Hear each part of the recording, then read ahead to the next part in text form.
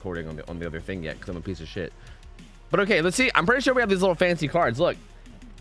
Ooh, fancy and schmancy. Ooh. And I think we can use these to like show you guys in terms of like rules about what's like allowed and what's not allowed for each killer. Isn't that fancy, dude? You know what's even fancier? We could also do it for survivors too, dude. Look at how fancy that is. Oh, that's so fancy. I love it. Oh, it's so cool, dude. Yo, Jeppe, what's up, man? My Finnish friend. How you doing, dude? Good to see you, buddy. Been a while. Anyway, these are the rules though. There's really nothing that specific in terms of like Bubba. I think it's just the default rules. No underground, no eruption, no lethal, no way out combo. And then for the survivors, also just default shit. You can't run circular healing. And yeah, that's basically it. That's essentially it. That's essentially the gist of the rules for this one.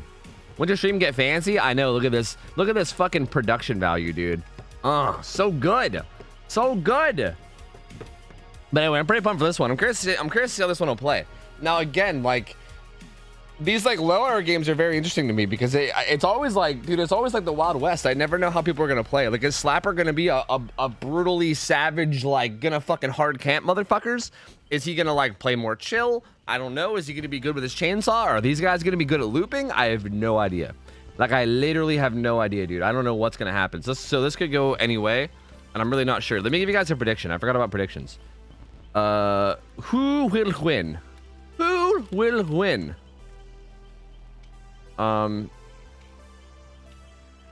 Wait, what? Huh. Why is there so many options in these? How do I get to the other ones? Who will win? Killer, survivors. There you go. Gambit up. You guys got 2 minutes. Gambit up. Gambit up. Gambit up. Gambit the fuck up. He's Bubba. He's for sure camping. That's what he does. Okay, but that's another question, because like, if he does camp, how do they handle it, right? Do they handle it well? Because that's another thing. How they handle it's also going to matter a lot, too. Tulsa, thank you for the resub. 11 months. I said, ahoy, matey. Ahoy. Ahoy, lad. Calamity also reset for 3 months. Welcome back, dude. Of course, man. Of course. Thank you for being here, dude. King Waldy also, thank you for the brand new sub, dude. Pixis Pickles, Pixis Pixel, what up? How you doing? Hello, hello. It's time zone. How are you, my dude? I just managed to get team and raid to do 2 key Ultra Nightmare. Dude, congrats, man. Getting Ultra Nightmare consistently is a fucking big step, honestly. I don't even play that game anymore, but that's still sick, dude. Hell yeah. We're all winners in scrims except the people who die. So, like, half the people is what you're saying. Like, half the people aren't winners is what you're saying. Like, right about half. Big shout out to our girl Lindy for making these rule cards. Yeah, by the way, this fancy shit here, this fancy production value right here, this is all Melindy, by the way. This is all Melindy. It was her idea. She put it all together. So just FYI, this production value is like 99% Lindy. All I did was give him the fancy, like all I did was just like have a conversation with her about where to put them on screen and then set them up to like slide in and slide out. Like that's all I did. But she like made them, she had the idea, she made them all up. Lindy's like, she out here putting the team on her back though. What are you gonna feed Lemon and Lindy? Oh, never. I don't feed people here, please. You guys, you guys know that, please. What does WLF stand for? I think Lemon asked them that in their team channel, right? Now I don't want to expose the private team channels, but I'm pretty sure Lemon said, yeah, no, I don't know.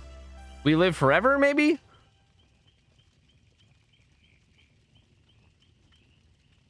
I don't know, dude. I don't know, man. I don't know. I don't know. And then one of them said it's a secret, so I don't know. It's hard to say. Wait, foot lettuce? Yeah, I don't think that's it. We lift forks. We live forever. We love fucking? I don't think it's we love fucking. I doubt that one. I highly doubt that one. But maybe, you know? Is Eruption banned yet? Yep, Eruption's banned. Eruption, this is actually our first week of Eruption being banned, right? I'm pretty sure this is our first week of Eruption being banned.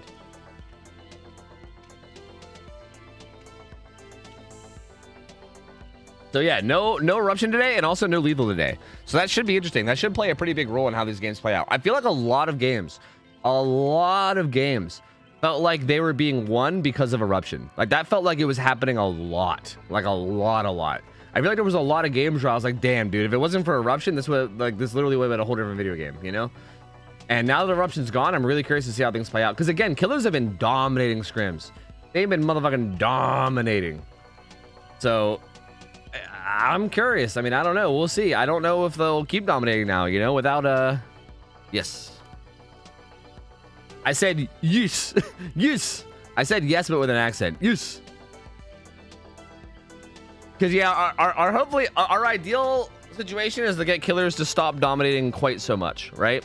And again, we're probably gonna have to keep changing up the rules as people get more and more experience. I mean, a lot of the survivor teams we have playing in these are very, very inexperienced and are not necessarily playing optimally. Once people kind of learn to play more optimally and we have our survivor teams playing better, we might have to readjust the rules even more then.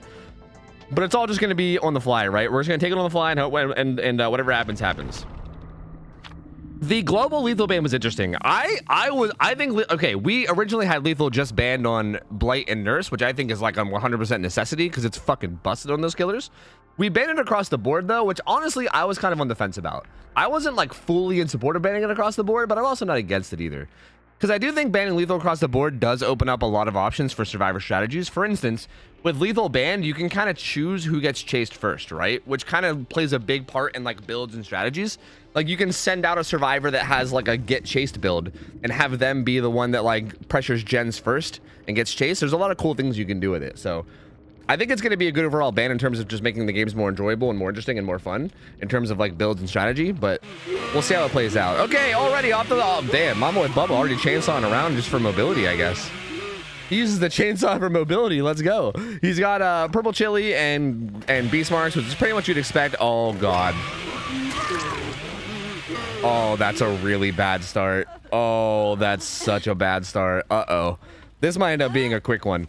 This might end up being another really... He's got deadlock too, like the face camper's dream perk. Oh, Lord. You're going to hook him right beside this gen that had some progress as well. So gonna be able to kick this if they want. But this Bubba's most likely not going to leave this hook very much. This was a really fast down. This was a really fast down. So, yeah. Not the most ideal start. We'll see how they handle it. His build is pretty ideal for this too, and he has deadlock. Deadlock is literally like a face camper's best friend. He has crypto intervention, which is pretty much gone now. So, or it's not pretty much, it is gone now. Bamboozle and then no way out. So no way out's also there to help him in the late game, assuming we get there. But I'm not sure if we're gonna get there or not. At this point, they're gonna have to just take time to slam gens, and they are. The thing about this is, wait, who has reassurance? Does anyone have reassurance? Is it the guy on the hook? I wasn't paying attention. Oh, the guy on the hook has reassurance too. This is like the worst case scenario. This is like the literal worst case scenario they could have, and they don't have kinship. So they have reassurance. Does anybody have kinship? Does someone else have it? No one even has kinship. So yeah, this is like the worst case scenario. They can't do anything about this. They literally can't do anything about this. I'm pretty sure all they can do is just let this guy die. They shouldn't even do this. They should just let this guy die and do gens. Yeah, this game's over. Yep, this game's over. They shouldn't even try to do this. They need to just let this guy die. Like the only thing that they could have done is maybe like if it wasn't the reassurance survivor, they could have sent survivors over just to try to trigger a reassurance and then get out. Even that's a little risky, but you could do it. But yeah, if it's not reassurance and the Bubba's playing this close, you just can't do anything. Like there's just no making any play around it. Like Ace had reassurance, or sorry, Ace had reassurance. Ace had deliverance. There's so many Ince's perks: reassurance, deliverance. Ace had deliverance, so I think Ace just wanted to go try to make something happen. He wanted to see if he could maybe like die for the hook, probably just to get like a deliverance. But there's no dying for the hook. There's no way to get an unhook in this scenario. Like if you're against the Bubba that does this, there's just no getting the unhook. And this is kind of the issue, right? We talk about the whole like first down mattering a lot, and this is why it matters so much, right? Like if you let Bubba get a first down as fast as he did in this game, this is just the freest whatever for him, right? He can do this with very little punishment. Because even if the Ace didn't dive into the hook and die, they would have gotten like probably like another gen, maybe like a gen and a half done, and Bubba would have still been in a great spot, right? Like no matter what, Bubba's in a great spot to win this no matter what. With Ace going down, this kind of just makes it like it's game over. Because if he wanted to, he can literally stand in front of this hook too, and just watch him die as well. Like he can literally just do the same thing if he really wanted. Because there's no way they're getting 3 gens done in the amount of time it takes for him to die. There's no way. Not with 2 people. I mean, gens take 90 seconds each. Hook states last...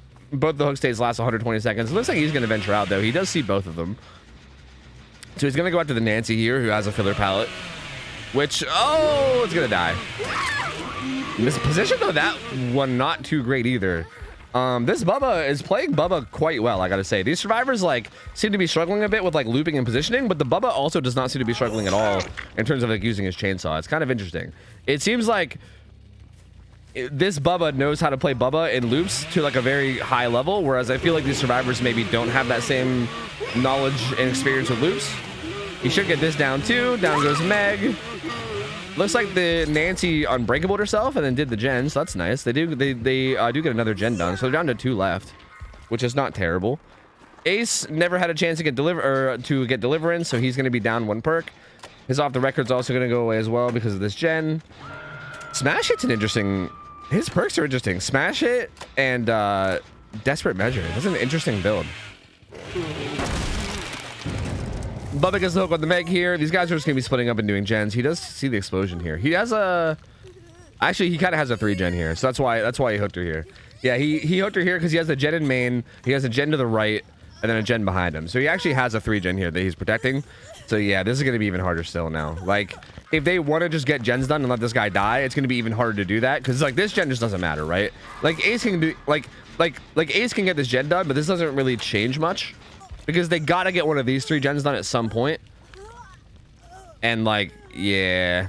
Ideally what they should probably be doing, like, again, this game is sort of in the hopeless land at this point, but like just for the sake of talking about it anyway, what they should be doing is probably pressuring this gen and also like having someone nearby to possibly unhook if the Bubba goes over. You know what I mean? That would probably be ideal. Or just double pressure it. Either double pressure it or pressure it with one person and have another person like nearby in case, because again, like this might happen, right? Like this would have been a good opportunity to get the unhook, even though the guy just went struggle. It still would have been a good opportunity to unhook. But the ace is on the gen that's in the back. It doesn't really matter too much. Oh my lord, this Bubba though. That was a really nice play by Bubba. This Bubba is pretty good. Slapper's pretty fucking good at Bubba, man. Again, this is why the hour matchmaking I feel like is just so wonky sometimes, because this killer is not playing like a 1,000-hour killer at all. He's playing very well. Like his chainsaws are great. His like macro decisions seem good in terms of like where he's hooking and what he's doing. He's doing a really good job in terms of like strategy here, and also just execution. Like compared to our other like roundabout 1,000-hour players, this is not what we usually see. So I mean, touche from Slapper. He's doing a really good job. He did put Nancy up on hook, and that's gonna be his 4 stack of no way out. He's also only 2 hook stages away from winning the game altogether. So again, I mean, if he wanted to, he could literally just stand in front of he could literally just stand in front of the hook right now and win, because there's no way to unhook against Bubba, and like, you know, it would literally just be game over. I think maybe the only thing he might be worried about is like, you know, maybe deliverance or something. I don't know. Like I think that's the only way he doesn't win off of that is like deliverance. But even that, you'd probably still just down her anyway. So if you wanted to secure the win right now, he could literally just AFK in front of the hook and do it. But also, I think no matter what, he's going to get the win regardless. He's going to come up here with a chainsaw. Poor Megan, dude. Oh, poor Megan. Poor Megan just wanted to help her friend. She just wanted to help her friend, but no. No. Ace doing main. Just going to sit here with his pork pie hat and be sad while he does main gen, watching all of his friends die across the map. And that's going to be it. Yeah, that's going to be GG for sure. He just went struggle. This is going to be hook number 9 right here, and that's going to secure the game. That's going to be, that's going to be it. That's going to be GG. That's going to be Slapper taking the win.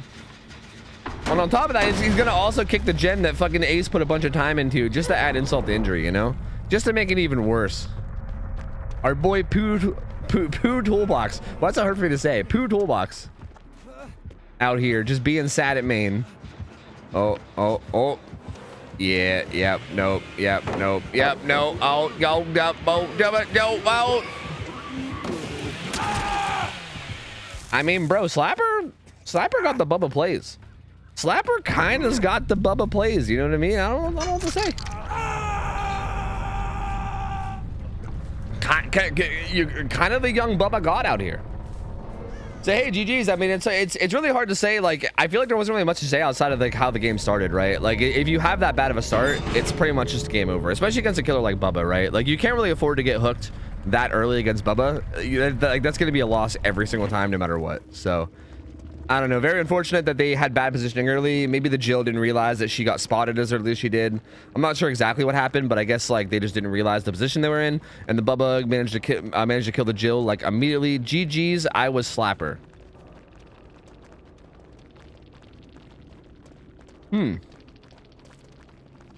Interesting. Interesting. And GG's, Slapper takes the win. Slapper takes that win pretty convincingly. Pretty convincingly, I would say he took that win. So here, let me give you guys the payout.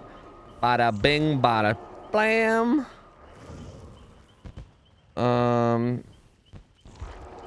Is there any way to get back your sub anniversary message if it vanished? Yeah, just refresh. Refresh and it should work. All right, I mean, I guess let's get the next team in. This Bubba seems pretty strong though. This feels like a pretty strong Bubba, dude. These guys are gonna have their work cut out for them. This might be a bit of a struggle. So hey, good try from WLF. It's definitely a tough first match, right? It's always a bummer to see whenever a team sign, like it makes me feel kind of bad though. Like when a Survivor team, like that was their first time ever playing in Scrim Nights, and they're also like a pretty low hour team. So like I'm always hoping that when that happens, they'll kind of like get worked in slowly, right? Like, you know, they'll be like, hey, let's toss you into a game where like it's relatively simple for the first match. Nope, this Bubba like was pretty fucking good. That was a pretty damn good Bubba. Like that was a rough first game for Scrim Nights.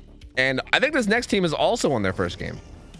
So both these teams are getting like the hard intro. These guys are both getting the hard intro to Scrim Nights. This is like a, hey, welcome to all things competitive play. You're gonna go down to a Bubba in like 10 seconds and then get camped out. Because I mean, it might end up happening in this game too. We'll see. This team is also like a new sign up, if I'm not mistaken. I'm pretty sure they signed up within the past week, I think. And this is their first ever Scrim Nights. It's Nivix, Pretty Pyros, Hollywood, and it's just Yolastro. Is there? Oh yeah, they're right there. Yeah. Well, there's no O, or wait, is it, or is that an A? Oh god, they use fancy fonts, so I can't tell if it's an O or an A. But anyway, regardless, I'm pretty sure this is their team's first play in scrims as well. And again, this Bubba, kind of a crackhead Bubba.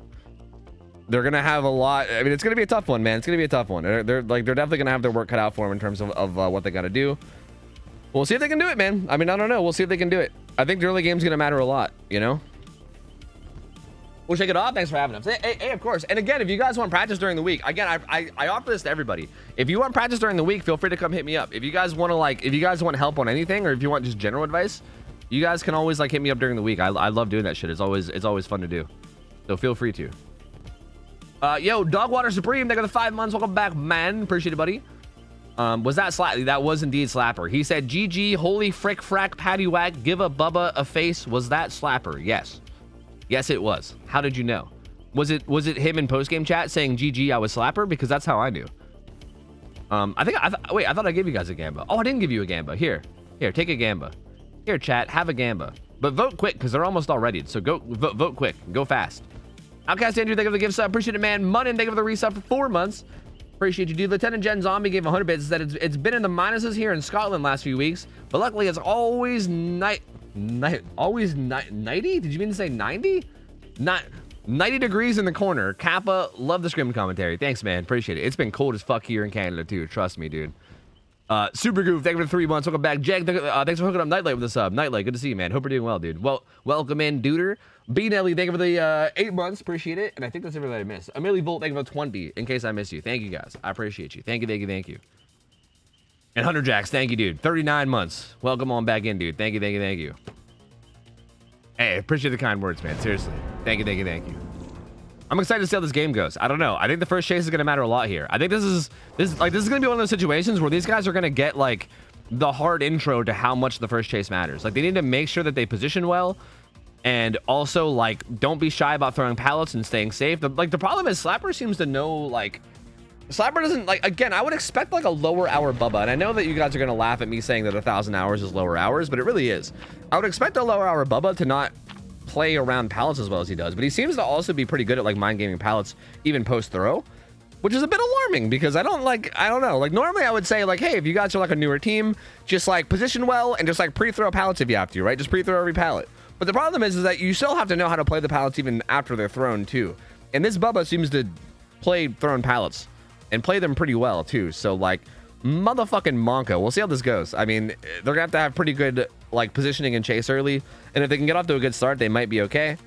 But it's gonna matter a lot. It's gonna matter a lot because we saw what happens if, you know, we saw how the killer plays if he gets it down early, right? Like we saw it last game. We already know he's not gonna shy away from it. 1,000 comp is a little, yeah, but who's playing comp for 1,000? Like no one's putting their full 1,000 hours into comp. If someone's brand new to DBD and they're jumping straight into comp, that doesn't make any sense. You can't really do that. DBD is not like an FPS game where you can come from another FPS game and then have like prior experience. Like DBD is a very unique game, and you can't really like start out good at DBD. You kind of have to like play pubs or play regular DBD for a while in order to like learn the game. There's no way that someone has 1,000 hours in just comp without any like pub hours. That is like literally impossible. I guess I shouldn't say literally impossible, but practically impossible. Anyway, here we go. My boy, same build. Using his chainsaw to get around the map. Massive mobility. Sees the Jonathan right away. He has to know that he's spotted, right? Let's see how he handles this. Has the jungle gym here, and the Meg is here too. Bubba don't give a fuck though. Also sees the Meg! No! No! Okay. I don't even know how many charges he has because it doesn't show. It's just like bugged out. Okay. Honestly, pretty good though. Pretty good. Didn't die. Didn't die. That's really not that bad at all, honestly. Gonna have this window here. He can break out this wall. These guys just need to do a good job of not going down for a while, and then also like letting their team do gens. He does see someone over there on that gen, but also leave them alone. I think he's just gonna chase this Meg around. He was running to the bus. Going to the bus. Has a pallet on that side as well as the window. Probably just gonna... Oh, this is a little bit risky. I feel like she'll just use that pallet. She does have this pallet here that she can use though. Okay. I mean, that was a good mind game from Bubba. Honestly, I'm not even sure if the Meg knew it was... Like, I'm not even sure if the Meg was looking at the Bubba to even know what he was doing. But that was a good mind game from the Bubba, to be honest with you. Like, that would have worked on a lot of people, I think. This Bubba's dangerous, man. They do pop a gen, though. They do pop a gen before a down, which is sick. That was really good of them. They're kind of back to stealthing a bit, too, which is nice. They're taking it easy. They just got to make sure that, again, if they stealth, they got to make sure they stealth somewhere safe. Like this, I'm not a huge fan of this stealth area. Although she does... Okay, well... Jonathan does have live, so that actually makes that a little bit okay. Because even if they get found, they can live away. But like they gotta make sure that if they do stealth, they stealth somewhere where they don't die if they get caught. Which they're honestly doing a really good job of so far. They're doing a really good job so far. Like they're actually doing great. I was really scared that Meg or the Jonathan was gonna die in that first chase immediately, but they've done a pretty good job of like positioning well. They like used that pallet and they played that chase like well enough to like not die. They made them like literally drop chase, and now they're in a pretty good spot. Corrupt intervention's gone. Ooh, this is a little dangerous though. He's gonna start his chainsaw from a while away. They do have a pallet here though. Oh, the Meg greeted it. Oh, why the greed? Why? Why did the greed not like this? Well, I'm gonna get hooked. There's not a hill hook, so that's good for them. But this hook is still pretty. This is in the middle of a massive dead zone, so like this hook is still pretty bad. Like, it's not a hill hook, but it feels like it might as well be. That's a massive dead zone right there. He's going to kick this hill gen, and he has, like, kind of a 3 gen here with that one back there. So he might just be content with chilling here for the most part. We'll see how the survivors off to handle this. I'm assuming they're just going to do gens around the map, right? They have Nia doing this gen over by, like, the... I think it's, like, I think the crane might have spawned there. And it looks like the other 2 survivors are doing this gen over by the little, like, car combo tile. So yeah, it's that gen and that gen. They're doing those 2 gens, which is fine. The problem is that they're gonna have to break this 3 gen at some point, but they could always wait until after he full dives for that. So like they could get the they could just get those gens done just because they need to get them done at some point. So I do like this. I think it's pretty good. Also, Deadlock kicked in on the hill gen, which is pretty nice. It didn't block the Nia's gen that she was doing, although it looks like she got off anyway. Are they gonna try to unhook against Bubba? Because that's not. I mean, they do have reassurance. I think Nia might just be trying to get in for a reassurance. Because, yeah, I don't think that's crazy. I think that Dwight's trying to bait him away. Wait, she didn't get it. You can actually get the unhook. You can actually just get the unhook. Interesting that the Bubba committed so far away. I mean, I guess it's because the guy went to struggle. But he actually committed really far away. And he's going to hook down here now. So it kind of moves to a different 3 gen, too. Oh, find someone here that's in a bit of a dead zone, but they get away. So Jonathan's gonzo. Yeah, that 3-gen might even be better, to be honest with you. Was there a 3rd gen down there? I think there might have been. Because that gen that he just chased him away from is... There's just literally nothing there. There's like a truck and there's no pallets or windows there at all. Like, it is just a full-on dead zone. So, well, Jonathan's going to go down. Interesting though that the Bubba is not camping the hook at all anymore. Meg got back to full. There's another unhook. So, even though Jonathan dies... This is interesting. Like, hook number 4... But they're doing kind of okay. Meg had lucky break. So that might have helped her get away. Okay, there's actually not a 3rd gen down here. So there's really no good 3-gen here at all. Dwight doing this gen injured. A little scary, but he should make this window just barely. Not double vaulting. Not vaulting there either. Bubba gonna bamboozle the L wall. Dwight's gonna die here. Unless he's got the dead heart of the century. Nope. Down he goes. I think Bubba just said, fuck it. I'm not even gonna protect hooks. I'm just gonna run around and murder people, you know? I'm just gonna play it like I'd play a pub match. I'm just gonna run around and murder motherfuckers. And honestly, he's doing a good job of it. So, kind of hard to argue with it. Kind of hard to argue with it. Down goes Dwight. He's gonna make his way back to these gens over Meow. Okay. Finds the Nia at the bus. This window sucks really hard. She didn't fall for that bait. But she got to be careful. Okay, good job. Gonna bamboozle that. Does have a path pout over there too. This is dangerous. Nia probably dies here. Oh no, actually doesn't quite. Oh, but it actually does. And he gets the double kill. Gets the Nia and the pallet at the same time. So good down there. This is gonna be stack number 4 of No Way Out and also hook number 6. So we're getting really close to the win condition now. Like at this point, it's not even like a macro game anymore. At this point, he's just kind of finding survivors and downing them quickly. And as long as he's able to find survivors and down them quickly every time, then he's just gonna win, right? And I think that's kind of what's just happening at this point, right? Like he gave up that initial hook on Meg, but now he's just kind of slaughtering motherfuckers, you know? He's just kind of doing pretty well. These guys are doing a gen over here with Prove Thyself. This is near main. That's definitely a pretty good one to get done. But honestly, I would probably try to break up this 3-gen that he has over here. But they might not know about it. They might not be aware of like the gen macro situation that they're in. Because there is kind of a 3-gen like right here. And it was kind of what he was holding down earlier.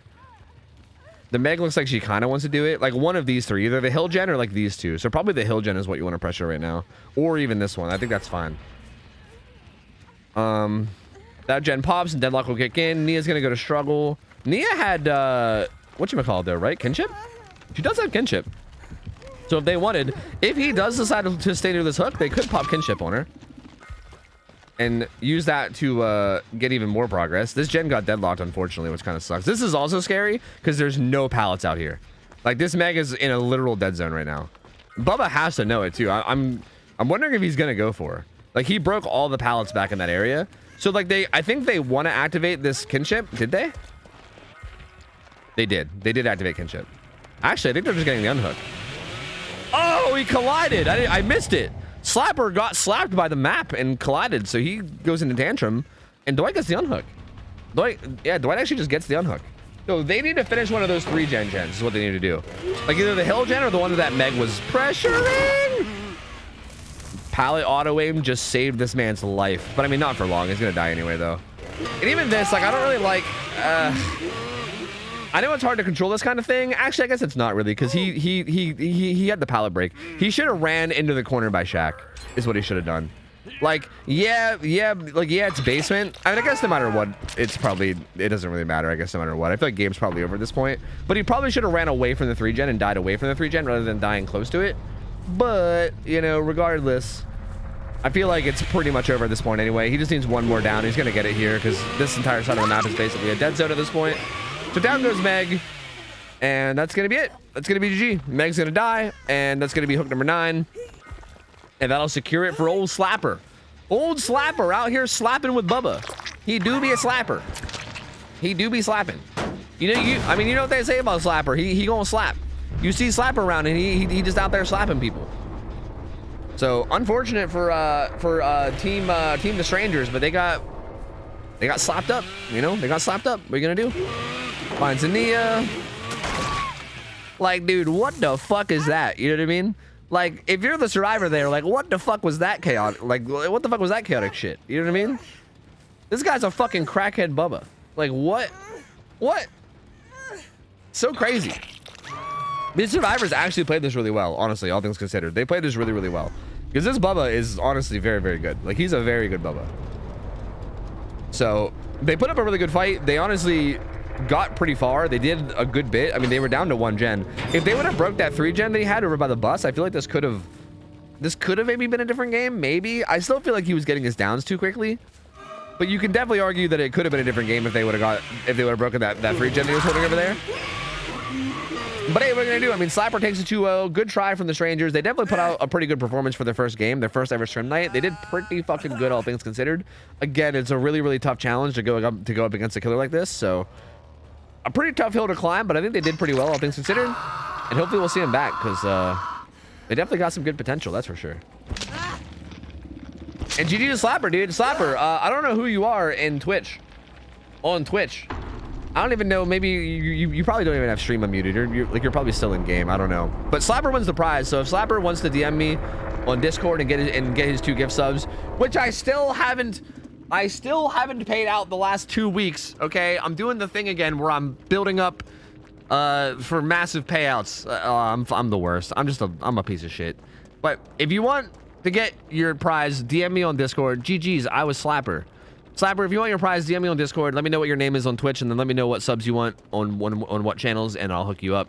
But yeah, that was a solid performance. That was a solid performance. I'm building up the tab. That's right. I'm just building up the tab. I'm trying to have a mass payout. You know, no biggie, no biggie. Just trying to pay in mass because it's better for taxes. You know. Yeah, that guy was Slapper. That guy was definitely a Slapper. So hey, GG's. We're gonna rotate in another team of survivors and another killer. So, here we go. Wait, was I already spectator somehow? Wait, how was that the thing? Oh, because I was the 5th player. I see. Speak to that. How's it better for taxes? Because you see, when you pay in bulk, when you pay in bulk, what am I even saying? When you pay in bulk, you see the I can't even think of anything. I literally can't even think of anything. Bro, just trust me, okay? Just trust me. Look, are you out here paying prizes? I don't think so. I am. Okay, trust me. I know what I'm talking about. I know a thing or two. So this next round is going to be Pryon. Pryon's on killer. He's going to be playing Pyramid Head, and we have Team Charlie's Angels. Swing Blade, Toaster Bath Bomb, Critical, and who's the last one? Cricket is going to be joining in. So let me pay out the prediction, and I'll give you guys a new one. Have we seen this team play? I know we've seen all these players play, but have we seen them play together? I don't know, dude. I feel like there's so many teams that are like that have like crossover players, and I never know like what teams we've. I feel like I recognize names, but at this point, I'm not even recognizing if teams are like the same teams or not. But let me pay out, and then let me give you guys a new prediction. We've not seen Pryon play killer at all, FYI. Pryon plays on, I think Pryon's the captain of DC on First Down, who we've seen play a few times, but we've not seen Pryon on killer at all, and Pryon is playing Pyramid Head. And if you guys haven't seen as well, we got these fucking fancy schmancy new fucking... Wait, I can't make a prediction. Did you guys already make a prediction? I guess you did. We got these fucking fancy schmancy new cards. Look at them. Are they updated? I don't know. Look at this. Woo, fancy. Look at that production value. Oh, do you have another one? Oh, baby, look at that. Rules for killer and survivor. Oh, so fancy. But really, there's really no... I don't think there's any exceptional rules for Pyramid Head. I mean... obviously, like, I guess the way that, like, you know, like, kills with his power and stuff work, obviously, like, it just works like a normal kill. But outside of that, I don't think there's any, like, special restrictions. It's just the same. Nobody's made a Gamba? Really? It says... It didn't, like, let me make one. What? Was it like, dude, your community has Gamba'd too much. No more Gamba. Okay, wait, no, there... Okay, it's doing it now. It, like, wasn't letting me Gamba for some reason. That's odd. But yeah, there's really no special restrictions against this killer anyway. It's just the same old stuff. Just no Lethal Pursuer, no Eruption, no Haunted Ground, no No-Ed, No Way Out combo. Survivors can't run boons and also need unique perks. Basically the same as last. It's no different than Bubba's restrictions, so we shouldn't be seeing too much different anyway. It's fine. It's fine, totally fine, absolutely fine. What's up, Shay? How are you? Hello, hello. Yo, Depressed Kitten, thank you for the resub, by the way. 15 months. Welcome back. Also, Tina, thank you for the gift sub. Appreciate you. Thank you, thank you, thank you. Appreciate you. What's up, Haley? Thank you. Happy scrim night to you, too. Hello, welcome. Good to have you. Really went all out. I'm so proud. Thanks. That was pretty much all Melindy, by the way. Melindy made those. I kind of just set them up to slide in and out. You know? Yeah, that's basically it. It's a game. It's supposed to be fun. Camping not only takes survivors fun, but killers too. What is the fun in watching someone on hook for 2 minutes? Well, these are competitive games. So these are meant to be played in like a competitive strategic way to where it is kind of fun. Because playing around that and finding ways to beat it as survivor is a challenge, and overcoming challenges is fun. And as killer, doing it in a tactical way when it's the right thing to do is also fun because you're doing the right strategy to win. So yeah, you're right. In like public games, trust me, I don't disagree with you. But in like a scrim setting, I'd say it's pretty much expected. And I think everyone's cool with it. Oh, I gotta play ads. I gotta hold this lobby hostage whilst ads play. Let me go to the actual right killer so nobody gets confused.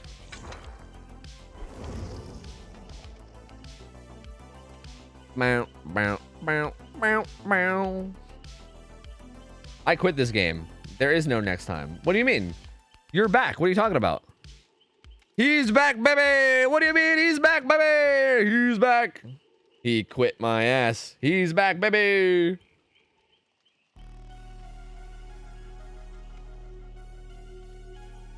Prion gonna reduce the survivors to ions. Nice, dude. Nice. Nice. He quit your ass. No. No, he didn't quit that. He quit DBD. Or no, he didn't quit DBD. Whatever. Whatever. American servers are so knock be friendly. What does that mean? What does that mean? What does that even mean? Yeah, well, with night in the game, you can say good night to me playing. Get it? Because it's night and good night.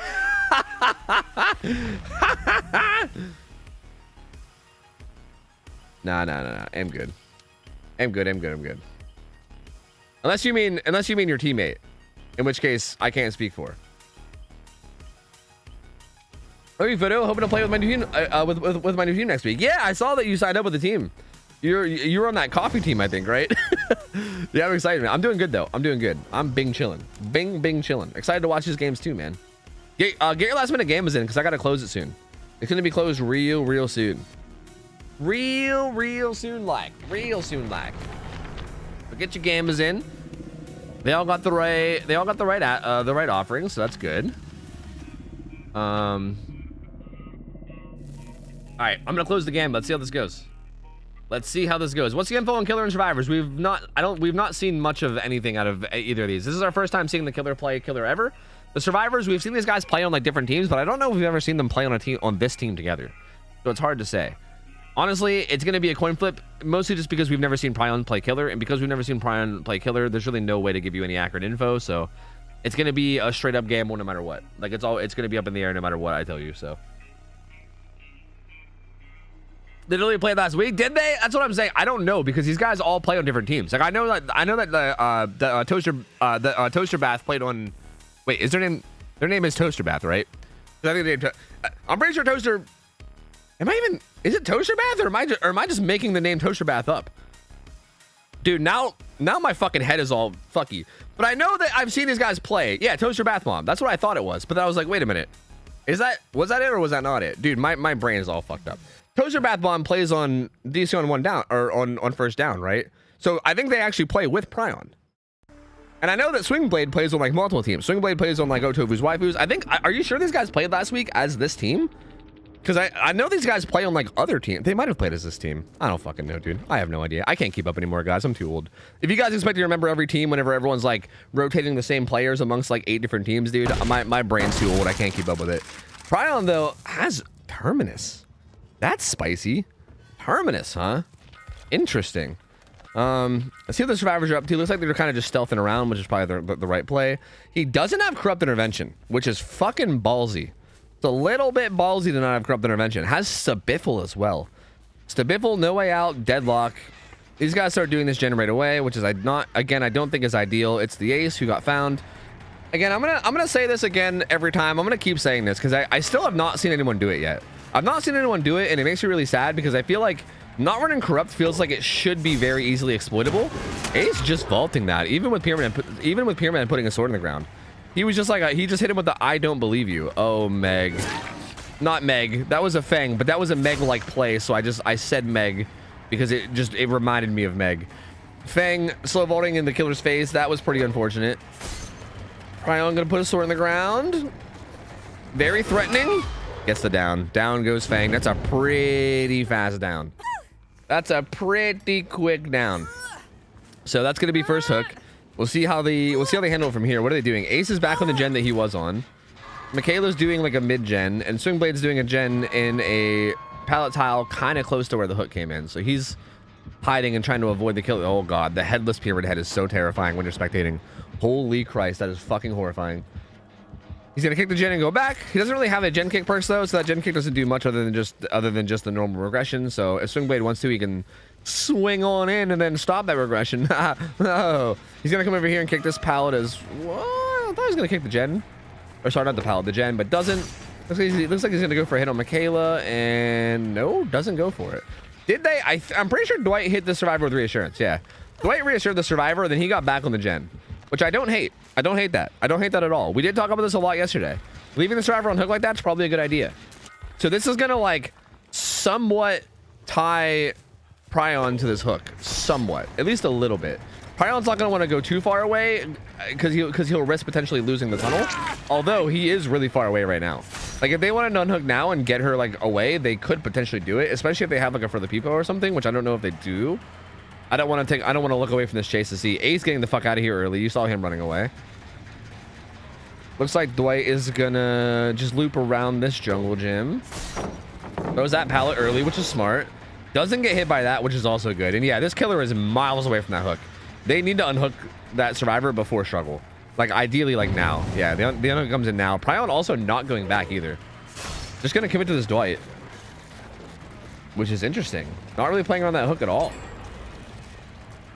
Oh, Dwight almost getting away with that, but not quite. Gets zoned the whole way to death on those T-balls, so down he goes. That gen in the corner gets deadlocked. These guys also look to have a pretty rough, like, gen situation on this side.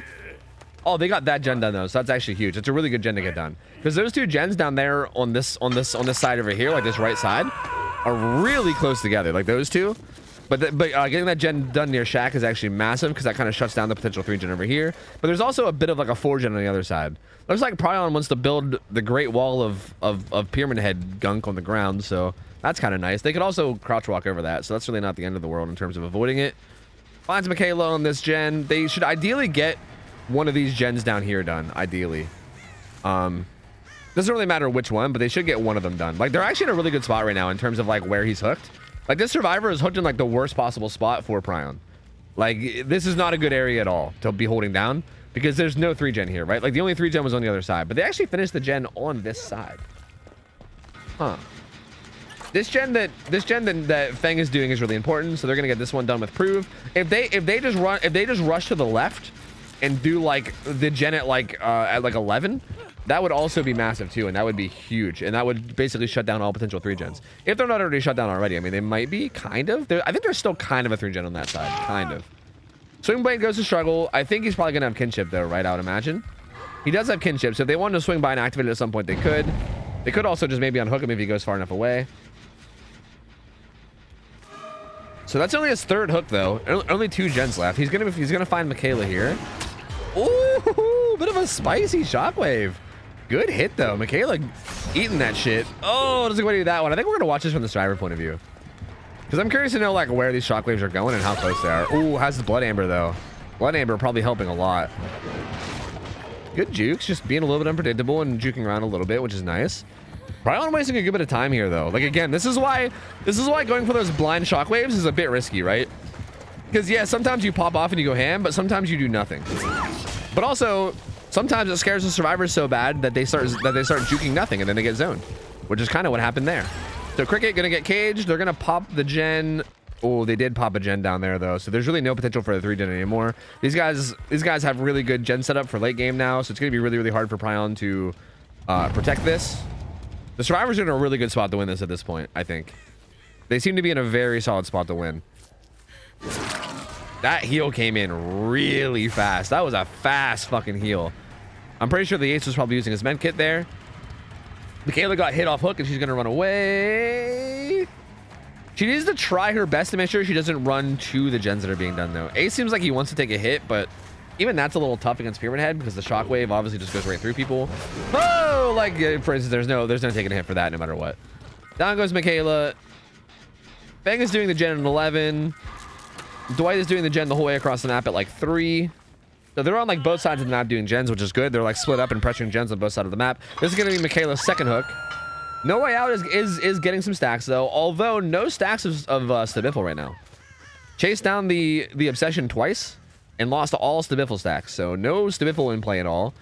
But there's still No Way Out and Terminus that can kick in late game, right? Like half of the perks in this killer's build are late game perks. So even finishing the gens doesn't necessarily mean GG. But they're still in a pretty good spot, right? They don't have that many hook stages. They're at 5, and this might be number 6 right here, assuming he dies, and he will. Just kidding. Pryon aiming a little bit too far to the left and or doing it a little bit too late. Kind of mistimed / misaimed there. You can say either one. Ooh, goes for a kind of ambitious one there too. Kind of letting Ace buy more time than I think he should have. This chase should have been over a while ago. Ace doing a good job though, just greeting these pallets. Might do the thing. Oh no, my lord! Doesn't get hit by that one too. They should also know about Terminus now that Ace is injured. They should see Terminus and be aware of it. They also proc No Way Out. Ooh, did he not hear him vault? I didn't hear him vault either. Was that like the quick and quiet bug? What's happening? Because I didn't hear him vault either. Oh no, Pryon, no! Not getting his... Just not able to get his shockwaves now. Okay, well, never mind. He got that one. He got that one. I think Ace kind of juiced... I think Ace juked back into that one. So Ace goes down now, but... He needs to do more with this. He's going to cage him. He needs more. He needs 3 hook stages still to win. And I don't think anyone's a fresh hook now. So this is actually a really tough spot to be in because there's no one survivor he can down and then get the win, right? Like he needs to... Like pretty much no matter who goes down, as long as they buy time for a gate to be opened, then the other 3 can just leave and then they win. So that makes it really tough. He needs to kill this Ace quickly and then also kill somebody else afterwards. Not quite able to get that hit. Ace gonna stay alive a little bit longer. Okay. Waiting to see if he can juke. He sprint bursts away. So there goes Ace. Doors are no longer blocked. Looks like they're also opening them. Fang's gonna have this one open with Wake Up, so she's gonna be able to get out. Okay, so they have both gates open. At this point, it's just any 3 survivors that leave and it's GG. And it looks like all 4 of them might get out because Ace is actually on his way out too. So I'm pretty sure all 4 of them are out, yeah. Fang's gonna be here to take a hit. So yeah, I'm not quite able to land the shockwave, and that's gonna be all 4 out. And then there you go, GG's. GG's, man, GG's. Charlie's Angels out here coming through, baby, coming through. Good try from Pryon. It was a bit odd. He didn't tunnel the first survivor at all. Like the reassurance came in and then he just completely bailed. Like he left the hook entirely. He didn't even try to get one survivor out at all. Like he left it a 4v1 for the whole game without really trying to change that at any point through the match, which definitely made it hard to like get pressure. I also do think as well, another big mistake he made was hooking I think it was the Dwight, like near Shack when almost all the gens were on the other side, and then also kind of camping it, right? Like like obviously you can't carry Dwight the whole way across the map, but you can carry him further into the map. And then also, no matter where you hook him, you can't really just stay on the opposite side of the map from all the gens. That's not really like ideal at that stage of the game, which also kind of gave them like free gen macro. So definitely a little bit tough. Pryon not playing the most optimal that you'd expect, but still a good try regardless. It was still a really close game. I mean, a couple more hits come in and that game could have turned around very, very easily. So still a very close match, but hey, well played from Charlie's Angels. Good job. We're gonna have to rotate in another killer and see if they can beat him. GG's. Solid play though. Very, very solid play. I mean, they did a pretty good job of like having good gen macro. Like they handled the hook really well. I like the way that Swing Blade handled that first hook in terms of just running up and reassuranceing it and then going back to pressuring gens. It didn't feel like they were making any major mistakes. So very, very solid. And obviously the Ace did a really good job in chase too. So good play from the whole team there. I like it. I like it. I like it. I like it. Mad Mini Monkey playing the Oni. Okay. Okay, okay, okay, okay, okay. Any Wesker? I have no idea. Go check the schedule if you want to see it. I have no idea. No idea. Pay me my gamba. Oh, yeah. I'll pay you guys. Yeah. Calm down. Calm down. Calm your panties. I got you. Here. I'll pay you your damn gamba, okay? God. All right, I'll give you guys a new one too. So same team. This is Mad Mini Monkey. I am just not even gonna bother saying anymore whether people have played or not, because apparently I just forget. I think I've done too many scrim nights. I have no idea about, like, I feel like there's a lot of people that have played that I just don't even remember anymore, because I just see people, I see so many names every Friday. I don't recall anything about this killer, so if they have played, I just don't remember anything about it. So maybe they have, maybe they haven't, but they're playing Oni, and Oni is a very potentially snowbally killer, right? Like, if Oni starts popping off and going ham, shit can get out of control real quick. So, I mean, you guys know how that is. Oni's probably, like, my favorite killer to watch in terms of just spectating games. So, this should be interesting. This should be real interesting. And again, with Oni, a big thing, probably even more so than every other killer, is how quickly the first hit comes in. You know, they're going to have to be really, really disciplined in terms of making sure they don't let the killer have a first hit early. And if they do get hit early, it's going to be really, really tough to, like, not just fall over and die to the amount of snowballing that's going to happen. That's going to be pretty big, man. That's going to be pretty big. They played Charlie's Angels last week as artists and won. So these guys literally played each other last week, and Mad Mini Monkey won. There you go. I literally, bro, my memory is just gone. So, oh wait, we did have an artist last week, and it what Mad Mini Monkey, like the name. Yeah. Wait, how did the artist games go last week? Dude, I'm getting too old. I'm sorry. Bro, I have no memory. I'm not even gonna try. I'm not even gonna try, guys. I have no memory. Just don't rely on me to remember anything. I think I'm getting old. Maybe I got a fucking brain tumor. I don't know, dude. I can't remember anything anymore. I think I'm juggling too much stuff in life. I don't know what it is. I got no memory of shit. So I'm going into it blind, all right? You guys, maybe if you remember last week, then you'll have some good fucking, you know, insight on how to gamble. I don't know shit. I don't know. I can't remember anything. So this is straight blind to me. I don't know, dude. Bishop Club, thank you for the 10 months. Welcome back. Appreciate it, buddy. Swish, thanks for coming up. Poppy with the sub. Poppy, welcome back in for 8 months. Jay Prince here, thank you for the 2 years, duder. Welcome back, my guy. Thank you, man. And I appreciate the support. Thank you, dude. Thank you. I guess I might as well play ads while we're waiting. So we might as well do that. Yeah. Didn't killers win every match last week? There was a couple survivor wins.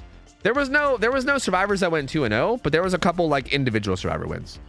Like, I think survivors won maybe like 2 or 3 matches last week. But there was never like, but there was no teams that went 2-0. It was like one match and then they'd lose. Again, killers have been dominating every week, which is why we banned a bunch of stuff from the killer side, because I feel like it's needed. We also moved a lot of killers to harder maps as well. Like Nurse got hit hard by like map changes as well as like her like nerfs in game. So yeah, and again, I'm gonna keep using these every chance I get, because we got these fancy new cards now. We got these fancy new cards that show some of the rules in terms of what you run, of what you can and can't run. So we might as well use them as much as we can. Didn't she win 1 game? Oh, that's right. Oh, that jogged my memory. This was the artist player that won their game, and then they had a tournament. That's what it was. They had a tournament and they had to leave. Wait, oh, so this is their second game. Wait, are we doing that? Is this their second game from last week? Or how are we doing this? I actually don't know how we're doing this. I'm not sure if you're counting this as their second game or not. Because they did play last week. I remember that. They won 1 game. And then they like had to leave and go to, and then like go to like a tournament or something. Depends on if you want to give them 1 sub for last month, since, you know, it's a new month. Oh, it don't matter to me, dude. It don't matter to me. I mean, we can let them try to go for the 2-0. It don't matter to me. Yo, Phil, thank you for the 25 months. What's up, man? How you doing, brother? Good to see you. Good to see you, duder. You still being, you know, charming and handsome and intelligent as always, my dude. Good to see you, Phil. Good to see you, man. Ambiguous Frog Bomb, thank you for the 8 months. Welcome back. Good to have you back in, duder. Thank you, man. Thank you. On channel, Capybara, what up? Why are Mangled add-ons banned? Are they bugged? Yes, everything Mangled right now is bugged. Like the entire status effect Mangled is bugged right now. It's all bugged. So, yeah. Yeah, it's pain. So we just have everything mangled banned at the moment until they fix it. Which who knows how long that'll take. Hopefully it'll be soon. I don't know. We can continue the win streak then? Yeah, it sounds fine to me. It don't matter to me. Whatever you guys want to do, it's totally a-okay with me.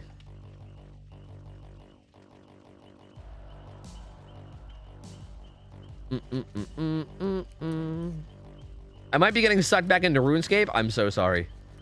I am so sorry to hear that. I apologize. That's horrible. Also, if people like what they're seeing, want to get into comp and don't have friends, solo queue forums are still open. True. True. If you guys like the idea of playing Survivor in this settings and you guys want the challenge, but you don't have people to play with, we do have solo queue forums currently open that you can sign up for. And we'll throw you into a team and be like, here you go. Here's a bunch of people that you've never met. Play with them and learn together. And then you can do it. And also, we're kind of like, we're definitely enforcing that people are like chill and nice, right? Like, we're not going to pair you up with a bunch of dickheads. And if anybody does act like a dickhead, we're going to ban them because fuck that shit. So you can find other people that are going to be chill that you can try to learn with. I should probably include that. All right, so here we go. This is this is Oni. So it'll be on the same map, by the way. Oni plays on Ransom Abattoir as well. So same map that we saw last game on Pyramid Head, but it'll be Oni this time around. And again, the early hit is going to matter a lot. I didn't even finish my thought about Corrupt Intervention last game, but I still haven't seen anybody take full advantage of no Corrupt Intervention. I'm assuming the Oni will probably have it though, considering his early game is like notoriously weak. But you never know, man. You never know. I don't know. We will see. But the first hit's going to matter a lot. The first hit is going to matter a lot. We talk about this a lot in every game, but especially against Oni, the first hit's going to matter a lot. So these guys, I think a lot of just like I think the entire result of this match, a lot of it's going to boil down to just how quickly this first hit comes in and how much they can starve this Oni of their power. Because we've definitely seen this killer like play artist, and I remember they played artist really well. And they said something about playing a tournament, so I guess they probably have some kind of experience with things like that. So I'm going to assume that if you give this killer their power, they'll probably utilize it well. I would assume. That's an assumption I'm going to make. So they're going to have to definitely starve him.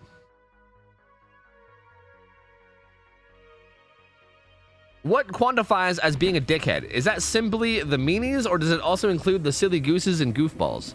Why would being silly be a dickhead? How is that even remotely close? Anyway, here we go. Brutal Strength. You love to see it. Pain Res. Deadlock. And Corrupt. Interesting. Very interesting build. Pain Res is an interesting one to see. The add-ons are basically longer duration of power and also more blood. It's Splintered Hall and Lion Fang, so pretty standard add-ons that you'd expect to see when we allow all add-ons. Those are probably the two best add-ons you can build on Oni.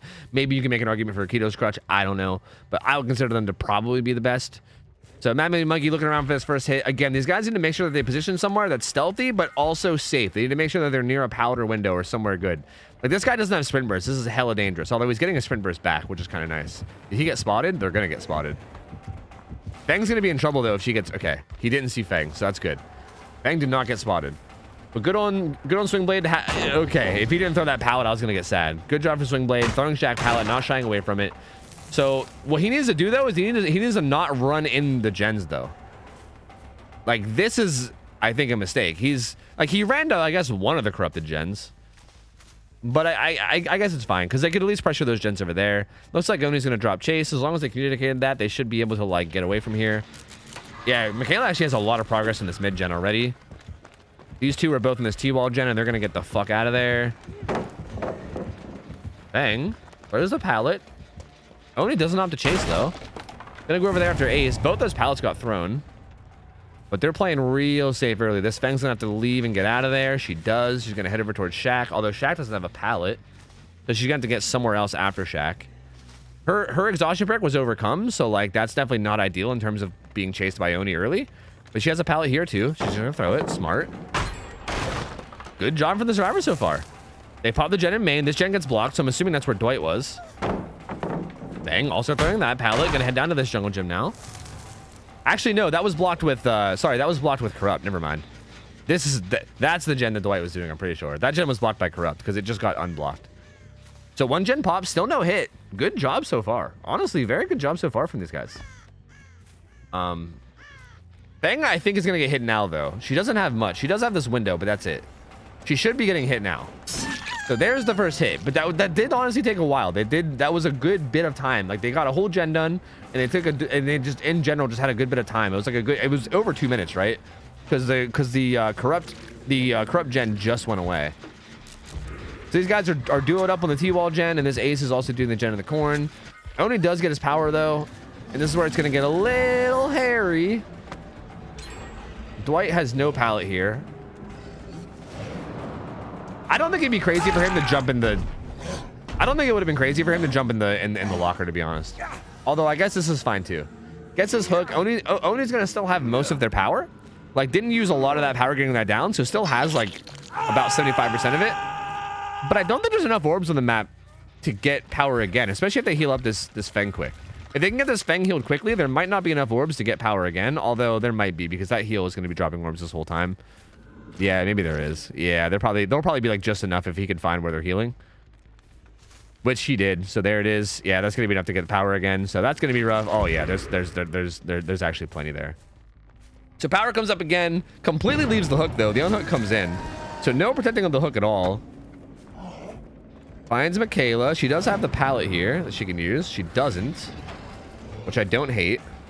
Uses lithe, but you're against an Oni that can go really, really fast. So I don't, gotta be a little scared there. Oh, good flick from Mad Mini Monkey. Down goes Michaela. Gonna head back to. Probably gonna try to find the ace and put him back down again. Geez, somebody. Who was that? I honestly, it was Ace. Off the record kicks in. That's interesting. So doesn't go down. Actually ends up getting deep wounds with off the record. Gonna have a pallet here too that he can throw. Doesn't quite get the stun. He might. I don't think he makes that window, right? I don't think he does. No.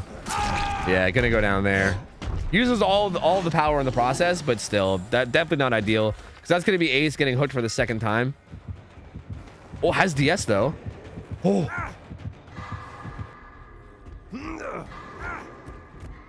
How could this happen to me? Okay, they healed up, which is good. No more orbs being dropped. So the killer, I mean, at the very least, there should be very few amount of orbs around the map right now. That's the one kind of upside right now. Like, the killer's power is almost fully reset, and there shouldn't be that many orbs. So if they just don't get hit immediately, which they might, like, that's like the extent of the orbs, I believe. So if they just don't get hit right away. Oh god, they might get hit right away. They do have a pallet ready to the right, but I don't think Feng's heading. She's gonna she's gonna go for the unhook. Oh, gets the reassurance. Gets hit though, and gonna drop orbs to give Oni power. So that's a little. I don't know how I feel about that. Gets hit, gets the reassurance off, and then runs away with overcome. But now Oni has his power. That guy is still sitting on hook. He's got a good bit of time, I guess, to sit there, but I don't know. Not the best situation. Power gets popped on Michaela. But he's going to head back to the hook. He's trying to bait them into unhooking, I think. Oh. See some blood? See some scratch marks? Not really sure where they went. Oh, they went to the left. Heard footsteps. Monka goes back to the hook, freaking out. Wants to make sure Ace dies, which is probably the right play. At this point, you probably just want to secure this kill on Ace. Oh god, Michaela's there, but it's a little bit scary. These guys are doing a gen. They're probably just going to let this Ace die. Like, I think they're just going to accept that this Ace is dead. I don't think they're going to be able to save this Ace without throwing. Yeah, Oni's playing it really close. They're just going to have to accept that Ace is dead. Michaela's going to have to leave and go do a gen somewhere, and I think she is. But this is using a lot of his power too, though. This is using pretty much all of his power, which again, if they just do a good job of not getting hit now, once he comes out of his power, you can kind of get back into that, like, at least somewhat starving him of orbs situation, right? Like, not completely, but at least a little, right? Like, there's definitely a massive difference between, like, the Oni having to, like, run around and find hits, and the Oni just being able to, like, walk around and collect a bunch of orbs and instantly get his power back. So he's going to have some orbs here, but it's not going to be enough for him to get his power. These guys are in a not terrible position in this 3v1. I think their gen split's pretty okay, too. They have a gen down here by Shaq. Oh, who's that? Dwight's here.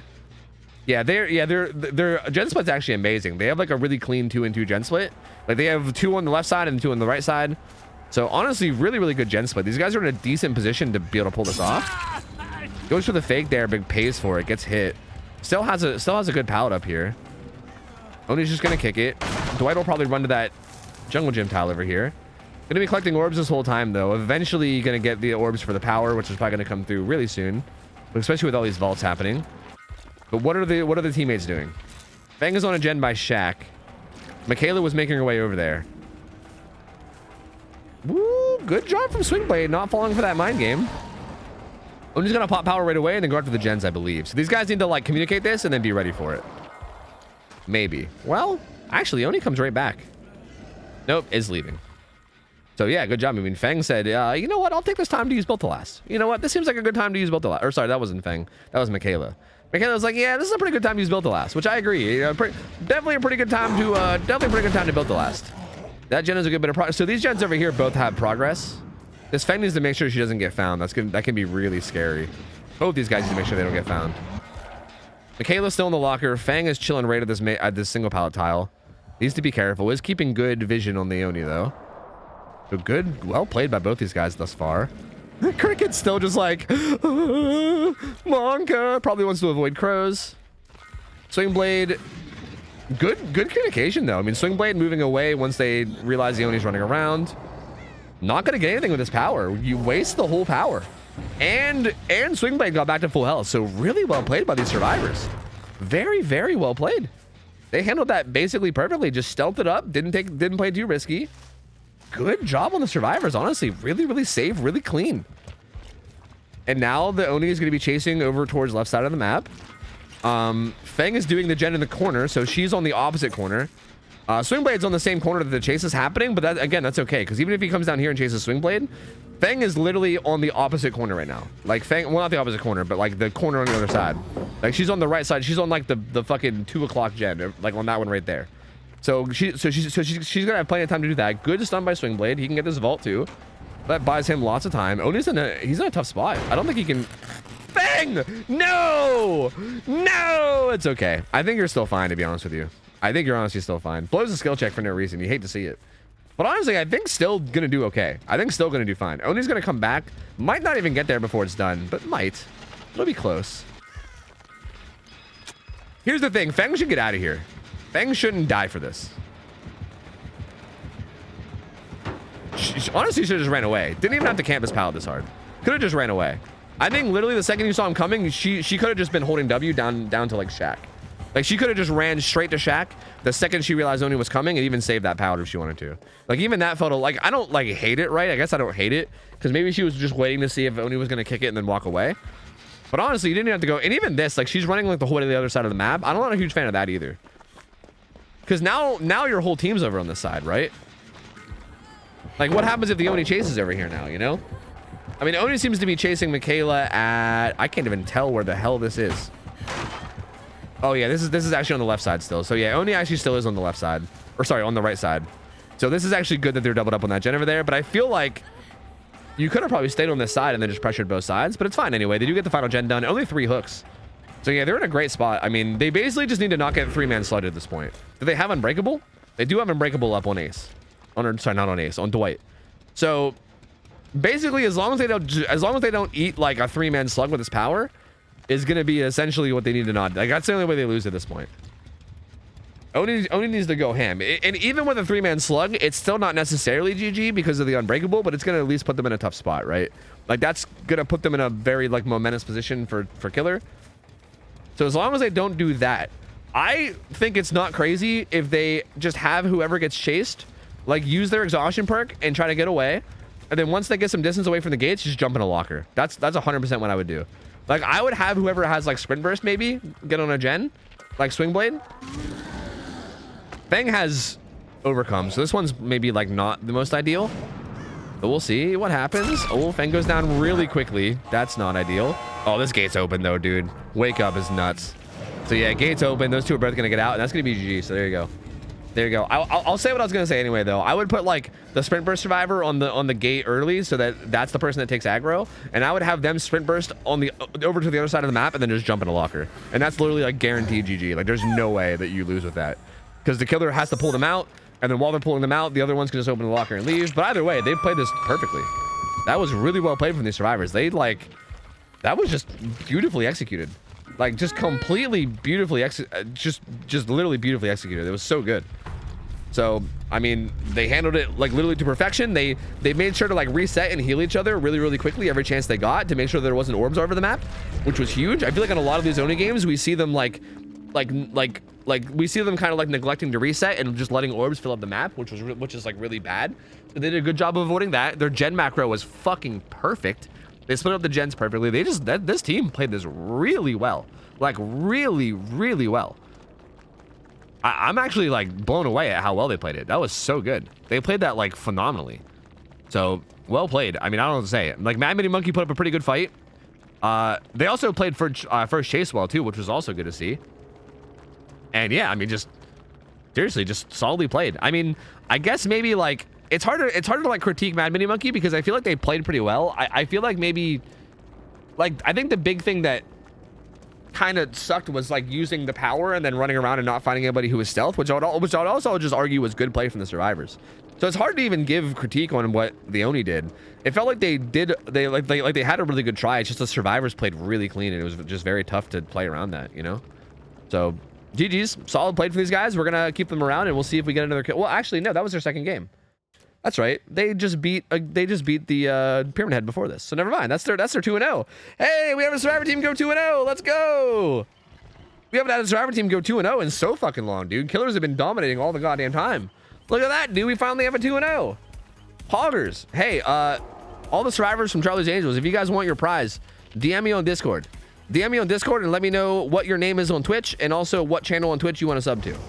Like make sure you let me know your name too though, so I know like who I'm sending it to, and I don't like send it to the wrong account or anything. But let me know, hit me up, hook me up, and I got you, man. But well played everyone in that game. That was just a really good game to watch, honestly. And I'm proud of you guys. I am fucking proud of you guys for not getting hit early. Like I am hella proud. Who was it? The Fang, I think, who was like throwing all the pallets. It was like the Fang and the Dwight, I think, were the two that were getting chased early, and both did such a good job.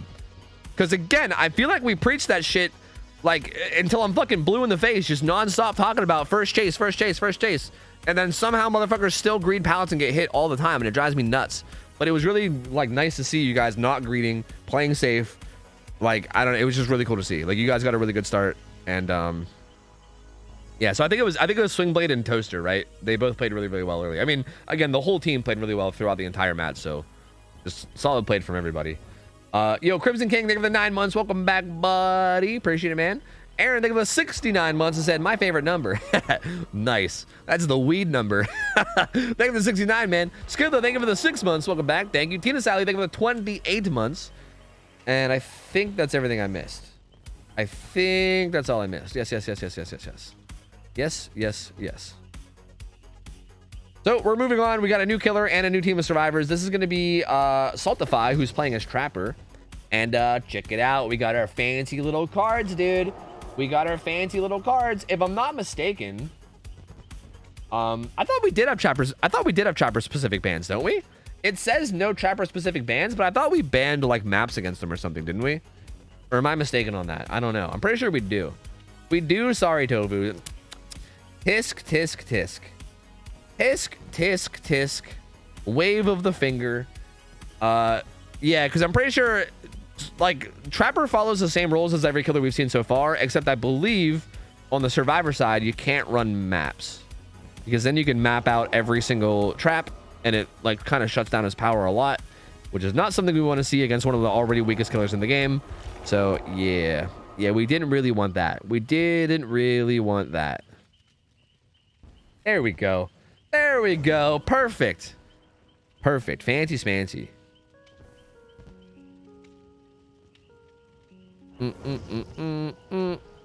Suggestion: the reassurance kinship gamer should also should also use sprint burst. That way they can 99 to get in and out easier. Also, in the event they get hooked, they can sprint burst away if they get unhooked. That's pretty fair.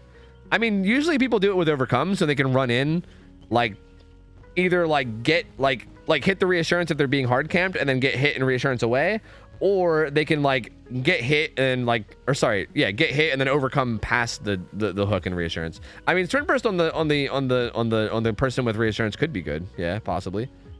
But again, like setting up a 99% scrim burst is also like, that's also like a timing thing, right?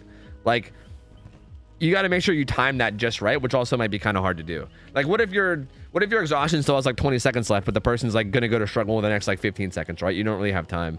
So like maybe, but also I feel like overcome's the safer, easier way to do it, you know? It is an interesting idea though. I mean, hey, make a team of Survivor and try if you want. I feel like that you're kind of trying to make sure a lot of stars align when you're also trying to like keep in mind a bunch of other things too, which is also tough. But maybe. What map is Trapper on? What map is Trapper on? That's literally a good question. Dead Dog Saloon, baby. The answer is Dead Dog Saloon. We've had a lot of people requesting for Trapper to be put on Dead Dog, so we're putting him on. We used to have Trapper on what, Coal Tower? And people were like, but Dead Dog Saloon, it's got so much grass. It's got all of the grass and it's like a strong map. And we were like, fine. So yeah, he's on Dead Dog Saloon now. Dead Dog. Which should be interesting. Also, keep in mind, Trapper has no restrictions themselves in terms of like add-ons and stuff. Like you can run Eerie Stone, you know? Like I feel like running Eerie Stone and then trapping like the top of the main building could be very strong. Because usually the strategy that you see with most people on Dead Dog is like you get hit and then you run to main and then you just loop around main and be annoying at main, right? Like that's the strategy you see a lot at Dead Dog. But if you trap like the top of the stairs at main, that strategy becomes like borderline impossible. So, you know, would not be surprised if we saw Eerie Stone. I mean, Eerie Stone just in general is also just an insane add-on regardless. So like, I would be pretty surprised if we didn't.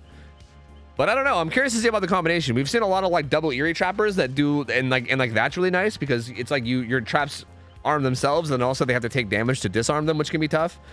No more eruptions, so that's a big deal, right? Because I do think Dead Dog is a really heavily 3-gen map. Like there's usually a very strong 3-gen at the bottom of the map somewhere, like near like the gallows. Like you could usually tie in the gallows gen with 2 other gens nearby it somewhere for like a strong 3-gen usually. But the fact that eruption is going to be gone is going to make that a little bit easier for the survivors. Obviously not easy, but easier at least. So we'll see, man. We will see. I am a strong advocate for Dead Dog. I speak for the trees. Chat is the trees. Oh, chat's trees? Nice. Yeah, I think Dead Dog is a pretty good map for him. I mean, I think it's a good choice. The main reason why I was a little skeptical on putting Trapper on Dead Dog is just because I felt like we have every killer on Dead Dog. I feel like Dead Dog is such a it's such a popular map in scrims, you know? Which I guess I get why. I mean, it's a pretty good standard map for like M1 killers, but I don't know. I just don't like I try to avoid spamming the same maps over and over again if I can. But to be fair, we haven't seen a lot of it lately. Like the past couple days, like dude, like last scrim night was basically all indoor maps. So, you know, I think it's fine. I think it's fine. You can always do Trapper on Midwich? That feels like it wouldn't be very good. Well, maybe. I don't know, actually. Maybe it would be, especially with like Eerie Stone. Hard to say. Put all killers on RPD. No. How about no? How about no? How about fuck RPD? How about no? Absolutely not. Literally never. I will never do that ever. No. How about literally no?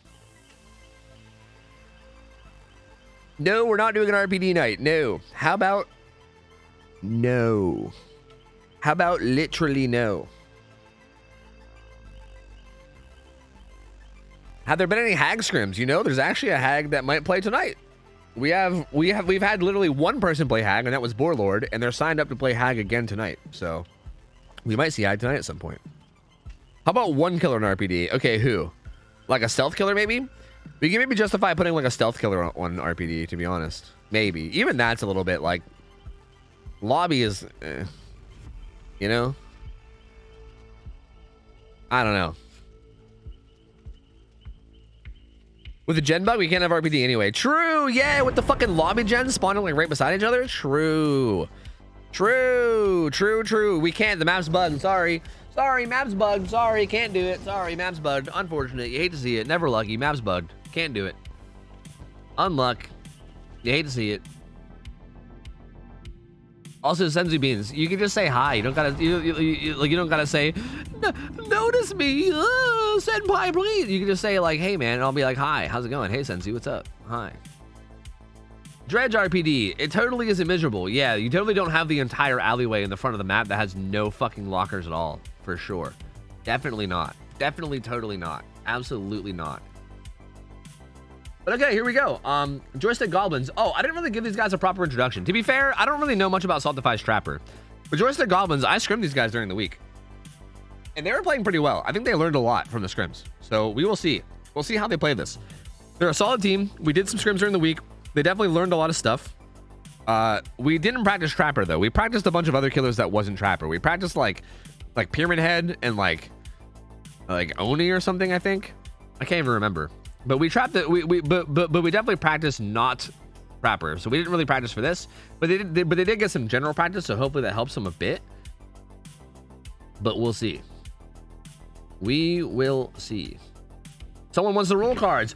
I got you, dude. I'll put on the survivor one. I'll wait a minute, and then I'll put on the killer one. All right. All right. Let's see what the builds are. Let's see what's going on. Trapper hitting us with the old. Ooh. He's got the candy weapon. He's also got. He does have Eerie Stone, and he's gonna. This is the exact trap I was talking about. This trap, I think, on this map is gonna be so devastating. Because again, anybody that tries to run to main is gonna have to deal with that trap. And dealing with that trap is going to be such a pain in the ass, right? Because again, it's like the standard way to play Dead Dog is basically when you get hit, run to main. So that's going to make running to main so much harder. So, and again, if you disarm it, it's just going to get rearmed again after a short amount of time. So that's going to be a really good trap. He's also, it looks like he also just wants to trap up just strong pallets, which is also pretty good. Because with Eerie Stone, it makes it so that if you just set a trap at a strong pallet like that, it basically stays trapped for the whole game, right? Like, yeah, they can disarm it, but the longest is like basically once you get like a couple minutes into the game, the longest that's gonna stay disarmed is like 30 seconds to a minute tops. Like if they disarm it, it's just on a timer before it gets armed again with Eerie Stone. So that trap just set itself. There's a bunch of traps on the map just setting themselves automatically. These guys are chilling back by. Oh, not like this. They were chilling back by the fucking gallows, and then Feng just kind of dives into a trap. And then Claudette gets hit. Uh-oh. This ain't great. This ain't great. That ain't a great way to start the game. This pallet is trapped too, so can't use that. Oh, Claudette! Oh, don't use the pallet though. You can't. False that. She's gonna die here though. She has nothing. Okay, nice little locker juke. You know, this is actually denying stacks to stay the best for last, too. I respect it. I respect it. I don't think she even knows that the killer has Stabiffle, but that's like denying Stabiffle stacks. These guys need to hop on gens, though. Leon on his way to do a gen down here somewhere, looking for one. Can't quite find one. These guys need to be hopping on gens. Like, okay, Dwight is on Gallows gen. This is good because he's got he's got Bounce Landing. He's also the Deliverance driver, so he might want to be the one to unhook here when the unhook eventually needs to happen. Who has Reassurance? Looks like Leon is the one rocking Reassurance. So we might see a Reassurance play, and then we might see Dwight coming in for the unhook afterwards, maybe. But we'll see. I mean, we'll see how the Trapper even plays it. He's shaking his head no with the Dwight doing the gen upstairs. He said, no. No, man. Get off my gallows. Dwight already dropped. He's out of here. But again, running into main's a little bit scary because of the trap. But it looks like he's not going to pursue him, so he's not actually going to, like, commit to him in main. He does snap the trap in main too, so he did at least see it, which is good. They're at least aware that it exists or did exist. Oh, forget, dude. This Feng, he has like the old tofu trap syndrome, where you're just like magnetic traps. You just run straight to where all the traps are. That's another hook, and oh, almost goes struggle, but not quite. Leon's gonna get that unhook real quick. That was really, really close to going struggle too, so a little bit scary. But that second hook coming in. Dwight is still doing this gen at Gallows. Honestly, though, not very much gen progress to show for this. Like, second hook coming in, and like they have like half of Gallows, and I think that Leon was probably doing a gen somewhere too before the unhook came in, but not a lot. Not a lot to show for the amount of pressure that the killers had so far. So we'll see. Dwight is doing that gen though. Again, that Gallows gen is a very, very good one to get done. You can tie that in with a lot of other gens to get like a late game 3 gen. The killer also does have Overcharge as well, which is interesting because like that's the only gen regression perk. Or sorry, gen kick perk, I should say. Like usually if you have one gen kick perk, you usually would expect to see like Call O'Brien over Overcharge, but just Overcharge. Dwight gets spotted, gets smacked. That's going to give a stack of Stabiffle. Also denies him the ability to get Deliverance from this unhook. They got to do something about this hook though. They're about to go to struggle. I think they're just gonna let this killer, this driver go struggle, I guess. Which I don't think is ideal. They probably should have like did something about that.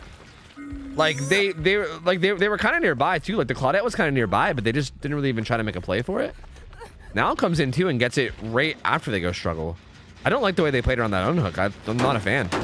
I mean, the trapper's nowhere nearby. Well, I shouldn't say he's nowhere near, but he's not immediately nearby. But he does find her right off hook.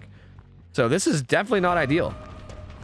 Claudette's gonna try to get in the way, but isn't even gonna be able to do it in time. Does get a hit. Gets rid of all the Stabiffle stacks, which is good. But down she goes, just so fast. And that's a death. Tries to bait the pickup by faking a trap. Gonna make the Claudette vault. Gonna maybe commit. Oh no! Didn't realize the trap was there. And Claudette goes down too. Oh, big spins, baby, big spins, massive spins. They do pop a gen though. They finally get done with, I think that was Gallows gen. Was that Gallows gen? No, that was a different gen. So a different gen pops from Leon. Dwight's gonna get Gallows gen done. But yeah, this Fang's on death hook, so this is not ideal. Oh wait, no.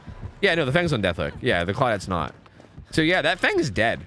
And now it's a 3v1 at 3 gens, which is not ideal.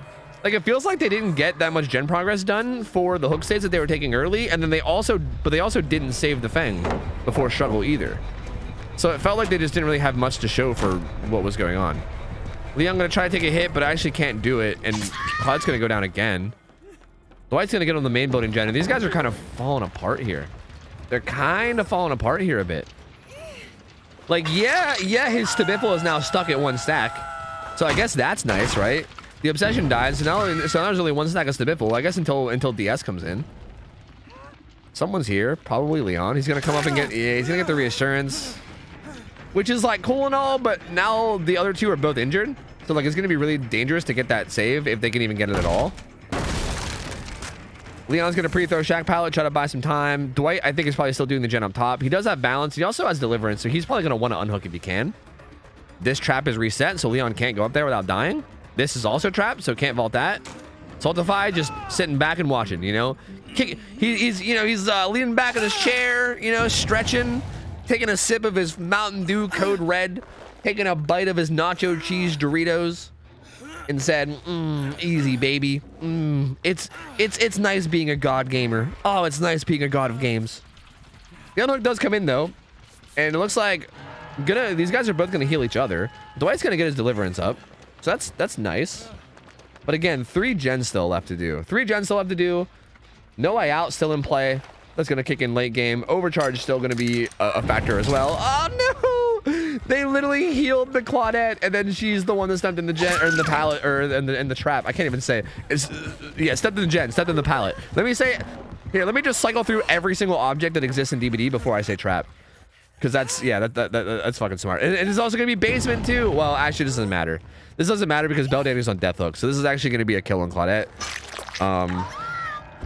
And yeah, that's gonna be pretty much it. There's no possible way they're getting done with 3 gens in a 2v1. There's no fucking way. It ain't happening. So that's gonna be pretty much GG.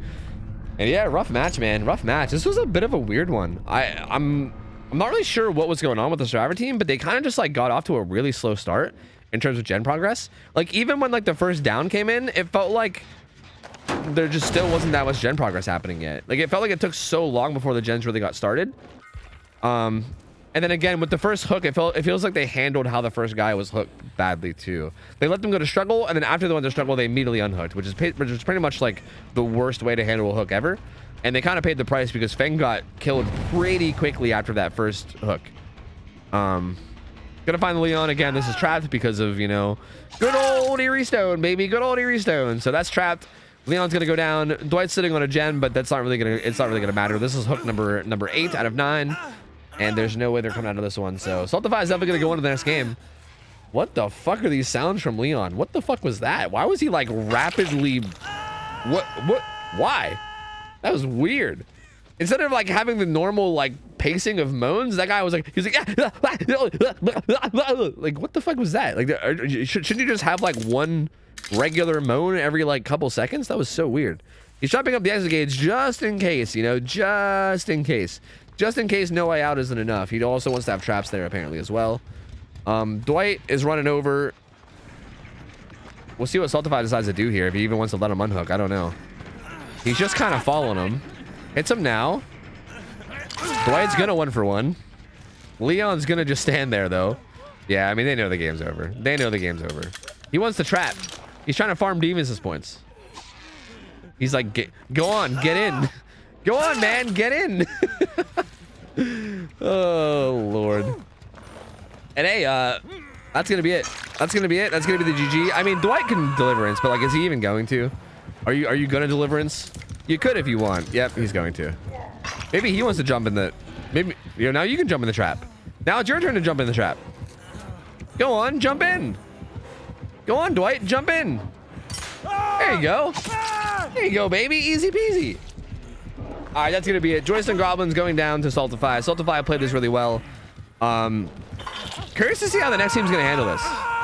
Because again, I feel like just slapping on like Eerie Stone, trapping main, and then just trapping like, I feel like okay, this map is interesting because this map doesn't have that many safe pallets, if that makes sense. Like I feel like a lot of the pallets around Dead Dog are like not super strong. So if you just trap up the strongest pallets on the map with Eerie Stone, like if you trap up like the maze tiles on the other side, trap up shack, trap up main building, you're kind of just forcing the survivors to run to bad pallets and that's it. Or just forcing them to run into traps. And it feels like that's going to be hard to deal with. You know what I mean? So we'll see. I mean, we'll see what happens with the next team, but well played by Saltify. That's going to be 1-0. So we'll see if the next team can do any better. But good try from Joystick Goblins. Unfortunate. Had a pretty rough game, but hey, it happens. It happens. I'm sure they'll bounce back. We'll see them next week. I'm sure they'll bounce back and be fine. Good try though. What are you gonna do? Tough game. And we'll find another team of survivors for Saltify to go against, I believe. Who is up next? Who is up next? Who do we got? Who do we got? Also, yo, Athena, thank you for the resub. 12 months. Welcome back. This is a whole year with the Foo Crew. Thank you for everything you do to make this community so fun. Tofu stream is the cozy stream. Tofu pride. Yo, thank you, man. Appreciate that. Thank you, thank you, thank you. I appreciate that a lot. Pastrami also resub. My boy Pastrami for 53 months, man. Good to see you, dude. Hope you're doing well. Thank you, man. How you doing, my guy? Hope you are doing good. Also, Crimson Red, thank you for the 23 as well, duder. Hear me out. April Fools. Every killer on some form of bad in preschool. Oh, God. April Fool's jokes are supposed to be funny, though, right? Well, actually, are they? I feel like every April Fool's joke is not funny. They usually suck. But I think they're supposed to be funny. That's not even very funny. That's just cruel. That's just messed up. That's just messed up, man.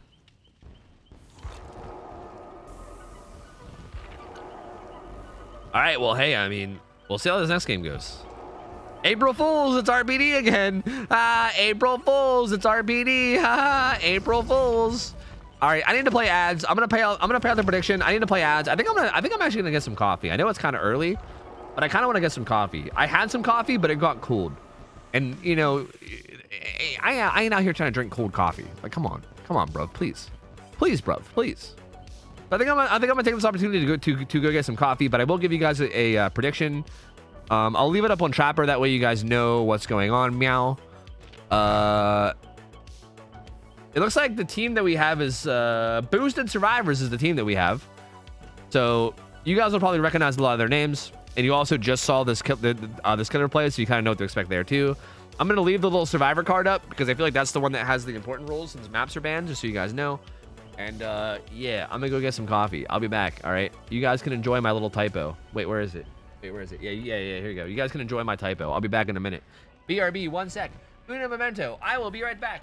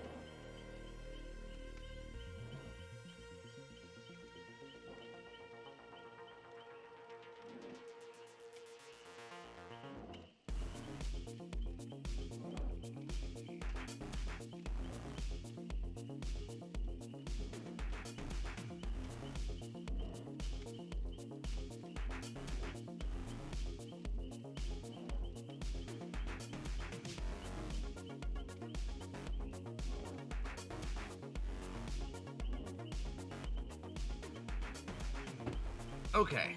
Okay. I can stop holding the lobby hostage. I am ready. I am ready. All right. Let's see how this goes. Who do we got? Sharp, Zion Wolf, Nixie Pixie, Ultra Violence. They're going to be up against the same Trapper, the homie Saltify. I'm excited. I'm excited to see how this goes, dude. Is Trapper's debut on Dead Dog going to be a 2-0? Motherfucking poggers? Potential poggers? Maybe potential poggers? I don't know. We'll see. I don't know. I gotta get Tofi spelling copy right. No, I kind of like the typo. I think it adds charm.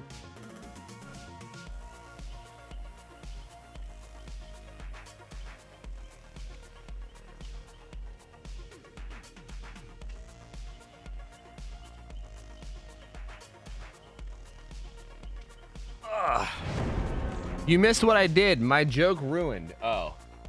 Wait, did you do something on the overlay? I didn't catch it.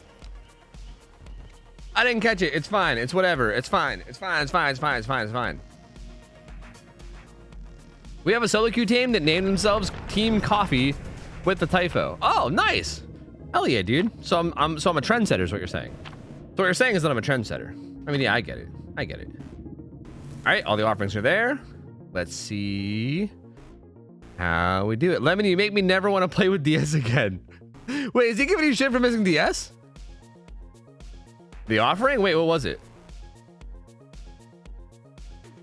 I didn't even see it. What was it? Wait, who's offering? Survivor or Killer?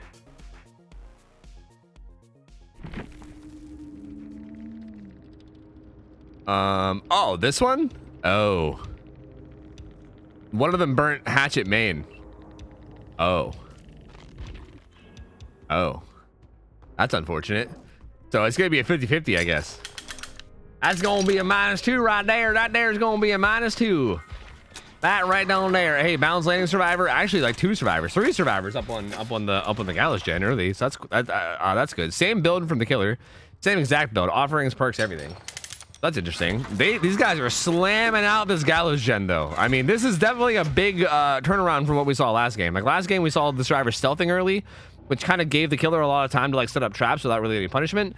This game, not so much. These guys are like, yeah, what if we just fucking tripled up on the Gallows gen and just did fucking work, baby? What if we just did work, baby? And then they did some work.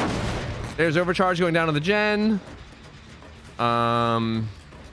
So pretty good, I mean, better start this match for the survivors at least.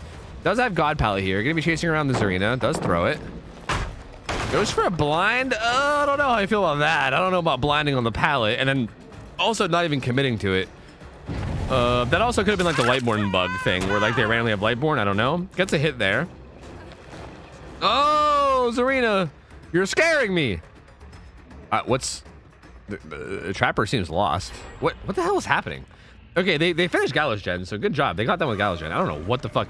And what is happening? I'm so confused. They finished Gallows gen. Claudette runs right into the Killer on accident for some reason.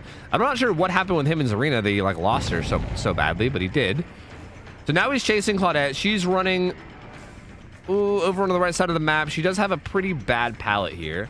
She's gonna go down. I forgot to play ads when I went to get coffee because I'm a shitlord. I suck. He does get the down on Claudette though. He's gonna set the pallet on this side and then pick up so they can't save on the other side, which is, you know, just that's a pretty Trapper thing to do. He's gonna get this hook like right in the middle of the map, like right dead center mid map, which is a pretty good hook spot for him. He can basically go in a lot of different places and still make it back in time to tunnel the survivor. So that's a really good spot for him in terms of like hook placement. He's gonna come up here to main and probably pressure this gen, probably kick it with Overcharge. Jake's gonna bail and work on this gen down at the top of the map. Okay, he hits the Quentin. Who has what? Who has like Deliverance? This person, okay, this survivor is the Reassurance survivor. They also have Jake's the Deliverance survivor, but he's getting chased away. He's not gonna be able to get his Deliverance unhook for sure. Survivor on hook also has Reassurance, so no Reassurance will come in either. That's the down onto the Jake. Also gonna go back. Okay, actually kicks the gen top first. The unhook comes in. Is he just gonna ignore? Really? Is he just gonna ignore the Claudette off hook? He's gonna go up top and probably kick main gen, I guess? Interesting. It doesn't seem like he wants to chase out the Claudette, which is what I'd expect. I'd expect him to try to get the Claudette out. It looks like he's maybe more concerned with holding down the 3 gen on top side. Maybe. I'm not sure. Like, I think he wants to hold down this 3 gen of like this gen and then main building and then the one on the street. But honestly, I don't know how good of a strategy that is. Ghosty, you son of a bitch, stop it. Yeah, it looks like he really wants to just like hold down this area. He's gonna get the Jake, he's gonna hook him possibly in this area, which is good. Yeah, he's got him like back in this corner. So if he does want to hold down this 3 gen, this is a more ideal hook for him. But I feel like holding down main gen is just not a good idea. That's a really hard gen to like patrol, you know? Like, I don't like that idea. These guys were doing a gen at the bottom of the street. Zarina's back on the gen upstairs. Because again, you can get back to that gen without going, like, you don't have to go up these stairs. Like, you can get to that gen without dealing with this trap. Like, you can go up around the back. I guess that's the only other way is going up around the back. Oh no, Quentin just jumping into a trap randomly. Wait, where is that? Oh my god, there's not even grass around it. Quentin, buddy, your eyeballs. Not like this. But that's the whole way across the map, so I don't think the killer's even going to make it a point to go for him. Claudette maybe wanted to get down there with reassurance or something, or maybe even just for the unhook, but it looks like it doesn't look like that's going to happen either. So she gets chased the whole way to this pallet. I'm assuming the unhook's going to come in soon from the other survivor, right? The Zarina. Yeah, the Zarina's going to grab this unhook. And we're kind of back down to top side of the map again. Interesting. Interesting. Well, no, I don't think there even was a trap at the top of the stairs, but Nix makes you didn't know that. Eats a hit, gonna run back towards Gallows side. Shack pallet is gone, was used earlier, so can't use that. Does have some pallets back here though. Runs the shack anyway. I don't like this. Yeah, gonna die. Oh, whoa. Okay, never mind. Nix thinks he's a god. I take it back. I was gonna say I still don't like it in terms of like decision making, but makes it work out. Good play at that pallet too. I mean, good attempt at a mind game by Zoltify, but Zarina not falling for it. Kind of juicing right now. Nixie Pissy kind of juicing. Sort of giving the Hugo right now. Playing this shitty pallet really, really well too. Bro, Zarina is in this trapper's brain right now. My god, that was so clean. That was so good. Quentin does the gen in the corner. He can't quite make it to the pallet before he goes down. I mean, there's really no stopping that. The killer already had like bloodlust, like fucking 10,000 from Zarina, but the pallet was too early, I guess? It was hard to tell, but I guess the pallet was a little bit too early. Doesn't get the pallet save. Unfortunate. Quentin's gonna get put on hook, but that's only hook number 3.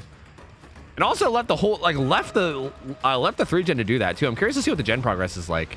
Zarina's back up on that gen upstairs. Jake's also doing the gen at the top of the street. So there's a lot of gen progress happening on these gens that the killer was kind of holding down earlier too. So a bit odd. Again, I still feel like the killer is like trying to hold down this 3 gen. It still feels like that's kind of the strategy that he's going for. Maybe. Zarina, again, I don't know how I feel about this either. Running like towards the hook getting chased. Like I guess it kind of makes sense because you don't want to go down in the 3 gen, right? But also going down into the hook is also kind of questionable too. The killer's going to come back and chase Jake off this topside hook. I don't like the way that Saltify's playing this at all, to be honest with you. Like, I don't like how hard he's like committing to this 3 gen early, especially considering this is not even the strongest 3 gen. Like this is a pretty weak 3 gen. And then also like you only have overcharge. And also like it's still a 4v1. Like no one's even on death hook yet. So I'm not a huge fan of how he's playing this, to be honest with you. He hits the Jake though. Jake's going to run away. Makes it to this pallet at main. He's going to throw it right away, but it's not the safest pallet, and he might get hit. It looks like Claudette was trying to come in for a hit, but she doesn't make it.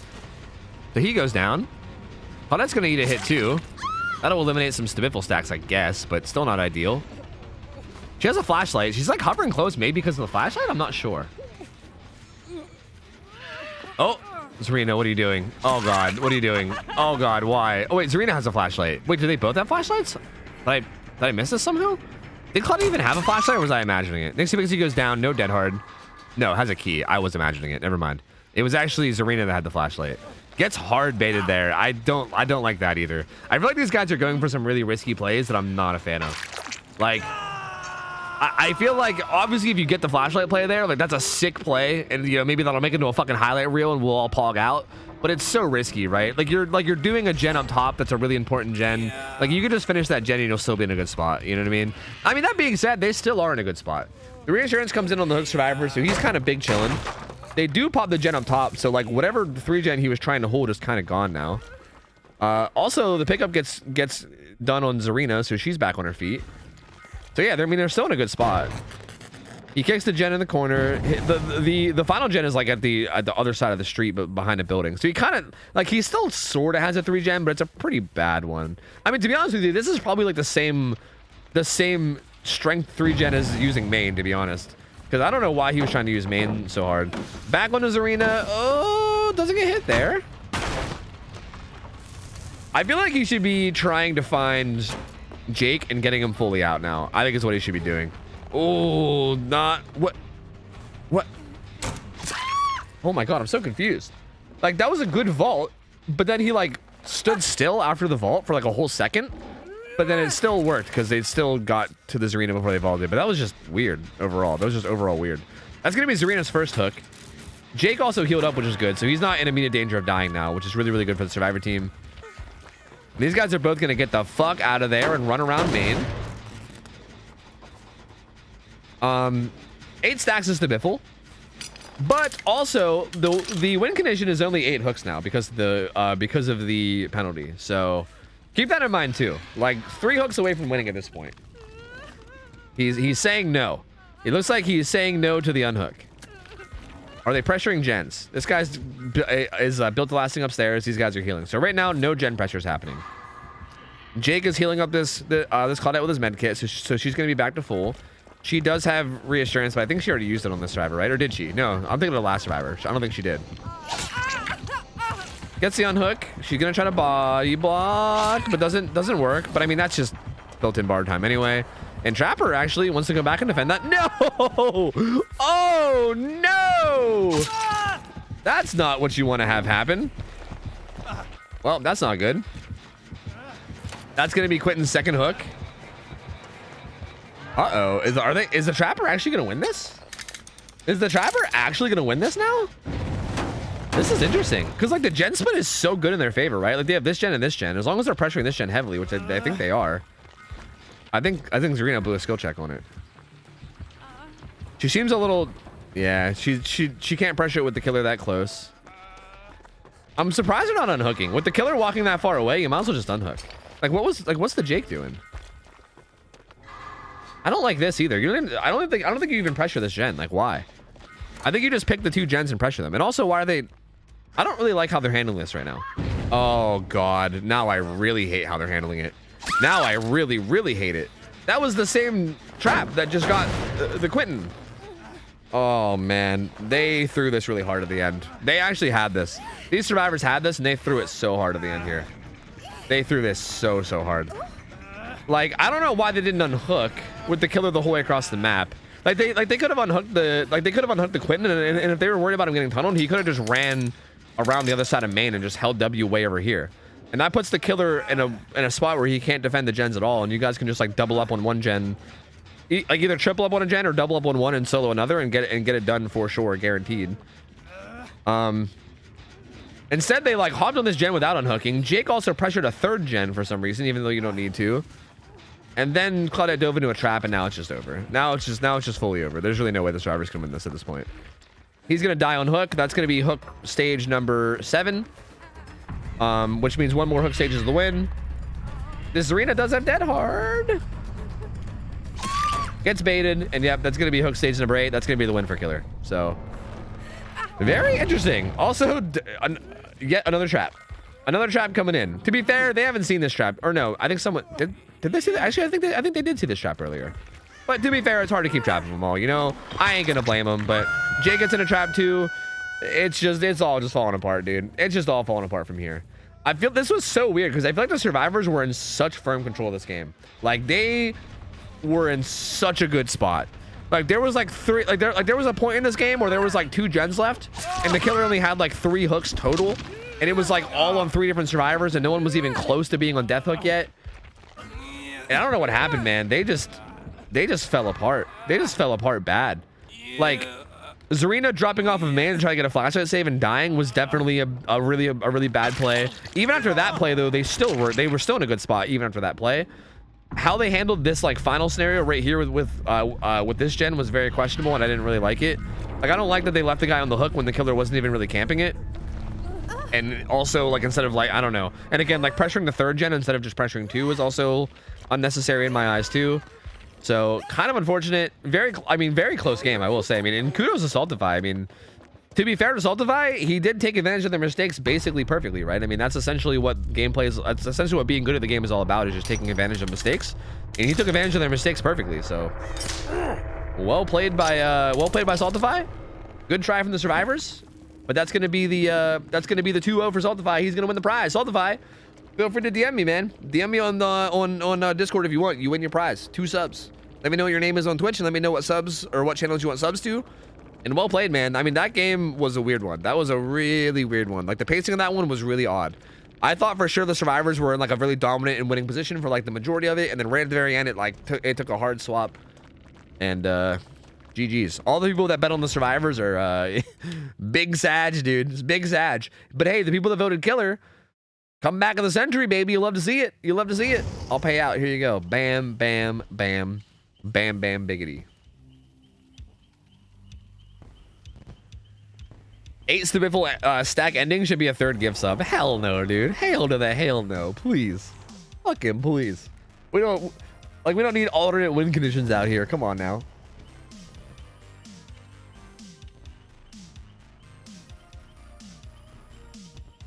All right. Chopper 2 strong. Might need to move him to RPD. That's a good idea. I think all the killers are too strong. We should move them all to RPD. That's a really good idea. I'm glad you came up with it. That's brilliant. Let's do it. Let's do it. Oh, we have a plague. Ooh, a plague. Ooh. Ooh. Okay. So I need to run some ads before this game starts because I forgot to run some while I was getting coffee because I'm a fucking dingus. But I'm gonna run some ads. We've seen the Survivor team before. They changed their name. This used to be Team Mortem, right? I think that used to be Team Mortem, and then they changed their name to Blighted Veil. But we have seen these guys play. Oh, Slapper's on their team. That's how I knew Slapper. Yeah, okay, so Slapper's on their team, and that's why I knew Slapper. That makes sense. Not Bread, Juggernaut, and Spook. So we've seen these guys play. These guys are a very solid team. I'm pretty sure they have comp experience. I'm pretty sure these guys have played comp before, so they should pretty well know what they're doing. I'll give you guys a prediction. The killer is Plague. I don't think we've seen this killer play. We also have not seen just Plague in general. We've not seen Plague in a long time. Plague plays on Sanctum of Wrath, if I'm not mistaken. I believe. Yeah, Sanctum of Wrath. Home field advantage, baby. I don't think Sanctum of Wrath is home field advantage. Home field advantage would be like Temple of Purgation. Sanctum of Wrath is like that's a Yamaoka on that. So I don't know if this is Lemon or who is currently on this account, but I think they got their max. I think they might have got their maps mixed up. I was waiting for chat to call it out. Oh, yeah, I called it out. Oops. Anyway, regardless, point is, it's a pretty good map for holding down 3 gens. 3 gens are usually like the go-to play with Plague. I'm curious to see how this is going to play out. I have no idea. I don't think we've seen Enna play yet, so I'm not really sure how they will be in terms of gameplay. I know these survivors are a really solid squad, so we know we have that going for them. I'm going to play some ads. Feel free to gambit up. Gambit the fuck up, and then we'll hopefully be ready soon. Oops. We'll hopefully be ready soon. We could also bust out the fancy schmancy cards too, dude. The fancy schmancy ones. Does any killer even have home field advantage? Trapper used to. Not Billy, not Wraith. No, I don't think anyone does. Nurse used to as well. Nurse used to. Kind of. I mean, she had realm advantage. And Trapper did too. GG's, I was Slapper. I'm Yellow D22. No, he's Slapper. Okay. Lemon is probably the most knowledgeable when it comes to DVD, anything DVD related. He can't make mistakes. Are you implying that Lemon is not the person behind the account, or that he did it on purpose because he's a genius? Is that I don't understand. I don't understand. Wow, these cards look so great. I agree. Whoever made them did a great job. You know, whoever made them did a fantastic job. I agree. And also, whoever gave them these fancy little animations from the slide in and out, also fantastic. Wow, so good. Wow. What a fantastic team they are. Is Billy's map still Shelter? No, Billy plays on Gas Heaven now.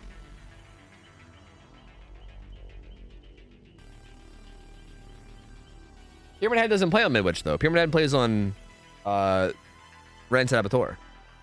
So yeah, I don't think anyone has home field advantage. Oh, thanks. Oops.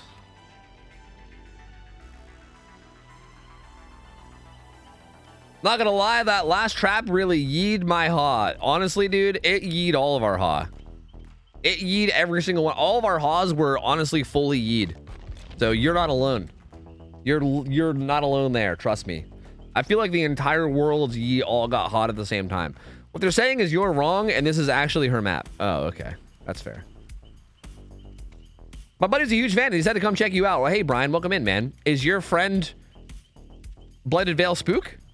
Because apparently they're my biggest fan. Is that your friend? Or do you have another friend who's also my biggest fan? I'm your mediumist fan. Oh, that's so cool, man. I appreciate the humbleness. I appreciate the humbleness and the honesty. Ghost, can you please behave and be a good cat, please? Can you please be a good cat instead of being a bad cat for once, please? Well, hell yeah, Brian. Welcome in, dude. Hope you enjoy yourself, man. Hope you enjoy yourself, my guy. Goodbye cards. Can we see cat? Come here, Ghosty. Let me farm you for internet clout. Come here. Where are you? Damn it. Let me farm you for the internet clout. Come here, Ghoster. Come here. Hello. Okay. Hi. This is my cat. I'll give you a zoom up. Hi, kitty. Hi. This is my kitty. He's being a menace. He keeps getting into the garbage. He's being a raccoon. I don't know why. He's usually chill. Like, usually he'll just come down here and he'll just, like, nap and be good. But lately, he's been a bastard, and I don't know why. Are you being a little bastard? Are you? Are you being a little bastard? Huh? Why can't you just be a sleepy kitty, huh? Like, you see what you're doing right now where you're just being sleepy? Can't you just do this? Just do this. Instead of being bad, just do this and be good, you know? Is that too much to ask? All right, well, I'll let him down. Hopefully he'll chill. I don't know. I don't know. Maybe he'll chill. Maybe he'll relax. You're not giving enough attention, motherfucker. I give this cat so much attention. You don't even know. You don't even know, man. Pro tip, take the trash out. He's just letting you know it's time to take it out. But it's not full yet. Actually, it's getting full. I can't take the trash out when it's like not full, you know? That's just weird. It's fine. It's fine. It's fine. Yo, Jax, thanks for the 6 months. Welcome back, buddy. Average Blight Enjoyer, thank you for 1,000 bits. It said, loving Scrim Nights. Thanks, man. Appreciate it, dude. Cuddle Pile, thank you for the 5 months. Welcome back in. Crack, thank you for the 1 year, dude. Welcome back, my guy. Then Hound Dogs reset for 21 months. Thank you, guys. Appreciate the support. Thank you, thank you, thank you. You guys are way too kind. Post.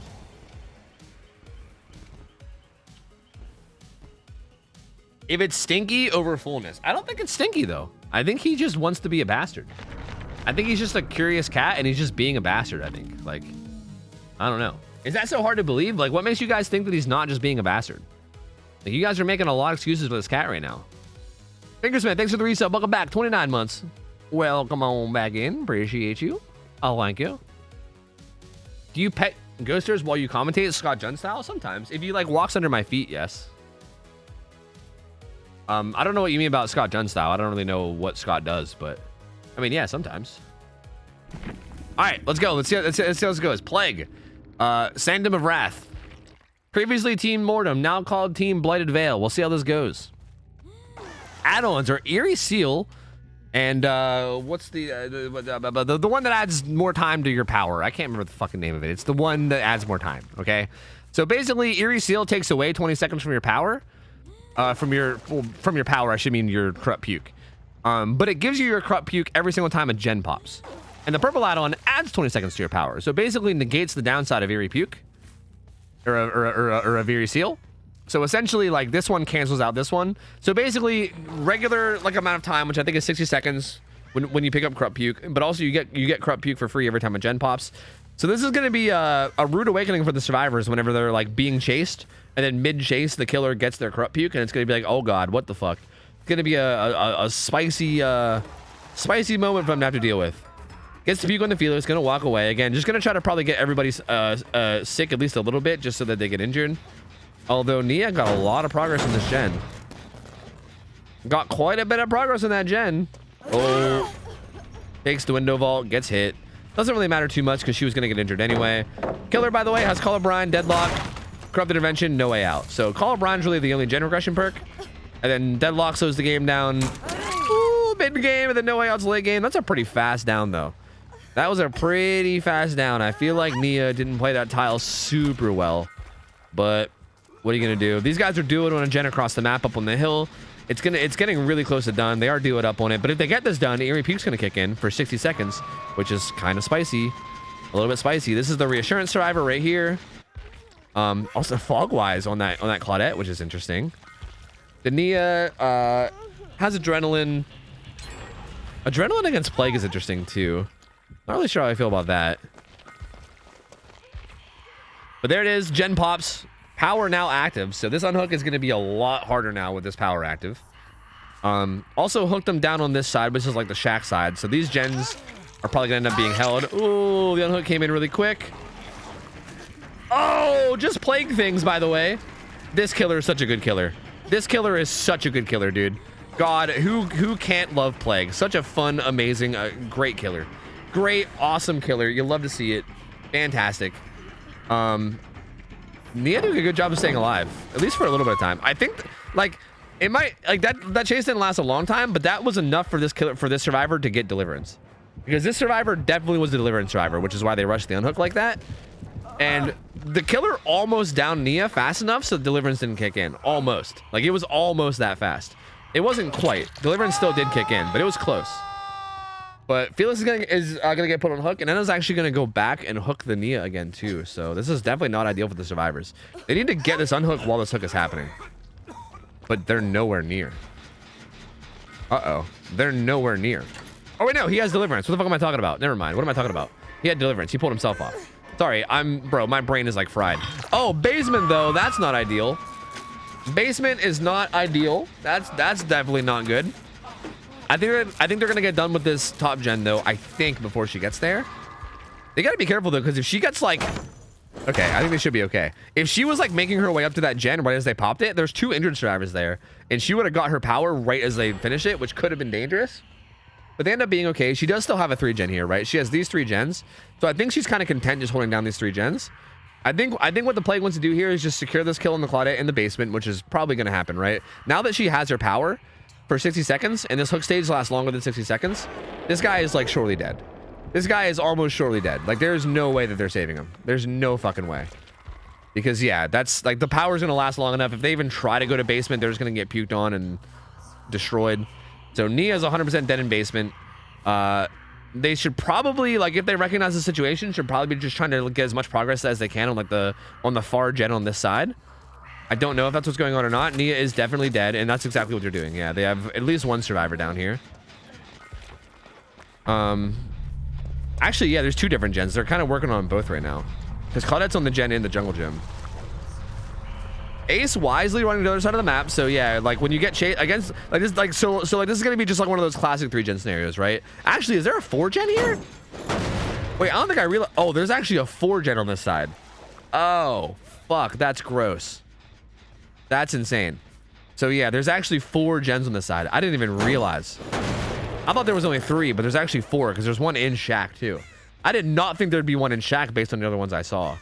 Wow, that's gross. That's really gross gen RNG. So yeah, this side of the map actually has 4 gens, so it's gonna be really hard to get out of this one for survivors. It's gonna be really, really tough. And again, every time you work on a gen, you're most likely gonna be getting sick. For instance, I'm pretty sure the Felix just got sick, right? Because Felix just hopped on that gen, is now sick again. So there's gonna be a really tough spot again, because like even doing the gens is gonna be hard. Because traditionally speaking, in like a 3 gen scenario, what you usually do is you like only come and start working on the gens if you're full health, and then when you get hit, you run to the other side of the map and then heal up and then come back. But you can't, like, it's hard to justify that because you literally get injured by doing gens against Plague. So it's really tough to even justify that. Although Plague is hard committing to this. Ace was doing a really good job at Shack. Didn't even throw the pallet or nothing, and Plague hard committed to that for a long time. She's gonna come back and chase these guys away. Claudette is in a pretty dangerous spot here. And by dangerous, I mean she's gonna die. Like, she's gonna die for sure. Unless she has live, maybe? I don't know. She does have live. Okay, okay. But she might still be dead. And if she goes down and then gets hooked in the 3 gen, which looks like might be what happens. Ooh, this is gonna get infinitely harder. This is gonna get infinitely harder from here. Because yeah, she's gonna get hooked in the 3 gen. So now they're gonna have to worry about unhooking this guy and also trying, or sorry, I shouldn't even call it a 3 gen. I mean, it's a 4 gen. She's gonna be hooked in the 4 gen. It's gonna be, so like now they're gonna have to worry about unhooking this guy at some point while also breaking this horrible gen situation they're in, which is just such a tough spot to be. I think Ace will probably be able to finish Shack gen because I'm assuming the plague is not gonna leave this like close vicinity. So I think Shack gen will get done here, I think. But then it's just gonna be this kind of tight 3 gen. And that's gonna be hard to deal with. If she leaves and goes to pressure Shack gen, I think Felix will probably run up and unhook. Which looks like maybe that'll be what happens. Maybe, you know, maybe not. I don't know. Felix is kind of hovering. The problem is, though, is that, again, if they pop Shack gen, too, that also gives her power. So, like, that's a little bit of a hairy situation, too. Because do you want to give her power while that person's on hook, you know? Like, it's such a tough spot to be in. I don't know how they're going to handle it.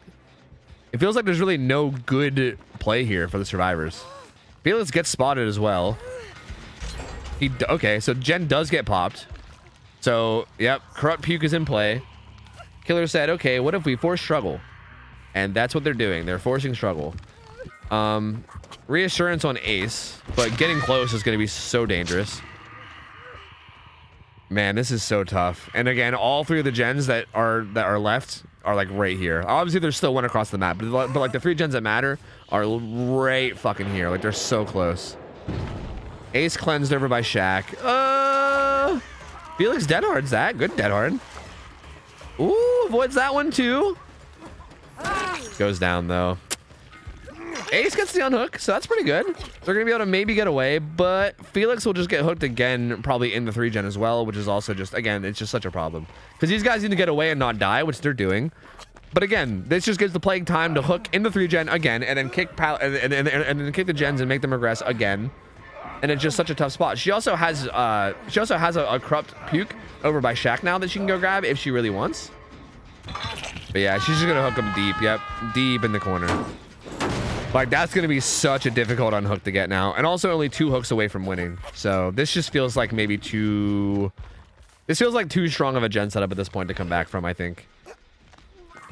Maybe they do. Well, they do run up and get the unhook right away. They like immediately unhook. Because the plague did walk away a bit. Gonna walk up and grab puke. That's interesting. Okay. Felix is right there. He does have dead hard.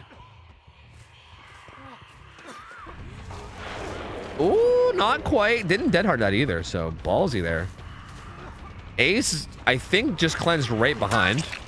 Was not able to dead hard that. So down goes Felix. That's gonna be death hook for Felix. So he's gonna be out of this bitch. And with him dying, that's pretty much. Yeah, that secures it. I mean, with no way out in play too, that 100% secures it. Like, they're going to pop this gen across the map, and that's going to leave these gens that are over here. But again, it's going to be impossible to break this 3 gen as a 2v1, and even if they somehow did, they would still have to get the exit gate open and get out too without anybody going down ever. So this is surely just GG. This is surely just GG. That 4 gen setup was fucking gross. Like, that was nasty, dude. Like, I didn't even realize it was a 4 gen. I thought it was a 3 gen and they hooked in basement just on the same side as it. When she came out of basement and then turned around and I saw that there was a gen in Shack, that is just so gross. That is so gross, dude. And again, especially as Plague is such a strong killer at like holding down gens like this, right? Because again, like I said, you have to get injured to even do the gens at all, which puts you in such a tough spot. They actually used all 6 fountains, so that forces power onto the killer. And also refreshes every fountain. So, I mean, that's good for survivors, but also, like, again, at this point, a little bit too late. Like, good news at this stage is not really, you know, a little bit too late for good news. We'll see what they do, though. They're both just kind of hiding and waiting out the power. Looks like they want to try to do it, though. Looks like they want to attempt to do this 2v1, I guess. Because they're both hiding on the other side of the map right now. Like, they're way on the other side. They know that the plague is not going to come down there, right? Like, there's really no reason for the plague to go down there. She's just going to stay near the gens. So these guys are just going to wait it out and wait for her power to be gone. Which is going to take another, what, like 20 seconds? And once her power's gone, though, she's going to puke on all 3 gens. And then I guess they're going to try to tackle a 2v1? But, like, how and why? There's no way. There's no way, man. There's no fucking way you're going to be able to do this, right? I mean, I guess hypothetically there's like a minuscule chance, but it feels pretty minuscule, you know? Ace is just watching. He's just watching. Claudette's still on the other side, chilling. So she has live. He has sprint burst. So in terms of exhaustion perks, in order to help them get away, that's what they have. So like Ace can like kind of walk in and try to keep his sprint burst up. That way, when he gets found, he can sprint burst away. And then Claudette can use her live to get away. Hopefully, so it looks like Claudette's trying to come in on the right side here and get the rightmost gen, which would be that one. And then Ace is trying to sneak onto the left side and get the leftmost gen. I mean, again, this is a good way to handle it, but just in this scenario where it's a 2v1. Good stealth. Like, this is the best way you could ever possibly handle it, but it's just, again, at this point in the match, it's, like, so hopeless, I feel like. Gives it a quick puke. Claudia. Watching. Ace says, fuck it, and works on it, so Plague's gonna see that and be like, oh, someone's doing a gen. Where is it? Where is it? Where is it? Not here. Huh. Interesting that she committed that hard when she saw somebody got sick. Claudette running up to Shaq's side. No gen there. Ace runs away. Claudette gonna jump on this gen. I mean, I'm gonna say, Plague committing pretty hard across the map. But once she saw Claudette get sick, she was like, okay, now she's on a gen, turns around. I'm assuming Claudette's just gonna get the fuck out now too. Yeah, this is one of those stalemate situations where, like, if there was a 3v1, I feel like I'd be like into this. And I'd be like, ooh, are they gonna do it? Ooh, ooh, ooh. But this being a 2v1, I feel like I can't even really get into it. You know what I mean? Like, there's so little hope of them getting this, right? Like, if they somehow do it, they'll be fucking gods. But, like, there's just no way. Like, there's just no way it's gonna happen, right? Yeah, I mean, with like No Way Out being in play too, I feel like the Plague can just commit to anybody, right? Like, if they do 90 seconds worth of a gen, and then also wait out 48 seconds of No Way Out, plus you getting your power when the gen pops, and then they both get out somehow, like, that would be like a fucking miracle. Like, that would be a goddamn miracle. And, like, I don't even know. Yeah, it looks like that's gonna happen right now. Ace is gonna go down. Ace getting puked all over. Gonna be getting injured pretty soon, I think. Anytime now. There it goes. Okay, down goes Ace. And there you go. That's gonna be it. That's gonna be it. Ace is also a fresh hook. Well, never mind. Never mind. Plague said, what if we don't take the win condition? What if we don't take the win condition and we go back and we kill the fucking Claudette too? What if we do that? Yeah, get her. Yeah, get her. Claudette fully injured. She does have lives, but I don't think she's going to make it anywhere to even use her lives. She's going to go down right there, and there you go. That done there is the 4K. That's that done there 4K. Hey, well played by the Plague. Well played. Well played. Again, that's such a tough spot for these survivors, though. They did a pretty good job. Like, I think they did good. It's just really unfortunate they had that fucking 4-gen on that side. I don't know if maybe they didn't recognize that. I mean, fuck, I didn't even recognize it as the caster, right? Like, I have like a bird's eye view and everything pretty much, and even I didn't recognize it for a while. So I don't know, maybe they just didn't recognize that there was 4 on one side and 2 on the other. But yeah, that ended up being a really tough spot, because how the hell do you beat that, right? Especially against a killer like Plague. It's just such a tough spot to be in. And once it became a 3v1 with the 4-gen, that's just so hard. I think they did a pretty good job, right? Like, they managed to get one of them done while someone was on hook, and then they like almost got everybody out, and then got to the point where they were like reset and ready to tackle it, but they just weren't quite able to do it. And yeah, that's gonna be it. That's gonna be it.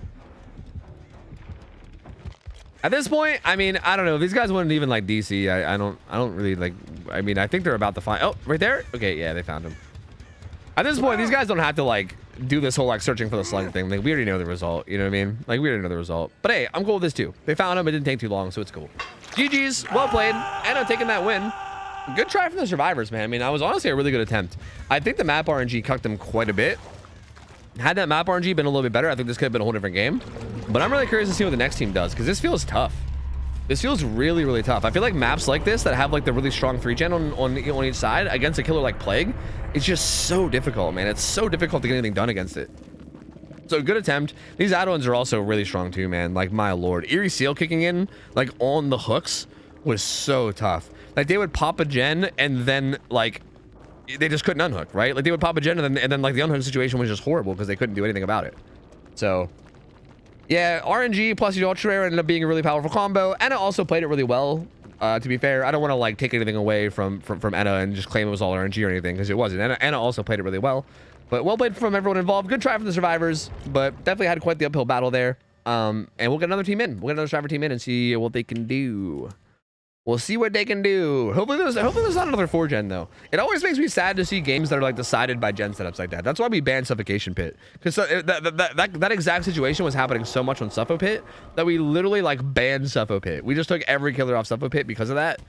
Hopefully it doesn't keep happening. I feel like it's impossible to avoid it on some maps, but yeah, what are you gonna do? Or I mean, it's impossible to avoid it in general, regardless of the map, I feel like. But here, I'll give you guys another prediction. I paid out the last one. Who do we have joining now? We got Power Struggle Rangers. Power Struggle Rangers are going to come in and try their luck. And again, I imagine it's going to be kind of hard. Wait, we got Not Bread and then Not Brad. Is that like your brother? Is there Not Bread and Not Brad? But you guys spell your name the same? Are you guys like twinsies? Oh shit. Oh shit, dude. The whole family's in here, dude. Hell yeah. So this is motherfucking Tyro's team. Tyro's back on console. Poor guy. Fucking PC died on him again, I think. So he's back on console. But this is gonna be motherfucking Tyro's team. It's motherfucking Tyro. I gotta play some ads, but I gave you guys the gamble. Feel free to gamble it up. It's gonna be the same exact killer. Again, we have the restrictions, but the restrictions for Plague are pretty much the same as every other killer. There's really nothing unique. But if you just want a reminder of the restrictions, we got these fancy schmancy cards now that we can show you guys. And I gotta play some ads before this game starts, so I'm gonna play them now. And man, we'll see how this goes. I don't know. I'm not sure what these guys are gonna be able to do, but I'm curious about it. Again, especially with like Eerie Seal being a thing. Like Eerie Seal is just such a strong add-on. That feels so hard to play against. Like I wonder if you should like just like brainstorming, like I wonder if you need to like maybe 99 gens and then like don't pop them until after the unhook comes in. But that's like such another layer to macro that's so hard to work around. Like I don't even know if you can justify doing that, to be honest with you. That's tough, man. That's a tough add-on to play against, I feel like.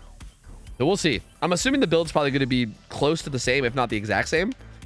So I'm curious to see what these guys' strategy will be against it.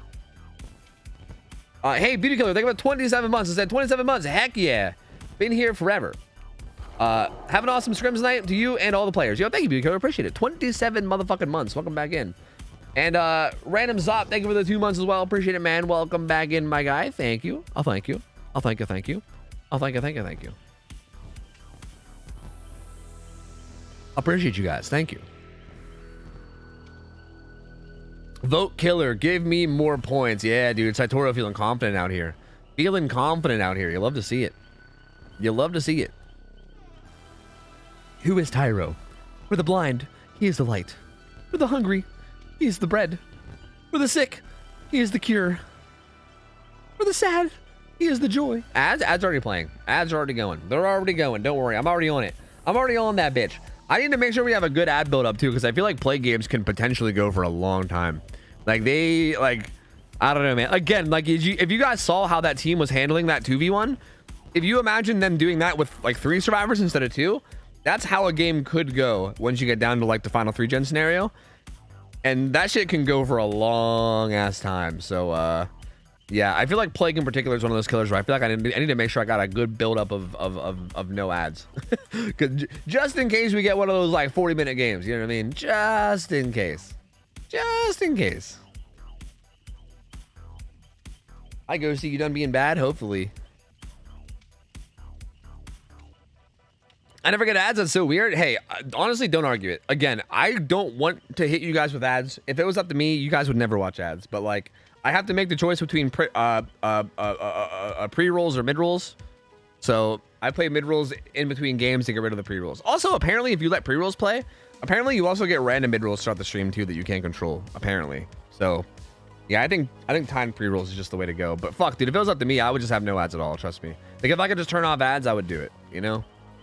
But unfortunately, it's not up to me. It's up to the great Jeff Bezos, you know? Did you know the gumball weapon for Plague is 2D? The gumballs don't jiggle or anything. I know, dude. I know. It's some bullshit. I mean, to be fair, that would be like really like that's so much more to code if you're like making it so the gumballs have like their own physics and shit. You know what I mean? Like that's kind of a lot.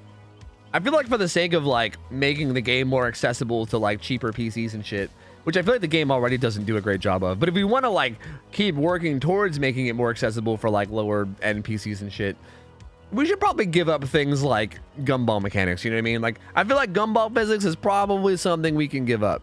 You know, I call me crazy, but I feel like I'm down to give that one up. I don't know.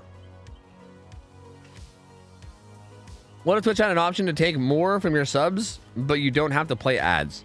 Well, that's just like taking double of my revenue. That's kind of fucked. I don't know if I would do that, because me giving up my ads would also just be me giving up a bunch of revenue, right? That would be like me giving up a chunk of revenue for the sake of you guys having a better viewer experience.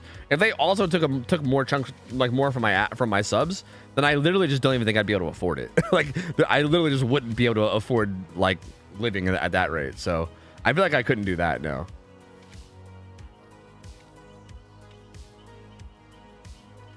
Give clown ass recoil. Yeah, that's what you want. You're right. Let's make the requirements for the game stricter, but ass physics for clown. You're right.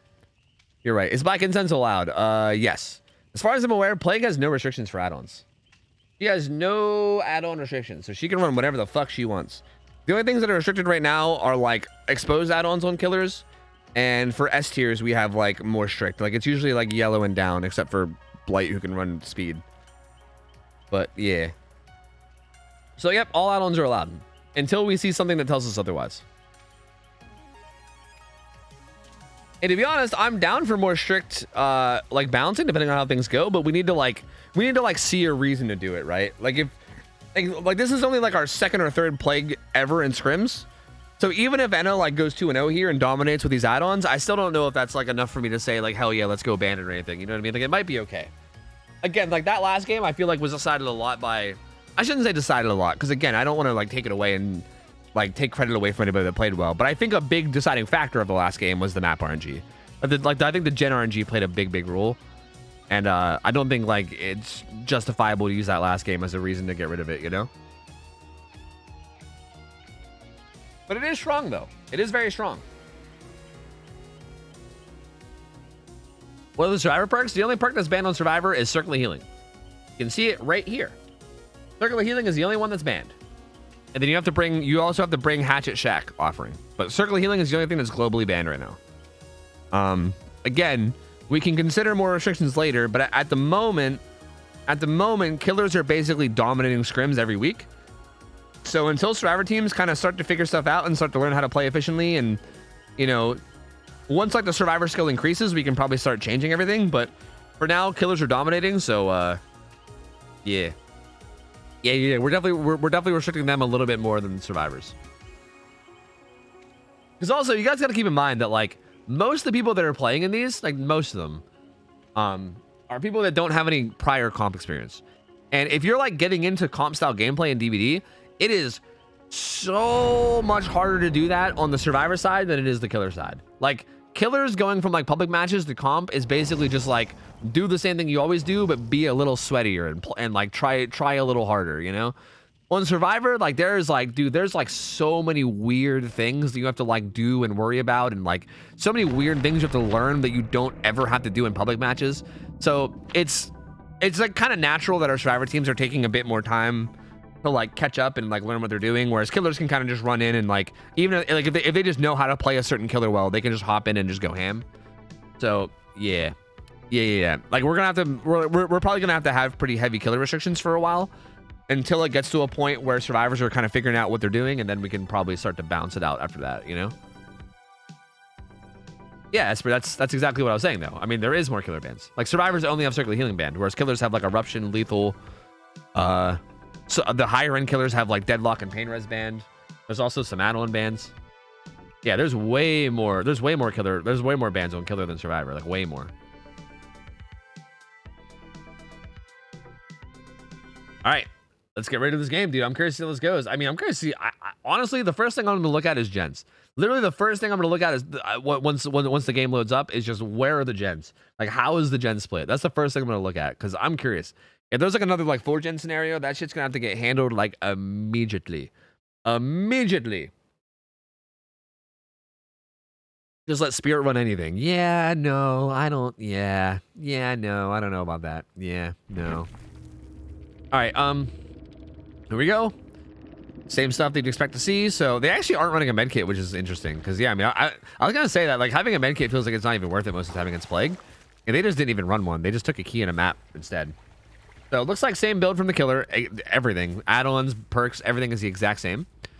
Looks like there's actually a 3-gen on both sides, I think.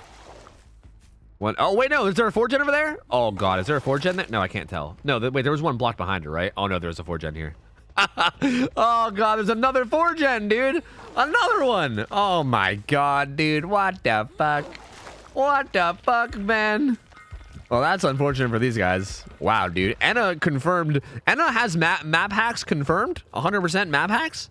Because, like, what is this, dude? Two 4-gens in a row, back to back. That's wild. We've seen this map quite a few times too, and I'm pretty sure this is like, I don't know if we've. Well, I don't know if I want to say ever, but I feel like it's not super common to see a 4-gen on this map. Like, we've seen it a couple times, but not like super often by any means. So interesting that it happened twice in a row. Ada's across the map doing a gen. She's on the other side, like on like the 2-gen side. Anna seems quite content to not even bother with those gens and just stay on this side, which is honestly pretty valid. Like, I feel like as far as Anna's concerned, she can just she can literally just pretend that those 2 gens on the other side don't exist. Because to be honest with you, this is kind of like a 5-gen, because this middle map gen also isn't that far out of the way either. So this is actually kind of like a 5-gen. This is kind of not even a 4-gen. This is kind of a 5-gen. So that is insane. Like, they got to get so much done over there just to break up potential 3-gens. They got to get, like, the mid-gen done, and then, like, 2 of the middle gens done out of the 4. Like, there's so much to try to break up the potential 3-gens. That's so rough. And it does come back over here, though. Sees some progress in the gen. Pukes a little bit. Sees a crow over there. So, gonna head over that way. We will see what happens. Were they putting progress down here? Oh, there's Ace. Motherfucking Tyro, he's gonna get chased. He should probably get away from the side of the map. Again, I don't know how long it's gonna take them to realize the scenario that they're in, though. That's like another thing, right? Like, how long until they realize that there's a 4-gen on that side? Because like that's a thing too, right? Tyro's gonna go down. At least he didn't go down on the 4-gen side, so that's definitely good. I think it's better for him to die there than dying on the other side. Do they have like deja vu or anything? They actually do, but even with deja vu, it probably just showed 3 gens over there. It probably didn't show the 4th one though, you know? So, I don't even know if Deja Vu showed it. Oh, wait, actually, though. Damn, never mind. I take it back. Tyro does get hooked on the 4-gen side. Enna said, hold on, let me just fucking yeet this motherfucker the whole way across the map. So, never mind. Tyro actually does get hooked on the 4-gen side. That's not good. That's not ideal. Ada's doing a gen solo, again, on the other side of the map where there's only 2. That gen doesn't really matter in the grand scheme of things. But if she pops that gen, Eerie Seal activates. And I'm pretty sure there was also, yeah, Sheva was also on the top mid-gen, too. Ace, I think, is just, or sorry, Dwight's just going to run in and grab a Sunhook, I think, really quickly. He gets that. These guys need to both get down to that side of the map. Yeah, Tyro immediately running down there. Smart. He needs to just get the fuck down there. He's doing a really good job of getting down there. Dwight needs to do the same thing, though. Dwight should not go down over here.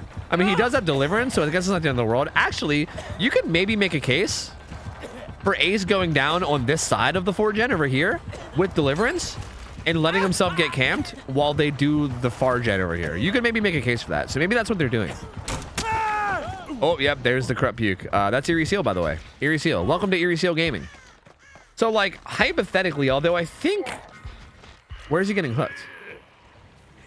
Yeah, he's getting hooked off to the side, right? Kind of?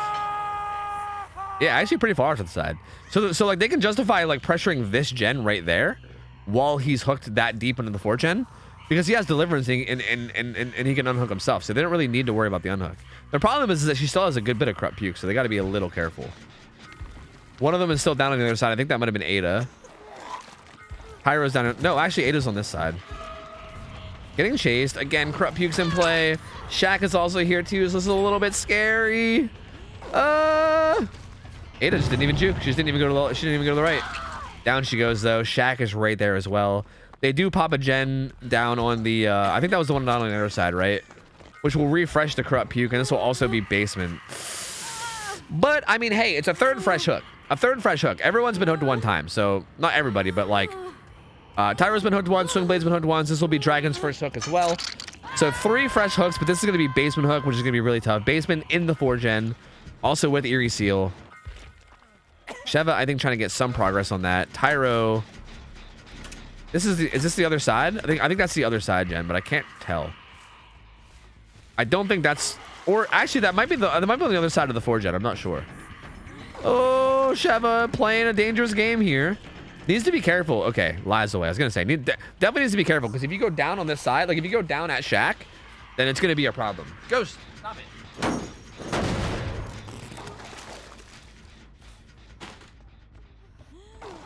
This fucking cat. All right, kicks the Gen. They're still like trying to play on this unhook. I thought that was maybe an attempt at reassurance, but no reassurance in play on Sheva. I think they just want to save before struggle, maybe, but it's gonna be tough with basement, you know. Reassurance Survivor is actually the one on hook. How are they gonna handle this? Sheva's like, let me do it. Let me save my friend. Tyro didn't finish he didn't finish whatever Gen he was working on. I think it might have been that Gen that was down there. He didn't finish it because I don't think he wanted to proc Eerie Seal, but he is doing the Gen. This is definitely the one that's on the 4 Gen side though. So like that's definitely good for these guys. Huh. Which one? Okay, okay, they're actually doing it together. That's really, really good. I mean, I think them getting that Gen done is really, really important. If Dragon dies for the sake of them getting that Gen, it's really not the end of the world. This is fucking risky though. If you get injured or if she just denies this unhook, you're fucked. Okay, the unhook does come in. Honestly, pretty good. Pretty good, I'd say. And I'm trying to wait out borrowed time. Trying to body block. Will that be enough? Nope, not enough. Dragon gets hit with borrowed time and gets away. Might have been off the record. I didn't hear it all, but Ada's also just kind of quiet, so it's hard to say. Throws God Power too to buy them some distance, and they pop that Gen. And that Gen gets deadlocked. And I think that Gen was 99 too. Okay, I think a big thing here is they got to get to that Gen that was 99 before Plague does, and before she kicks it with Call of Bride. Oh no, Ada's still close though. No, Ada. Ada probably should have got the. Oh, Ada has DS, which will probably get her like no distance. Does that wait? Does that kick her out of Corrupt Puke? I don't think it does, right? I think it's only pallets. Yeah, it's only pallets. So that'll get Ada like. Well, I was gonna say like 2 steps of distance, but you know what? These pukes aren't landing. Ooh, goes for a Dead Heart, but it's a little bit early. They do pop that Gen in the corner though. So you know what? The Gens are split now. They actually have split Gens. They broke the 4 Gen. So you know what? Good job. The 4 Gen is split, I believe. And I think now it's just a matter of getting the last Gen done and then getting out of here without getting too many hooks. They're at 5 hooks right now, so 4 hooks away from losing. This could go, but again, like Plague can still snowball, right? She still has no way out. So she still has like some endgame stalling. This Gen has a bunch of progress, but she's gonna kick it with Call of Brine. So that Gen's gonna start regressing. This is on the side that had the 2 Gen, by the way, I'm pretty sure. But these guys are now doubled up on the other side Gen with Proof. So this Gen has a ton of progress and she doesn't want to leave it, but this Gen right there is getting done right now with Prove Thyself. But again, like this is scary, right? Because if they commit to this, they get like slugged and snowballed on here. Shit can go downhill really fast. I don't know where the guy is across the map, but he already procced No Way Out, so that's good. No Way Out's now ticking down, 48 seconds. They need to make sure that only 1 person goes down. That's kind of the important thing. Like they just can't have 2 people go down. Like you can't let the killer like snowball like crazy, right? So like there's the down on Nesheva. I don't know like if Ace is still there or not, but he should have just gotten the fuck out. To be fair, he did. Like, he cleansed, so that's good. He got the full health. Dwight is also gonna cleanse. Anna knows where Ace is though. Gonna chase him away. Again, has Corrupt Puke. Misses that one. Unbreakable is not on Legendary Rue. It's actually on the Dwight, I believe. Gets that Puke in onto Ace. He has an okay towel here. Anna's trying to make it rain on them hoes. Oh, this is a pretty not great tile. Okay, Tyro. Okay, doing a pretty good job though. Oh, eats that one though. Eats that one. He's gonna get hooked. Okay, Dwight's gonna run over and get the Sheva, and I think there's a gate like really close, right? Like right there. So they can work on it. So this is tough. Sheva's the important one because Sheva's a fresh hook. So like if Sheva gets hooked, that's gonna be a tough spot because they're gonna need to unhook.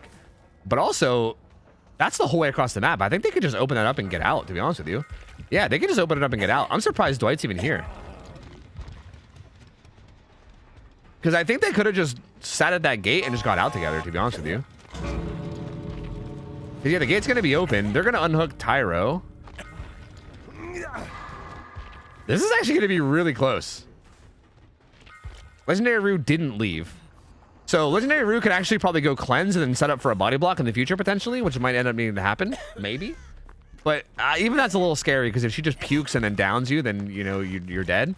These guys could also just split up, right? One go left and one go right, and then both just make a mad dash for the gate. Because basically, as long as Legendary Rue and then any of these survivors get out together, as long as two of them get out, they're fine. As long as one of them is Legendary Rue. It's just as long as, like, Sheva and then anyone else gets out together, they win. Getting the corrupt puke. Also, Dwight has Unbreakable, so if anybody was going to go down, Dwight's the ideal one for it to happen to. Yeah, they're good. They're good. They're out.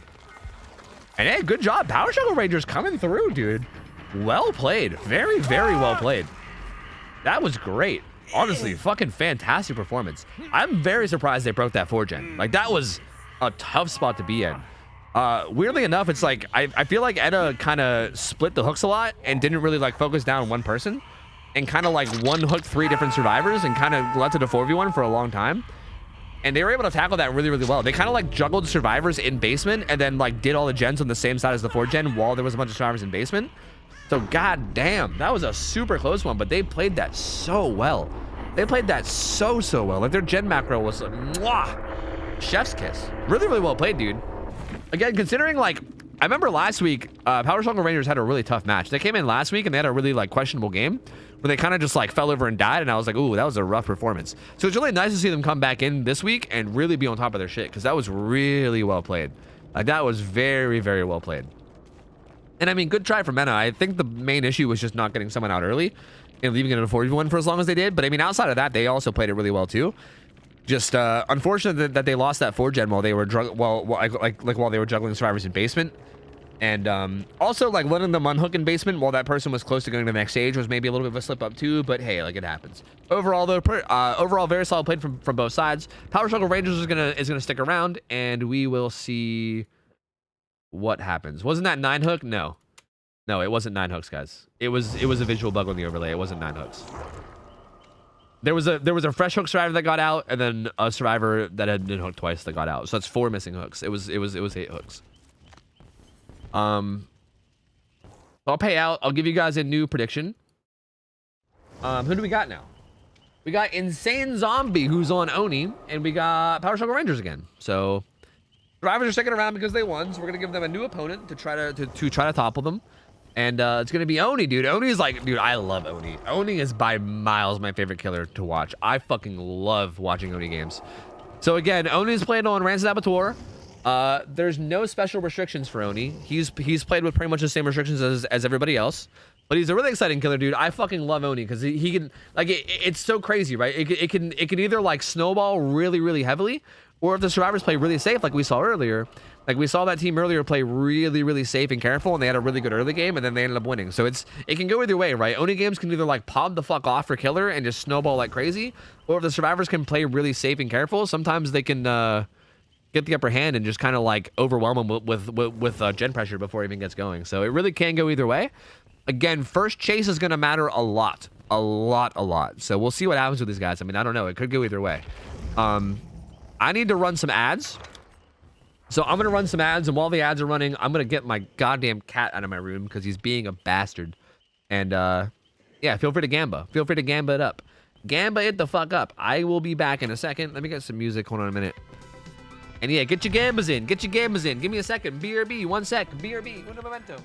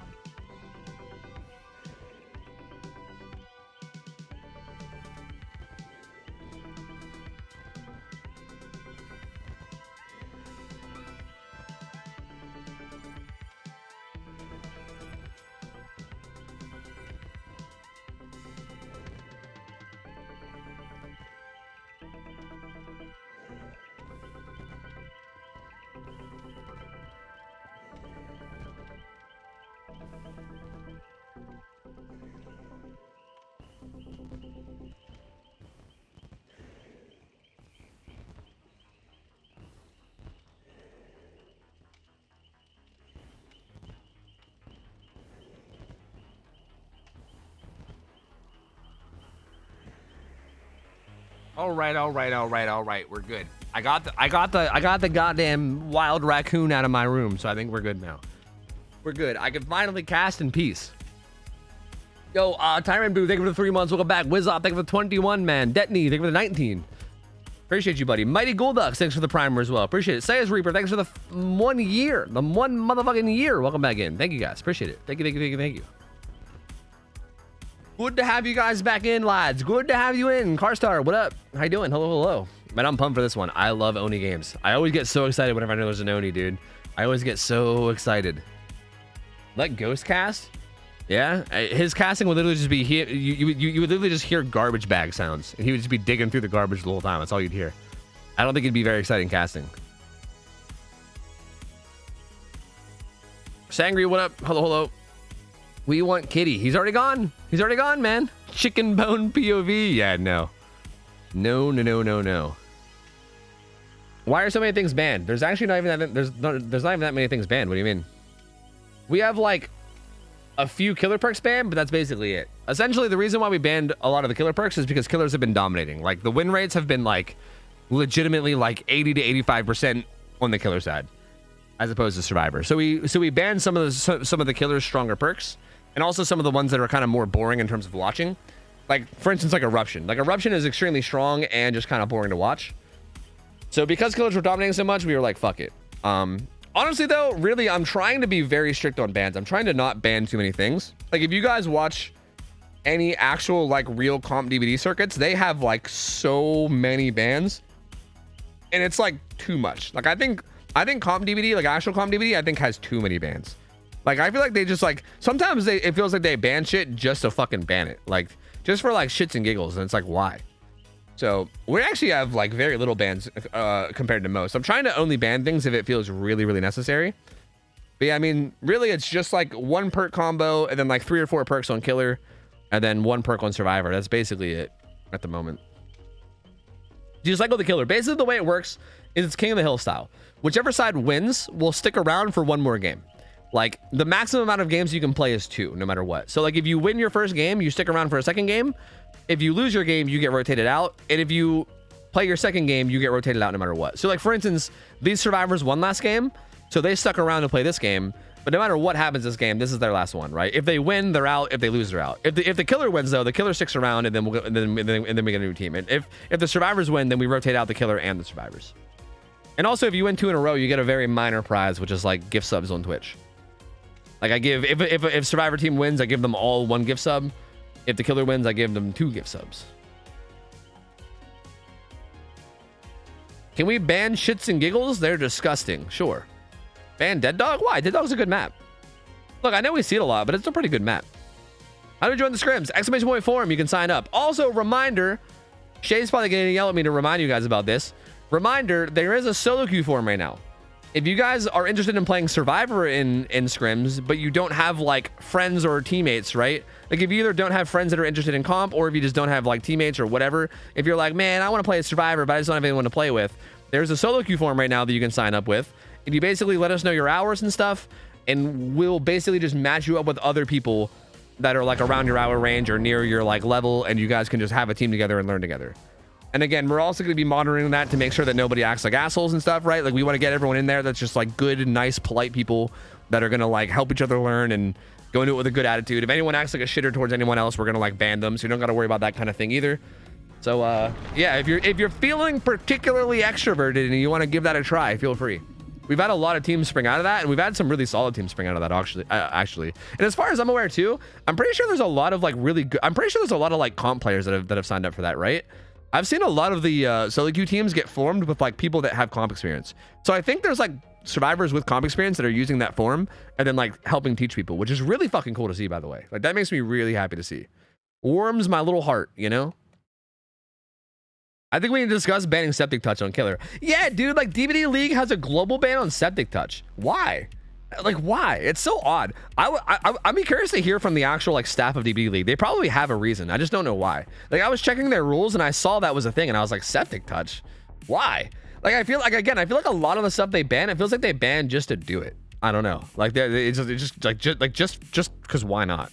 For consistency, see, but I hate that. Like, if somebody wants to get crazy, like, I feel like you'll never see septic touch. But on the off chance you do, like, if somebody just decides to get crazy and try to make a build with septic touch, then fucking let's go, right? That's sick. Like, if somebody somehow manages to put together like an OP build with septic touch, I would fucking love that. You know what I mean? That'd be amazing. So I don't know. It's kind of weird. Like, the restrictions are a bit odd. I don't know. I just don't really get it. So yeah, I'm going to be only trying to restrict things if I absolutely have to, right? Like, if something feels like it's problematic or OP or just creates unfun environments, then I'll ban it. Otherwise, like, I don't know. Otherwise, no thank you. All right, let's see how this goes. Oni, we'll get more into the ban discussion later. This is, okay, first chase is so fucking important here. Actually running a Keto's Crutch instead of Splintered Hull, so that's interesting. Call of Brine, Dead Man Switch, Pain Res Dead Man Switch combo with Call of Brine and Corrupt Intervention. Salt Crow, uh-oh. Whoever's here better get the fuck over to that jungle gym. Oh, they're right behind that. Did you not see him? Did you not see him? It was this survivor and he was right behind this. He also used a sprint burst too. That was really clumsy from Swingblade. He should not have used a sprint burst. That could have been bad. He honestly should have got hit. That was actually a huge misplay from Survivor. That should have been the first hit. That was really lucky that the Oni didn't see him. I thought he saw him. I think I saw his arm poking out from behind the little hay bale, but he just didn't see him. But again, like I said, this first hit's going to be really, really important, right? However long it takes for this first hit to come in, they got to make sure that they position well. Make sure that they have their exhaustion perks up to use to get the fuck away. Make sure that you either A, don't get found while stealthing in a bad spot, or if you get found, you just also can loop for a bit, right? So that needs to make sure that's a thing. Looks like Sheva is chilling near a tractor, just trying to get vision. Probably trying to figure out where the killer is for the sake of call-outs. Oh, Ada, no! Oh, like, this is not... Yep, that's really bad. Yep, that was really, really bad. That's a really bad first hit. Oh, Ada, no, Ada Wong, buddy, not like this. That was like possibly worst case scenario. Got hit right away, ran right to a gen that was being worked on, and then goes down right on top of the gen that had the most progress out of any gen on the map. That was probably worst case scenario that could have ever happened, to be honest with you. So she's gonna get hooked. That's a really unfortunate start for survivors. Pain Res comes in. Deadlock, or sorry, Pain Res comes in. Dead Man Switch currently active if you can chase anyone off gens. Ooh, they're all here though. Sprint Burst comes in. Ace has the pallet he's gonna use. Dwight doing a little drive-by. Did he have reassurance? No, Ada has reassurance. Dwight's gonna... He actually got stuck on that pallet a little bit and then gets hit. And now Oni has his power. He's gonna pop it. He's probably just gonna chill near the hook now, right? He can literally just chill near the hook. Like, they're not going to be able to unhook with this Oni in his power at all. This is going to snowball out of control for sure. This is going to snowball real fast. Ace is here. Goes for a little bit of an ambitious swing. And by a little bit, I mean an extremely ambitious. Like, that shit was, like, so amphibious that this guy is literally underwater. Oh, the live kicks in, but... Okay, doesn't get that hit either. Insane Zombie a little sloppy on his flicks. Oh! Tyro in trouble though, gonna go down. Are they gonna get this guy before he goes struggle? Probably not, right? Yeah, I don't think they're even gonna try. So yeah, Ada goes struggle and Ace is gonna get hooked too. Oh, this is such a bad spot. They need to get this Ada off hook and then she needs to get the fuck out of there and hide. Like, they need to find a way for Ada to get away and completely lose him, which I don't think they're gonna be able to do, right? Where did she go? Over there. Yeah, and he saw her. This is so bad for these guys. So he's just going to chase down Ada now, and once he gets Ada dead, it's going to be a 3v1, and there's going to be orbs all over the map too because of how, like, because her being injured. When Tyro gets unhooked, he's going to be injured. Oh no! Ada, not like this.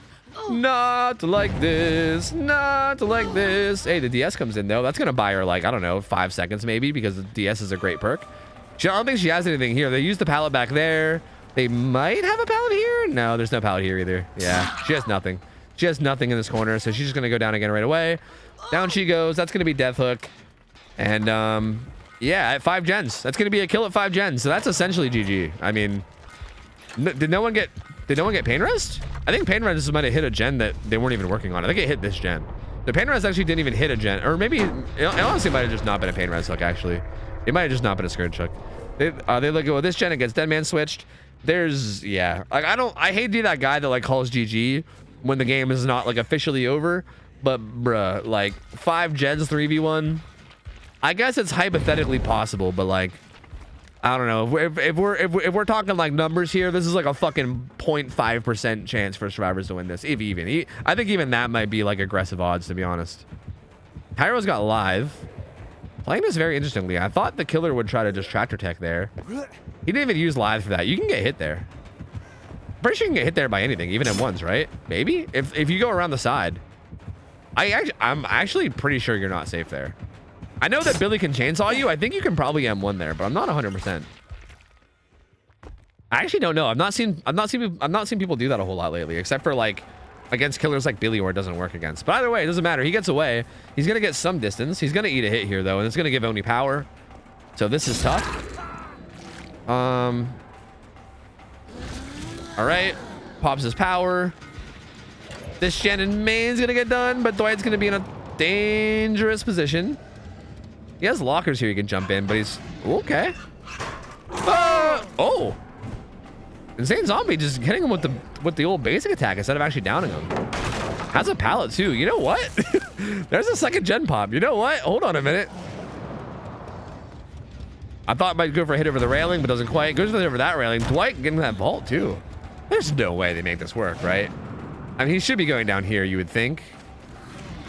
And there it is. Yeah, Dwight's gonna go down. Down he goes. But that used up like the majority of his power, which is good, right? Considering he has Lion's Fang. I used up a good majority of his power. Ace is back on they're on 2 separate gens. Ace is just slamming a gen with a toolbox rather than healing, which again, I don't really hate because I feel like in this 3v1 scenario, you're already so far behind that I feel like you kind of have to, right? Pain res kicks in. Sheva let go early, so it didn't get hit by Deadman switch. Pyro still just slamming the gen. Yeah, I mean, these guys kind of have to play risky at this point. I feel like they're so far behind. Again, it seems so unlikely for them to win, but if they are going to, I don't really blame. Like, normally, I think you would want to heal up so that way you don't drop orbs. Because, like, Tyro is just dropping. Like, there's going to be a massive pile of orbs here. Like, Odie can come over here at some point after he's done and just basically get his entire power for free. And he might even do it now. I think he's slowly making his way over, kicking every gen on the way. So he's actually going to come over here and he's probably going to have enough here for his power. So, like, normally you'd want to heal up to, like, not have this happen. But also, again, like, they're so far behind that it's hard to blame them, right? Like, I think at this point, they're just like, fuck it. We just need to get as much gen progress as fast as we can and just hope that we can, like, juice him during his power or something, which, honestly, they've been doing an okay job of. They've actually been doing an okay job in power. Only not quite getting the tractor tech. Pyro also has live too, or did he use it right there? I don't know. I couldn't tell. Maybe. Pops power. Sees some scratch marks over here. I think this seems like it's swing blades. Swing blade also had deliverance, which I didn't even realize. So bad casting on my part. Didn't even realize. He went around the corner, and I don't think he realized it. There's a blood trail right there. So yeah, swing blade went over here. Oh, he's getting a little bit lost though. Vault's in. Probably gonna vault back out too, right? Yep. Yeah, they're actually doing really good. Dude, are they gonna make me eat my words about the 0.5% chance thing? Because this Odie is not downing them. Actually, like, leaves the chase entirely. And is gonna kick this gen. I hate this use of the power. I think this is a horrible use of power. Like, you're in your power, you saw where Survivor was, just get the down, like 100%. Just like stick to him and get him, you know? If he's at that window, like, worst case scenario, force it. Gets the stun too with Sheva. That's gonna use up all the power. And he's out of his power. Sheva has a head on as well. Wait a minute. He's not gonna go to the locker though. We're not gonna get the chance to call him a stupid bitch. But these guys are prove thyselfing this corner gen, and Sheva is actually on the other side gen too. Dude, what is happening? They're gonna pop this. What? This is insane. You know, never mind. They might actually be able to win this. Tyro looks like he's content with just dying in the corner. He's like, yeah, go ahead and just kill me in the corner. He's trying to just die as far away as he can from this gen. which he's doing a really good job of. You see him over there, that little aura over there, that was him. They just need to make sure that they let go before Deadman switch. Don't get Deadman switched. Don't get Deadman switched. That would be such a horrible way for this to fail. Don't get Deadman switched. I believe in you. Don't do it. Is he even gonna get the hook? How far is he carrying him? Okay, there he goes. No Deadman switch anyway. Or sorry, actually no pain runs anyway. They're gonna get this gen done. What is happening, dude? What is happening? Are they actually gonna pull this off? Dwight has a sprint burst up. I mean, it's not over yet. Oni can still win this. Like, it's definitely not over yet. Tyro's close to death. If he gets it down on one of these survivors, they're gonna they're gonna have to save Tyro, and he will also get his power if he gets it down too. The thing is that he also just doesn't have his power right now, right? He needs to get this down without his power. This is a pretty strong tile too. This jungle gym here is pretty strong. Dwight is getting the unhook. Sheva also has a key with a blood amber, which is helping her loop a good bit here too. Is she gonna make a head-on play? I feel like we're gonna see a head-on play. I guess not. She's gonna run away towards Shaq. The unhook comes in on Tyro. And again, even if Sheva goes down here and gets camped, it's not enough to win. Like, I think he's at what, like 5? No, actually, no. I actually think it would be enough. They would actually have to save. Never mind. I take it back. I take it back. If Sheva goes down and gets hooked, they would have to save. Because Sheva full dying would be enough to get the killer win. So I take it back. Gets hit. That's gonna charge the power almost. Gate's 99 though. They already have the gate open. Tyro's here too. He's gonna eat a hit just to try to give Sheva distance. Because again, Sheva's the one that's a fresh hook. So they're just trying to get Sheva out. Because Sheva's a fresh hook. I don't think Oni gets there in time. And if they do, I think they can heal tech. So yeah, the survivors are gonna get out. Tyro will die, but that's not enough. How the fuck? How the fuck did they win this 3v1? What in the literal fuck? What in the actual cock and balls? What happened? That's crazy. I cannot believe that. I cannot believe that, dude. That should not have been a survivor win at all. That is wild, dude. That is wild. The hook stages bug out, by the way. Don't look at the hook stages UI. It bugs out when people escape. It wasn't 9 hooks. That was not 9 hooks. That was like 6 or 7. So the survivors take it. That's GG. That's fucking crazy. I actually can't believe that. They played that so well. Like, they did such a good job of not going down to the... I do think the Oni definitely misplayed it a bit. Like, when he was... Like, for instance, when he dropped the chase with that Dwight at one point while he was in his power, like, it blows... Like, dropping a chase ever as Oni in your power is just like... Unless you guaranteed know that there's like another survivor in like a certain area that you need to kill or something, like dropping chase like that just to go kick a gen in a corner while you're in your power is very questionable. So I definitely feel like the Oni didn't play it very well. But even with the Oni playing it like not the best, it's still super impressive. Like, honestly, like it's still repressive regardless. They played the chases so well against Oni in his power in terms of not going down. They like pressured the right gens at the right times. They were just in the right places at the right time. They did really good. I mean, they did really, really good that game. Again, because I know that they only made mistakes, but they were so far behind. Like, they were so far behind. Like, again, like a 3v1 at 5 gens is such a big deficit, dude. Wow. That's fucking wild. That is so impressive. Dude, well played, Power Struggle Rangers. Hey, you guys get your prize. Feel free to DM me. DM me on Discord. Yeah, you're not wrong. Tyro is the light for the blind. He's also the food for the hungry. So, I mean, what do I expect, you know? I mean, for the sick, he's the cure. You know what I mean? Like, what do I expect, you know? But hey, if you guys want your prize, DM me on Discord. That was a fucking fantastic performance. You guys played really, really well. All 4 of you guys can DM me. Let me know what your name is on Twitch, just so I make sure I send to the right account. I might already have messages from you guys anyway. I think you guys are all previous winners, so you could probably just let me know what stream you want a sub to. But hey, well played, man. Well played. That was a very, very good set of games. Very, very good set of games. My lord. Hey, we got Ugly Chicken. Let's go. We haven't seen Ugly Chicken in a while. It's been a hot minute since we've seen the Chicken. All right, let me pay out for the last game. Bam, bam, bam. There you go. Yo, Malatrus, thanks for the raid. Appreciate it. Thank you, thank you, thank you. Hope you had a good stream. Heart knocking 17 months, man, that said justice for Ghosty. There's no justice to be had. He's just upstairs now. It's not like I fucking threw him in jail. He's just upstairs. He's probably up there hanging out with fucking Freya. He's having a good time. Don't worry about it. Shiroways, thanks for the 6 months. Welcome back, buddy. Appreciate it, man. Thank you.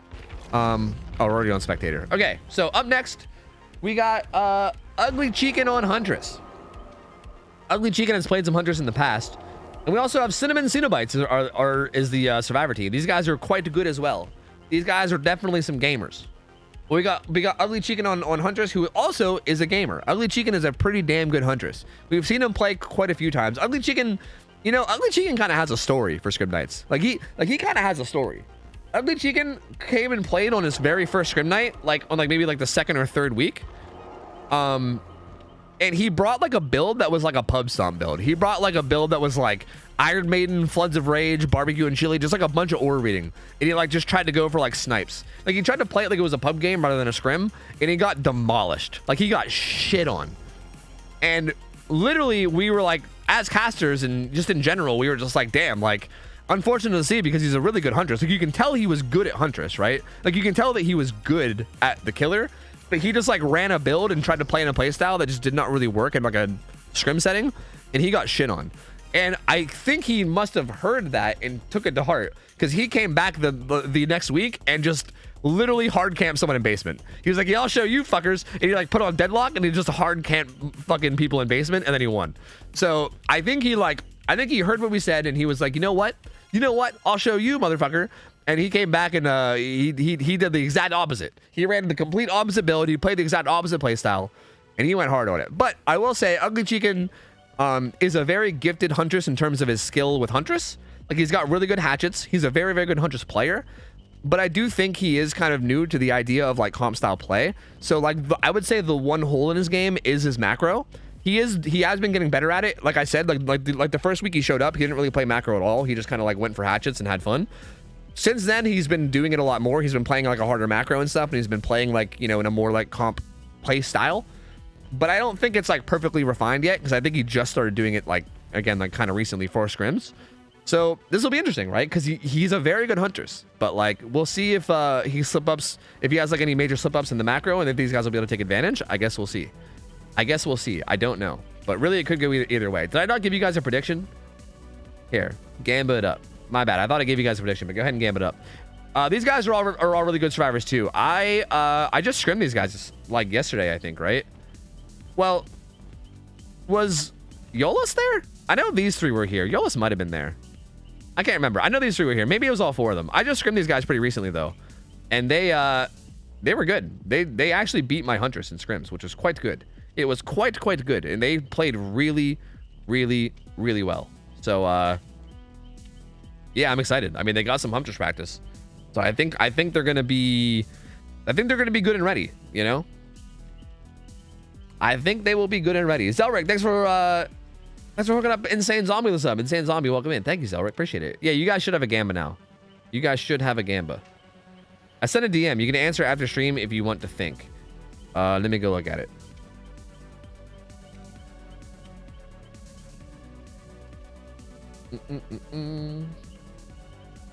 Oh yeah, I don't care. I'll even read this out loud just so that people know. Lemon was asking me how I feel about people who are like signed up for Scrim Night and they're scheduled to play, like if they're streaming. Like for instance, Ugly Chicken is streaming right now, right? He was asking about like, is it okay if like Ugly Chicken just like watches my stream on his stream while he's waiting for himself to be up? And yeah, that's totally fine. I mean, fuck, if anything, I encourage that. If anything, you're just giving me free advertising. So yeah, by all means, that's totally cool. If anything, I would encourage it. Like by all means, if anybody is streaming their POV, feel free to even throw TTV in your name. I really don't even mind. I don't even mind that at all. Like I really don't mind at all. And yeah, you can like watch, like you can watch the scrims on the way up to your scrims. Totally fine. I have no problem with any of that at all. Totally fine. We don't need ads as long as they're ready up soon. If they take longer, then I might need to play them. I don't know.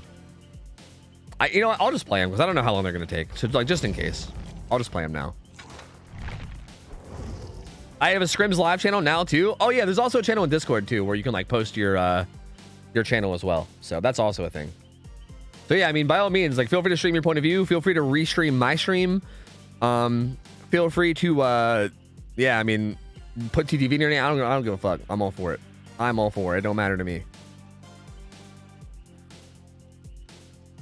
That Fang skin is so cute. The Jill one, I hate it, dude. I think Simon, like, literally finds it hilarious that I will call this Jill, or sorry, I just did it. I literally just did it. That I will call this Fang Jill every time. Like, I never say Fang. I always say Jill. I swear. I'm so bad at, like, calling the Jill cosplay Fang. It's all, I see Jill. I see the outfit, and I'm like, that's Jill, you know? And I just say Jill every time. I can't help it. I just can't help it. I'm too like, I guess I'm just too much of a Resident Evil fan. I don't know. I'm gonna blame it on being a Resident Evil fan. That's gonna be my excuse. It's not that I'm dumb. I'm just a Resident Evil fan. Smile. That's all. I'm just a massive Resident Evil fan. But I do like it though. I agree. I think it's a good outfit. Cup Noodle King, what up? Thank you.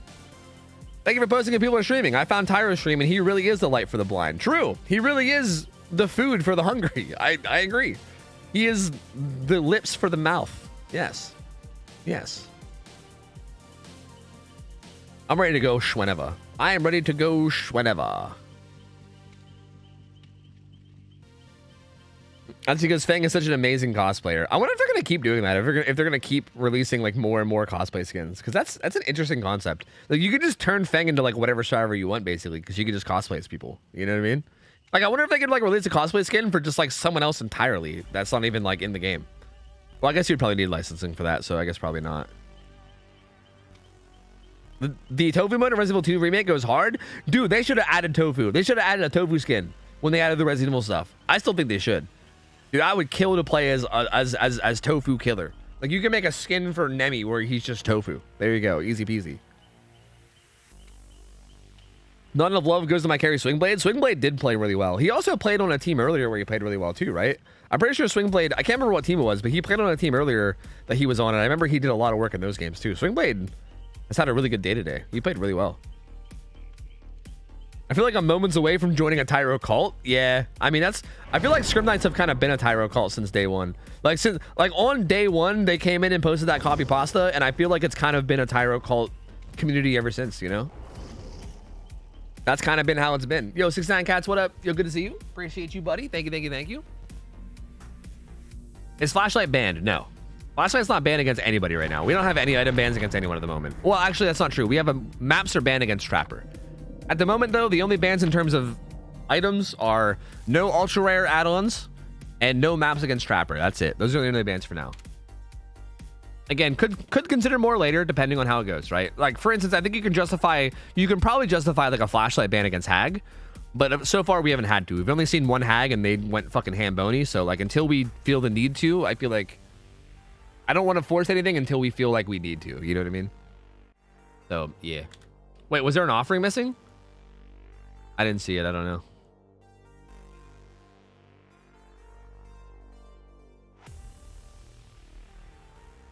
know. Is a Hag playing tonight? Yes. The actually should be very soon. Should be like up. Maybe not next. Maybe next. I don't know. There should be a Hag up pretty soon, I would say.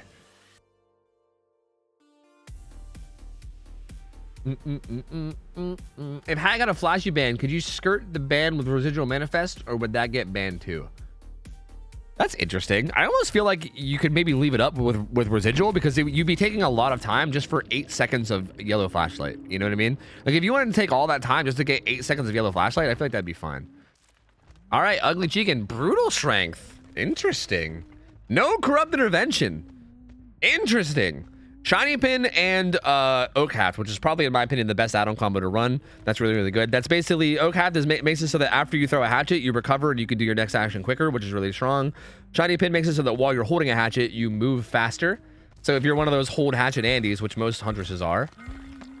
Okay, these guys, if they take advantage of this no corrupt well, could get a lot here. Although, oh, she just saw Fang. It was Fang. It wasn't Jill, it was Fang. And also, Ace is right here too. So yeah, not ideal. Again, I've not seen any team take advantage of the lack of corrupt yet. The old pre-throw. Okay, she can... Ooh, going for the hatchet, but doesn't quite get it. Might just kick this. Again, has brutal, so... Kicking these pre-throw and pallets are a little less painful when you have brutal. This is brave, though, not running corrupt. Again, if the killer doesn't have corrupt, what I would like to see out of striver teams is picking a gen and then stealthing near that gen, waiting for the killer to check on it and then doing it, right? Because when there's no corrupt intervention, what the killer will do is they'll just literally go from gen to gen to gen and check on each one. And if nobody's like there, or if the gen doesn't have any progress, they'll just leave and go to the next one, right? So they're kind of cycling through like a 7-gen patrol. Good juke there, by the way. Good juke there too, by the way. And you can take advantage of that 7-gen patrol by basically waiting for them to leave your gen and then working on it. And then if everybody does that, you get a ton of progress before anyone even gets found. But you have to like stealth really heavily beforehand. Ooh, unfortunate. That was the last hatchet too. So gonna have to reload. That overcome doing fucking work for that Feng. That's not a Jill. That Feng. But she got a lot of distance there. Didn't quite get that last hatchet either. Going for some really amphibious hatchets right now. Ooh, went for the old Ralph hatchet. I still don't even know how to. I was trying to get this hatchet earlier and I couldn't do it. I still don't know where you throw. I would love to see she can get it, because I know you can get a hatchet through there, but I don't even know where to throw it. I was trying to figure it out yesterday and it's so hard. I've seen Ralph get it like a bunch of times. It's so tough though. Call up Brian plus nowhere to hide kicking in here, getting some aura reading. Ace a little freaked out, kind of freaking out, man. Doesn't get hit by that though. 2 hatchets left. It's that one. 1 hatchet in a dream, baby. 1 hatchet in a dream. Bang heals up really quickly though. Very fast heal. This gen. The blast mine. The blast mine. Meg actually not leaving. I don't know if I like that. I feel like Meg should have just left. Yeah, I was gonna say, I think he's gonna know you're there, right? That was his only hatchet, but he can just M1 you now. I don't like that Meg stayed. I think that was a pretty big mistake. I love the blast mine play, but that's a perfect opportunity for you to get the fuck out of there, right? Like, why stay? Like, if he doesn't see a trail of scratch marks like running away, he's gonna know that you're there, right? Like, if you run away, he knows. He sees a big trail of scratch marks. If you don't run away and he doesn't see that trail of scratch marks, he's like, oh well, she's stealthing, you know. So that felt like a bit of a slip up from Meg there. So down she goes. But again, the lack of corrupt intervention, I think, played a big part in this. I mean, they also had some pretty good chases, so like, you know, that's also a big part of it. But lack of corrupt intervention too means that they got a good bit of gen progress. Although this is gonna suck. Ugly Chicken hooking right beside the gen, then kicks it with Call Up Brian. So that gen is gonna regress by a fuck ton. Nowhere to hide, also kicking in here on the, well, on the Lori, who's gonna unhook right away. That's probably Deliverance, but honestly, I don't know if Deliverance is gonna kick in. Ugly Chicken might be countering Deliverance here. Oh, it's gonna be close. Oh, nope, that should be it. That should be it, right? Yep, it activated. Yep, so it doesn't even matter now. A is getting in the way for the guy getting tunneled, and I actually jukes that hatchet too. Chicken having a little bit of a rough time on hatchets today. Feel like maybe I jinxed him, I don't know. But he can go back and hook the Lori, but the Lori has Deliverance. So Lori, even when she gets hooked, it's not really going to be an issue. She'll just be able to pull herself off. Her teammates won't even have to worry about saving her. They can just do their own thing and not really worry about it. So this is a really good spot for the survivors to be in. Like, that Meg getting away for them is huge. Like, if she goes down, that's a whole different story. This is actually huge for them right now. She gets the mend off. She should ideally heal up. But again, if Chicken wants to camp this, which he might, because this gen has a bunch of progress, right? So Chicken can camp this hook and the gen at the same time, and this gen regresses. But there's not really a 3-gen here, right? There's only 2 gens here, and there's 3 on the other side. So you're only camping basically. I don't think sitting here is the play. Chicken's in a really bad spot here. These guys all reset over here, and they can also do these gens. And again, they don't have to worry about the survivor because of Deliverance. Like, they can just do whatever the fuck they want, and they don't have to worry about coming to this hook at all. And Chicken's protecting it. So basically, this Lori's gonna wait for the last minute, and then she's gonna pull herself off hook. And then Chicken's gonna be in a really tough spot because what do? Do you tunnel the Lori? I'm surprised she even unhooked that early. I guess because she had some distance. Because yeah, I guess that's good too. She unhooked, she sprint burst away. And now you're just in a tough spot, right? Okay. Finds the 3 tripled up on the hook on the gen over here. Gets a nice hatchet onto Jill. Fuck! Fang! Kicks this with Call O'Brien, nowhere to hide. Sees the aura too. Good hatchet. Down goes Fang. Gonna reload off of that. That'll be her first hook, right? Because yeah, it was Meg. Gonna get nowhere to hide again. Ace doesn't know, I don't think. They have to. You have to know nowhere to hide now, right? Like, I feel like that made it so obvious. If they don't know about nowhere to hide now, I don't think they'll ever know. Like, that one was so obvious. Down he goes though, and dude, look out. Ugly Chicken kind of snowballing now. Starting to snowball a bit. These guys kept stealthing around these gens without, I mean, I think nowhere to hide is like kind of hard carrying right now. They just don't, they're not aware of it existing, and they're just like stealthing near gens that are getting kicked and then getting just down instantly for it. So Very unfortunate. Jill's gonna get hooked. Fang is gonna get hooked. And then Ace is also gonna get hooked. But this is also just 4 fresh hooks, right? This is everybody being hooked one time. There's nobody that's really that close to dying yet. So for the survivors, it's not the worst case. But also, now they're both hooked on the side of the 3-gen against the Huntress. So this is actually quite bad. Because getting this unhook is gonna be hard. What is happening here? Why in the locker? Never mind, I take it back. The unhook's gonna be easy. I guess while the reload was happening, Meg just kind of slid in and got it. Gonna hit the Meg with a hatchet. Gonna stay on the Fang.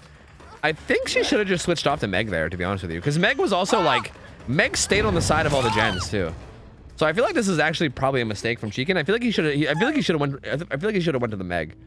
She stayed on the side of the map that had all the gens, and she also like had no chance to have anything like DS or anything because she wasn't, you know, recently unhooked. This is fine too, though. Gets the second down on Jill. She gets hooked. I don't care. She's Jill now. I'm done trying to correct myself. So she's gonna go down, and that's gonna be her second hook. Meg is back over here, maybe trying to do that gen, maybe. Man, this is close. I don't know. For a second there, I thought the survivors were like way. I mean, the survivors were way ahead. The survivors were in such a commanding spot until that nowhere to hide play came in. Like nowhere to hide is kind of going hard right now. Like. I almost said going ham and going hard at the same time, and I said going hard. And down goes Carlitos again. And he also sees somebody else. Lori's got to look out. She eats that hatchet. Uh-oh.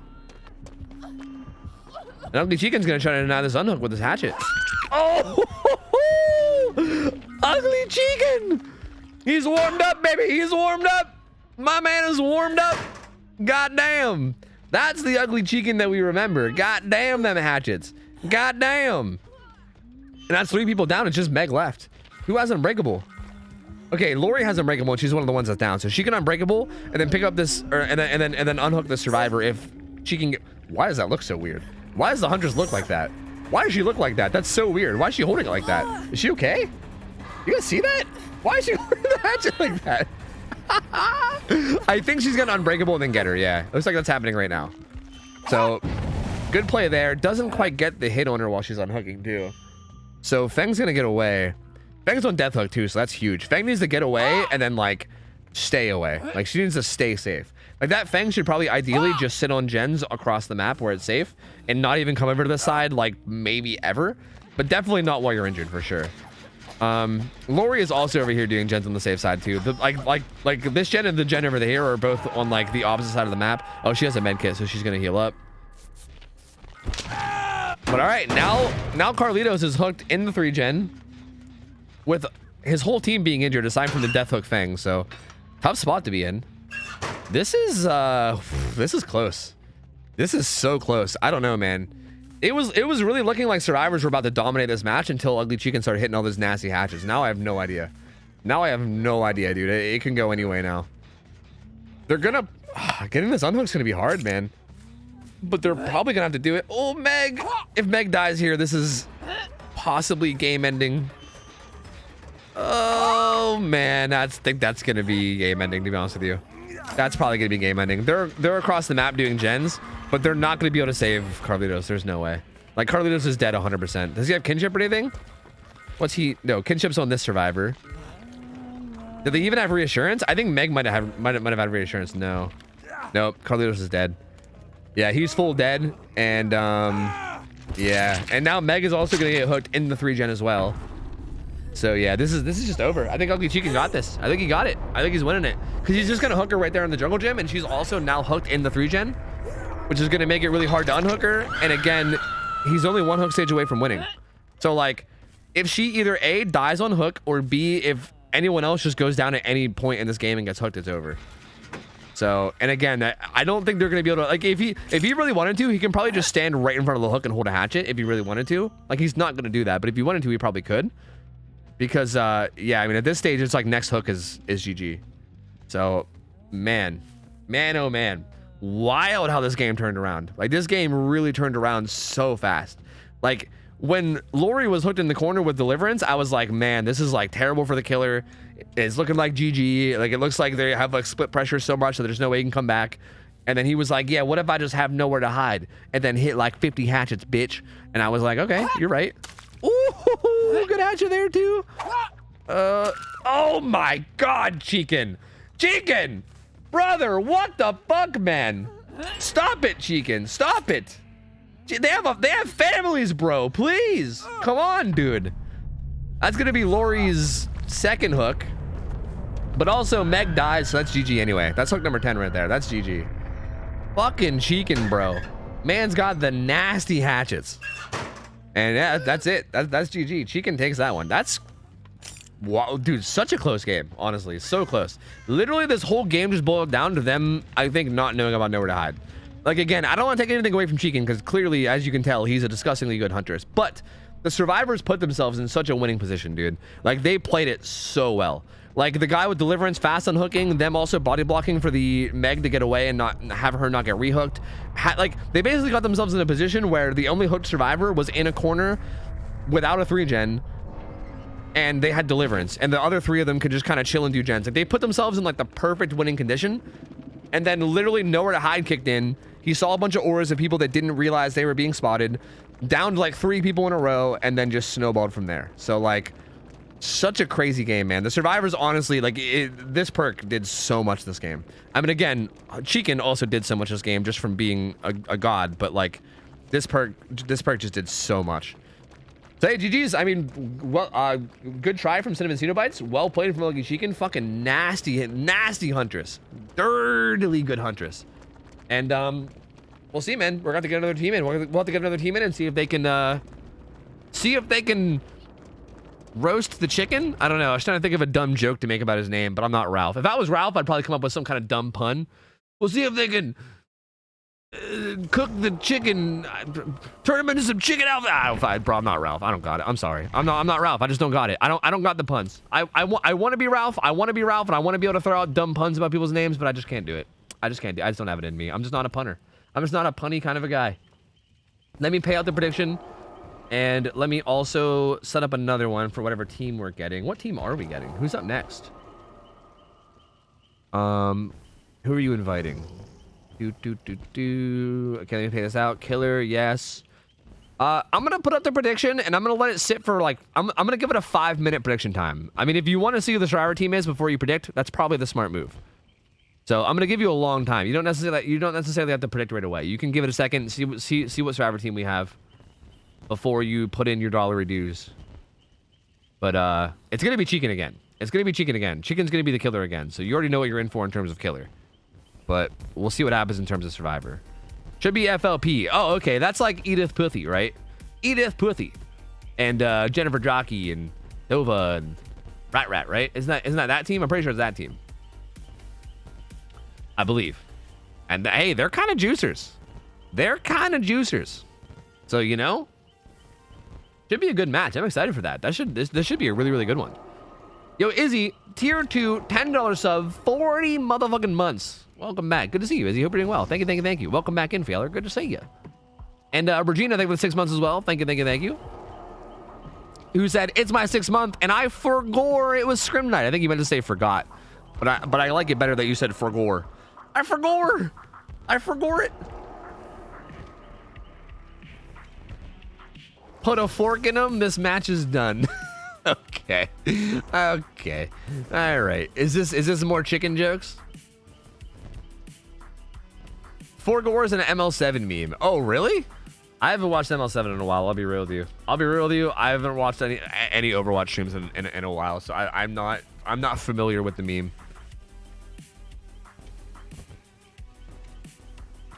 Must be Australian too. I too forgore every now and then. Yeah, true. You goddamn Aussies and your Maccas and your truckies and all the other stuff that you say weird. Forgore 7 years ago. That's right. The old famous speech. All right, we're getting these guys in. Get your gambas in. I'll give you guys a quick reminder of the rules. And I'm excited for this one, dude. I love watching Chicken play. Chicken's always a crackhead huntress. Even when he loses with grace and style. You know what I mean? Like, the man just goes for hatchets, you know? You kind of gotta have some respect for somebody that just goes for hatchets. Like, I feel like no matter what, whether the game is like a win or a loss, it's still like an exciting adventure the whole way there. So you'll love to see it. I'm excited for this next one. I'm curious to see how it goes. And again, I kind of like I've been saying, that last game, I honestly feel like he should have lost. Like, I feel like the survivors did such a good job of putting themselves in a winning spot, but then just that snowball with nowhere to hide was wild. But yeah, I mean, it was really, really close. He did a really good job of snowballing it and bringing it back and then taking the whole win. But we'll see, man. FOP could definitely do this. They could definitely do this. We will see. I lied. It was Seabass, not ML7. Oh, that makes sense. I mean, that makes even more sense because ML7 is like one of the only, shouldn't say one of the only, but one of the Overwatch streamers that I watch actually a decent bit. Long lobby. They had a crash. Maybe get coffee or ads. I don't really need coffee, but yeah, I'll play some ads. Why not? Fuck it. We'll get a big old build up of no pre-rolls. You guys might get hit by an ad. Sorry if you do. Hang in there. It'll be over soon.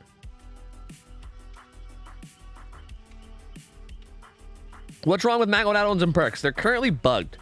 And basically Mangled affects like motherfucking everything. Like, it affects healing, it affects like recovery, it affects like snapping out of it with Doctor, it affects like solving the box with Pinhead. It just affects like mending out of deep wounds. It affects like a bunch of stuff that it's not supposed to be affecting.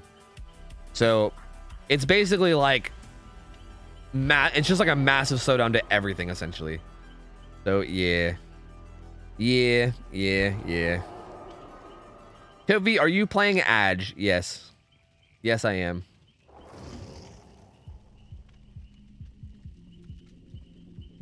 Why haven't they kill switched it? I have no idea.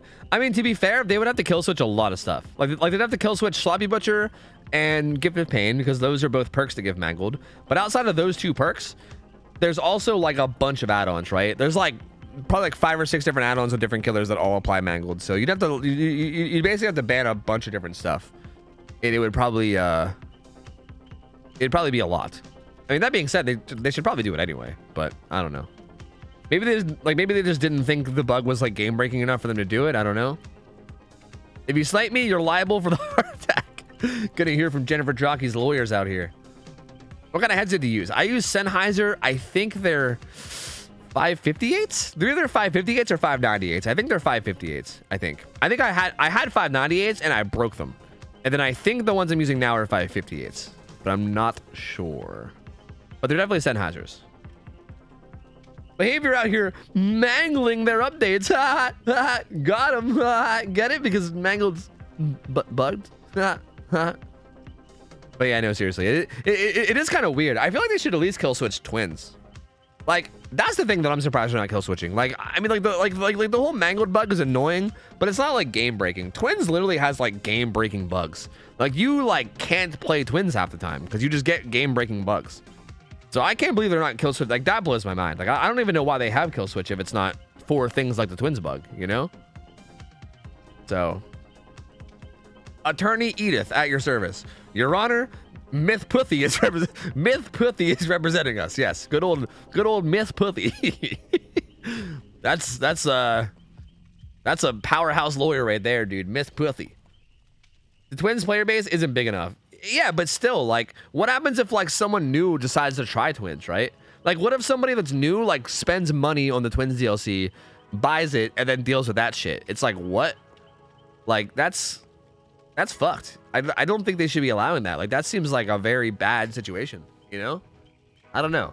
And again, if the Twins player base is small, then that should be even more reason to kill switch it. Because, like, who cares? You're affecting like 5 people. Like, if you kill switch it, you're literally taking a killer away from like 5 people, and that's it. You know what I mean? Like, so if anything, that's, come on, kill switch that shit. Okay, I think we're in there. I believe we are in there. I think we are good.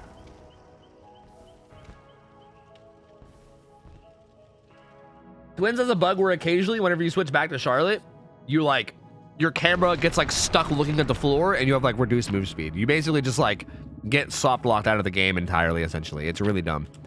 They have a lot of other bugs too, but that's like the main game breaking one that's been around and is still around. Like, that's the bug that I feel like requires a kill switch, you know? It literally makes them like unplayable. So it's kind of a problem. You know what I mean? It's kind of an issue. I don't think it's a good idea for them to leave it in the game like that. But hey, you know, who am I? Who am I, man? I don't work in behavior. I'm just a fucking streamer. What the hell do I know? You know what I mean? Has there been any Onryos? Yeah, I think we have one scheduled tonight. But they're like the last killer scheduled. I'm not sure if we're actually gonna get to them or not, but maybe. All right, let's see. Let's see how this goes. The boy Ugly Chicken back at it again. Same build, right? Everything's the same, right? Yeah, same exact build. Yeah, I'm pretty sure. I couldn't remember if Deadlock was in play last time, but I'm pretty sure it was. Same build. Ooh, finds Cheryl right away. Also saw somebody further back and heard some progress on that gen. Doesn't quite get that hatchet onto Claudette. Has a lot of potential survivors here. Target rich environment for sure. Oh, misses that hatchet on Yunjin. Sees the Nia here as well. She's heading towards Shaq. Gotta be careful going towards Shaq though, because like Shaq is where basement is, and this is a huntress. Ooh, close. One hatchet in a dream. He's going for something fancy. He even did the little, he did the little visual twirl. He's like, oh, fuck, man. Unlucky. So Nia's gonna get away without going down. I mean, good for them. Very, very good for the survivor team. Unfortunate for Chicken. Her going down there would have been really, really rough, considering basement is literally right there. Gets the kick, doesn't get anything with nowhere to hide. Nothing even over here with nowhere to hide either, which is interesting, because I'm pretty sure that Nia was there, right? Did she run away? Did she get further away than I thought? Does she have distortion? Oh, she has distortion. Okay, so she actually was at that corner jungle gym, but she just had distortion. I was gonna say, I could have sworn she was there based off like the scratch marks and stuff. He sees the aura of Claudette. Okay, Rat's just like, hey, what if we for the peepo? And then they did. So for the peepo kicking in, I'm assuming that's at that corner. I wonder if that was like to charge up like a renewal or something. That seems like a kind of random for the peepo. I mean, I guess I'm down with it, but I don't know if that like charges a renewal or what. It goes for a pretty spicy hatchet there. Kind of just full sending them. Is on this Claudette. You can get hatchets through his skis, but this is also a pretty dangerous spot. Chicken not quite able to get him. Like I said, these guys are kind of juicers. Like this shit is Chicken's like, he's got his work cut out for him here because these guys are pretty fucking good. Jennifer Jockey doing a good job of dodging hatchets thus far. This pallet's not the best. Gets M1. I think he still has one hatchet. Ooh, not quite though. He's gonna have to reload. So the survivor's doing a really good job. Still not going down. Still not going down. This is a really fucking good start. Sees the aura there though. Do they not know about nowhere to hide? Because I thought Nia would know about it, so you'd think they'd call it out. Maybe she did know about it and just didn't care and was like, whatever, I'm tapping this gen, fuck you. I don't know, but you'd think they should know about it. Like right there, that makes me feel like they don't know about it, but they should know about it. Because yeah, like again, they need to scout nowhere to hide, because nowhere to hide destroyed the last team. We can't have that shit happen again.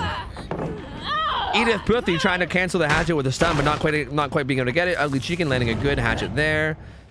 Cheryl running in, and I don't know what she's doing, but she's getting in, that's for sure. Okay. Sees, I think, the Nia over there a little bit. Doesn't continue the chase on the Yunjin, though. Another for the peepo. Okay. Nia eating that hatchet through the window. That's a pretty good hatchet. Ooh, Ugly Chicken. The ugliest of chickens. Good down. Very, very good down. Why does this for the people keep happening? No, it's just for resilience, I think. Wait, why are they not doing the gen? Oh, is it blocked because of deadlock? Oh, wait, I think it might be deadlocked or something. Is that what's happening? Why are they... What? What? Were we having a group huddle? I don't understand. What was that about? Were they trying to eat a potential pain res for like the other gens or something? I don't know what that was about. Huh. Maybe they were just having a group huddle. Maybe they were just like having a little conversation or something. I don't know. Chicken really wants to get this hatchet on Cheryl. He saw Cheryl, but then... Oh! Dangerous, but doesn't quite get it. So he's kind of chilling here. He does have a 3-gen here, right? Like this gen of the T-walls... Oh, was that reassurance? I think that was reassurance. This gen of the T-walls plus Shaq gen plus this gen over there is a pretty strong 3-gen. So not a bad area. Gets a good hatchet on the Ungen. She's got to get out of here. And again, everyone's injured right now. So the save is like impossible slash risky. Risky slash impossible. Oh, Yunjin's gonna go down. Is someone in position to get the save? I don't think they are. Medkit gets dropped. Gonna have a little. It's like a boon, except instead of a boon, it's just a medkit. Cloud's gonna pick it up and heal. That's pretty solid teamwork. I think. Yeah, Cheryl's gonna run up and get this unhook, and that hook's in a worse spot. Good hatch on Ania. She's gotta look out for this next one. Look out for that shit, man. That hook that Young Jin's on it, that Young Jin is on, is definitely in a worse spot for Chicken than the one that Nia was on, and Nia doing a really good job here of just getting the fuck away. Because again, like that 3-gen near Shack is the main macro threat right now, right? Like as long as you don't go down near Shack, that's the important thing.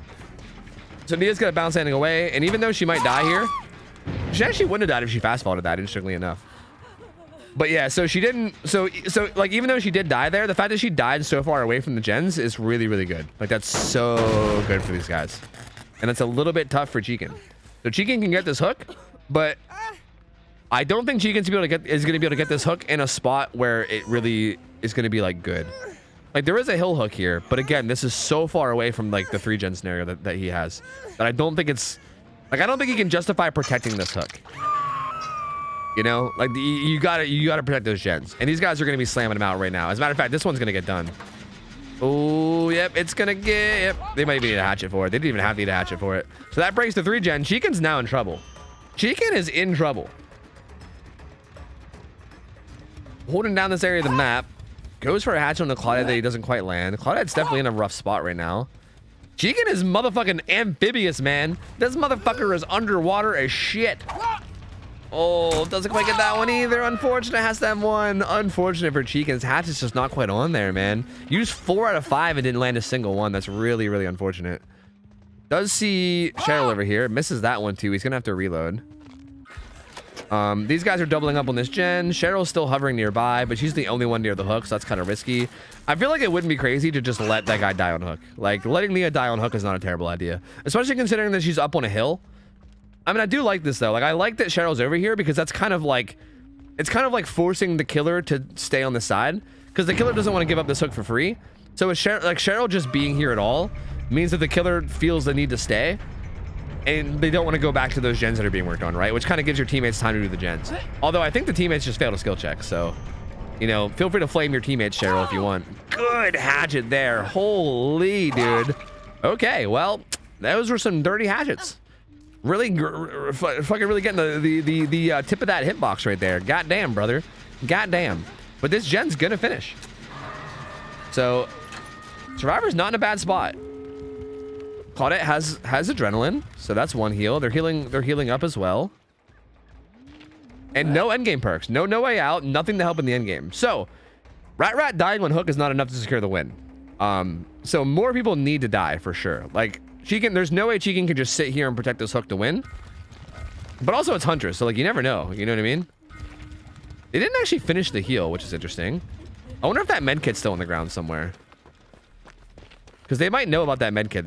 I think that one medkit was just getting passed around. And that might still be on the ground somewhere. Huh. How are they handling this? There's a gate near the snowmobile, and I don't know where the other gate is. Oh, the other gate's like right there. Those gates are tough. Okay, they're like on the same wall. Those are some tough gates. I don't know. Why did they not finish healing Young Jin? I don't understand why they didn't finish healing. Because that's confusing. Ooh, good job. Good fucking juke from Claudette there. Has to be a little careful here, though. Getting a little up close and dangerous here. Ooh. Oh my god, dude. These survivors have like that kind of movement that I fucking rage at, dude. Like that was such a little juke. Like, it's like she barely moved, but it was just enough to fucking swerve that hatchet. That shit can be so frustrating as a Huntress, man. Like, trust me, I rage my ass off at that shit. They didn't save Rat, though. Rat is still in hook. Is there a kinship or anything? No. So they're still in a tough spot because they're both injured and they can't go down. Like, if they go down, they're in trouble. This is still a tough spot to be in. I think what they're going to do is I think Young Jin's going to try to leave out of the gate, and I think Claudette's going to try to get Hatchet Shack is what they're going to try to do. I think. Right? Maybe? Or maybe they're just gonna go heal up. Either that or they're just gonna go heal up. Yeah, I think they're just gonna go heal up.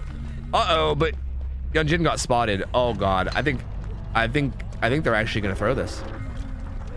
I think yeah, they're actually gonna lose this. They're actually gonna lose this. Oh man, really? That's crazy. They had it so in their... Wow, that's really unfortunate. They got really sloppy at the end here.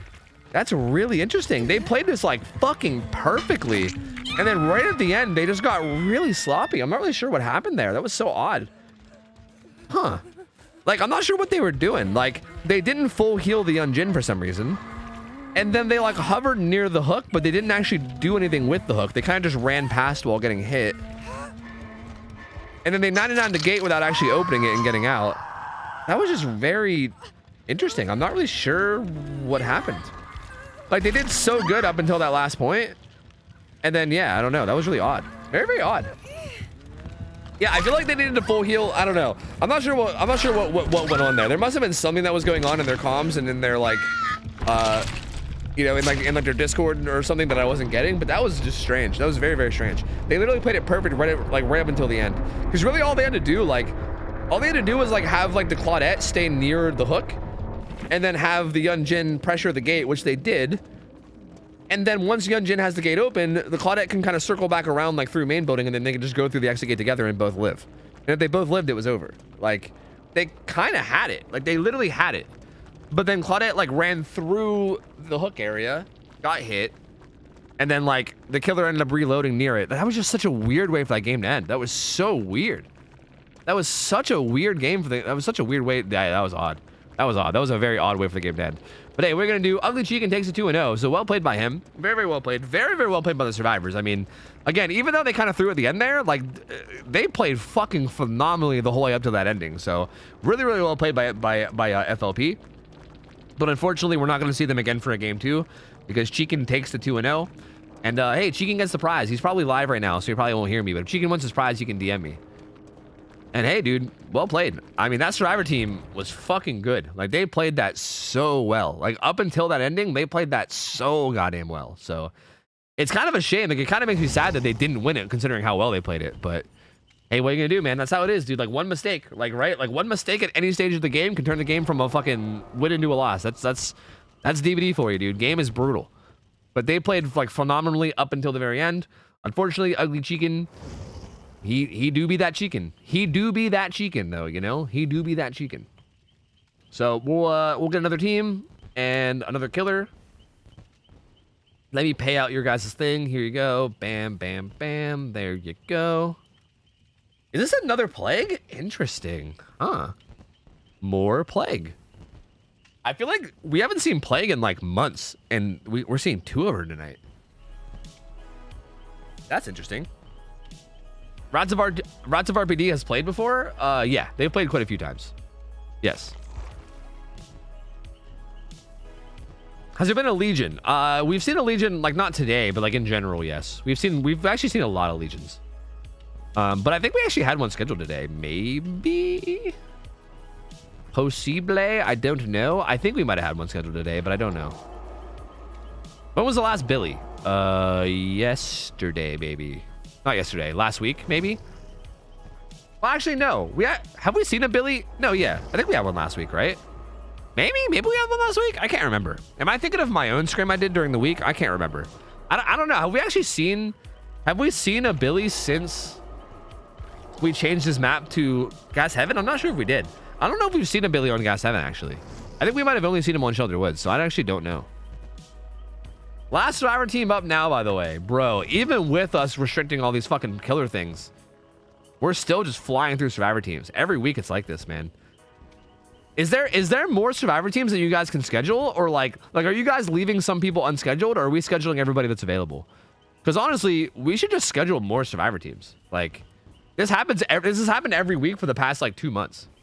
I don't know if you guys are just like leaving people unscheduled because you're like, you know, putting a limit on it, or if you're like I don't know like what's happening. But if you guys can schedule more teams, you probably just should, because we're just like not like this happens every time. Maybe if people signed up for the solo queue forum, true. Maybe if people signed up using the solo queue forum and got a team together, we would have more survivor teams. Smile. But anyway, because killers have been dominating so much, this hour advantage is massively in the survivor's favor. This killer has 1,900 hours, and the survivor team has an average of 4,500 hours. That's an average. So that's a product of killers winning all night, because the hours scale up. The hours scale up as we replace people, right? Like, as the games go on, the side gets more and more hours, right? So, like, if this killer loses, we basically replace him with a killer that has more hours, and that's kind of what happens on both sides. So, because killers have been dominating, the survivors' hours have just been basically flying up, and we're on our last team now. This is our highest hour team of the night. So this is interesting. Very, very interesting. I feel like I feel like despite killers winning the games today, the games were super close and balanced. Yeah, I agree. I think we had some really good games today. I do think like us banning a bunch of the stuff did make it a bit better. Yeah. Last week was someone dropping out last second. The weeks before that weren't this far ahead. I just feel like it's been like this every time. Like, I feel like we never run out of killers and we always run out of survivor teams if we run out of anything.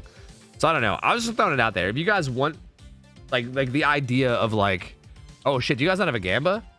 You guys better Gamba like the fastest Gamba of your life. Gamba the fastest Gamba of your life. You better go fast. These guys readied up quick. But yeah, I just feel like we run out of survivor teams a lot. So I mean, like, feel free to. I mean, I guess feel free not to. It don't matter to me, but we never run out of killers because I schedule 15 killers and 10 survivor teams. Wait, why? Why do you schedule more killers than survivors when killers win more? Like, shouldn't you schedule more survivors if killers are winning more? You'd think. Like, it should probably be the other way around. I don't know. Either way, get your Gambas in because I'm gonna close it very, very, very, very soon. Very, very, very, very, very soon. I'm gonna be real with you. We don't have survivors. Okay, that's what I was asking. If we just don't even have survivors, then that makes sense. That definitely makes sense. I closed the Gamba. We got Fearmonger. That's interesting. Fearmonger is not something you expect to see. Infectious Fright is also something you not really expect to see much. This is an interesting build. No really regression at all, to be honest with you. Not really any regression. On top of that, the only like slowdown at all is just Corrupted Deadlock. So like 2 passive slowdowns and that's it. Other than that, a perk that like exhausts people. And then Infectious Fright, which is like tracking, which is not what you'd expect to see. I think the green add-on is the one that helps your cooldown after puking. Like, it's kind of like the OhTofu of Plague, I think. I'm gonna look it up just to be sure, because I definitely know add-ons. Smile. I definitely 100% know add-ons. Smiling emoji. Oh god, I actually can't even find it. I'm a mess. Finds the Kate though. Does she have balance? She actually doesn't. She might go down here. She may go down here. This may be Coitons for her.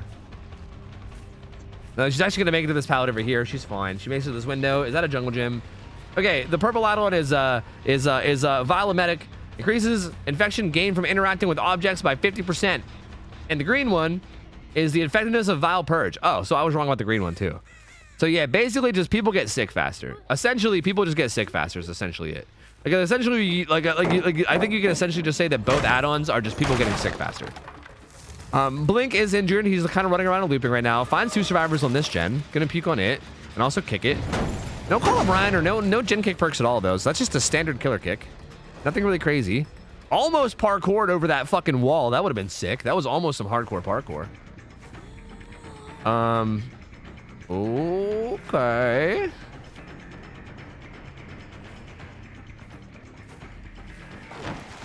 Held that puke for a long time and then didn't even get it. Unfortunate. Trepidation doing a really good job at that window, not getting sick. Gonna happen eventually though. It's definitely inevitable. So there it is. Trepidation gets sick. Might just need an M1 here. Actually gonna keep getting puked on. Makes it in a shack though. Taking that window, getting hit. But again, this is buying a lot of time for gens. This is buying quite a lot of time for gens right now. Okay, a little moonwalk, doesn't fall for it. Matter of fact, just throws God Palette and says fuck it, not taking any chances, which I can respect. I can respect the fuck it, let's not take any chances. Because again, first chase lasting a long time, very important. Oh, okay. I think what's going on now is Okay, yeah, trepidation. This is actually really smart. The plague actually doubled back for a second there and gave her way more distance. I think trepidation wants to run to this side of the map because they know that they did a gen on this side, and they know that there's probably a 3 gen on the other side, which is accurate. So I think trepidation wanted to run to this side of the map and make sure that if they did die, they died over here. So that way they can get the gens done on the other side of the map, which is honestly really smart. Like, that's a really, really good play. So good shit from trepidation. As a matter of fact, they should have died down here. Like, the plague should have caught her before she got down here, but they kind of doubled back a little bit and then kind of gave her distance. And yeah, that was not a swing that was going to land, but she should probably die now. Yeah, down she goes. But again, she's in a good spot. Like, this is a good spot to die, I guess, if you're a survivor. Because again, this is the opposite corner, and they're doing the gens down here, right? Like, they're getting the gens done on the opposite side, which is good because that breaks up the 3 gens. Also, Kate is trying to do middle gen, which is really important too. Like, this middle gen is also very, very important. I don't want to switch back until the hook is done, so I don't want to bug anything out. Okay, there we go. And yeah, how's the plague handle this? She's gonna go kick main building gen, I think. Main building gen is really important because you can tie this into pretty much any other set of gens for a 3 gen. Okay. That gen over there is still regressing. Like, this is like sort of a 3 gen, but I would say like a not very good one. I would say a not very good 3 gen. They're across the map. There's 2 different gens across the map getting done. And again, Kate is still pressuring this mid gen too. So actually, never mind. This gen's on the same. Oh my God, Jake almost got grabbed there. Is he okay? Is Jake okay? Is he there? Grabs the corrupt puke too. I think Jake might go down here. The unhook comes in. Ooh, good job by Jake avoiding that puke. And again, this is a really bad tile for plague. If she gets stunned, she gets knocked out of her power, and there it is, gets knocked out. So no more corrupt puke, and Jake got distance. So really well played by Jake. After almost getting grabbed off the gen, he played that basically perfectly. Like, that was I was scared for a minute. After almost getting grabbed off the gen, I was like, Monka OMG, but then he ended up being okay. Oh no, the auto aim, not like this. Not like these. Gets the auto aim and doesn't quite get the hit. That's so unfortunate, man. Not like this. Jake's gonna get away. He's gonna run way to the other side of the map. Did they activate Deliverance with that unhook? No, I don't even see it. No, it's Jake that has Deliverance. He's also being chased. This gen is blocked with Deadlock, but it's gonna get unblocked. Has a ton of progress. Seems like he found... Who did he find here? I couldn't even tell. I heard a girl coughing, but which girl? I don't know.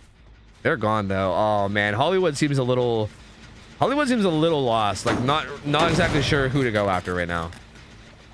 Seems to be a bit lost. Like, can't quite pick a target and like decide on what to do. Like, was chasing someone down, was like, oh God, I guess I'll go back and kick the gen. I think he hears the Jake that's over here. I think. Like, there is a Jake over there. You can hear him crying.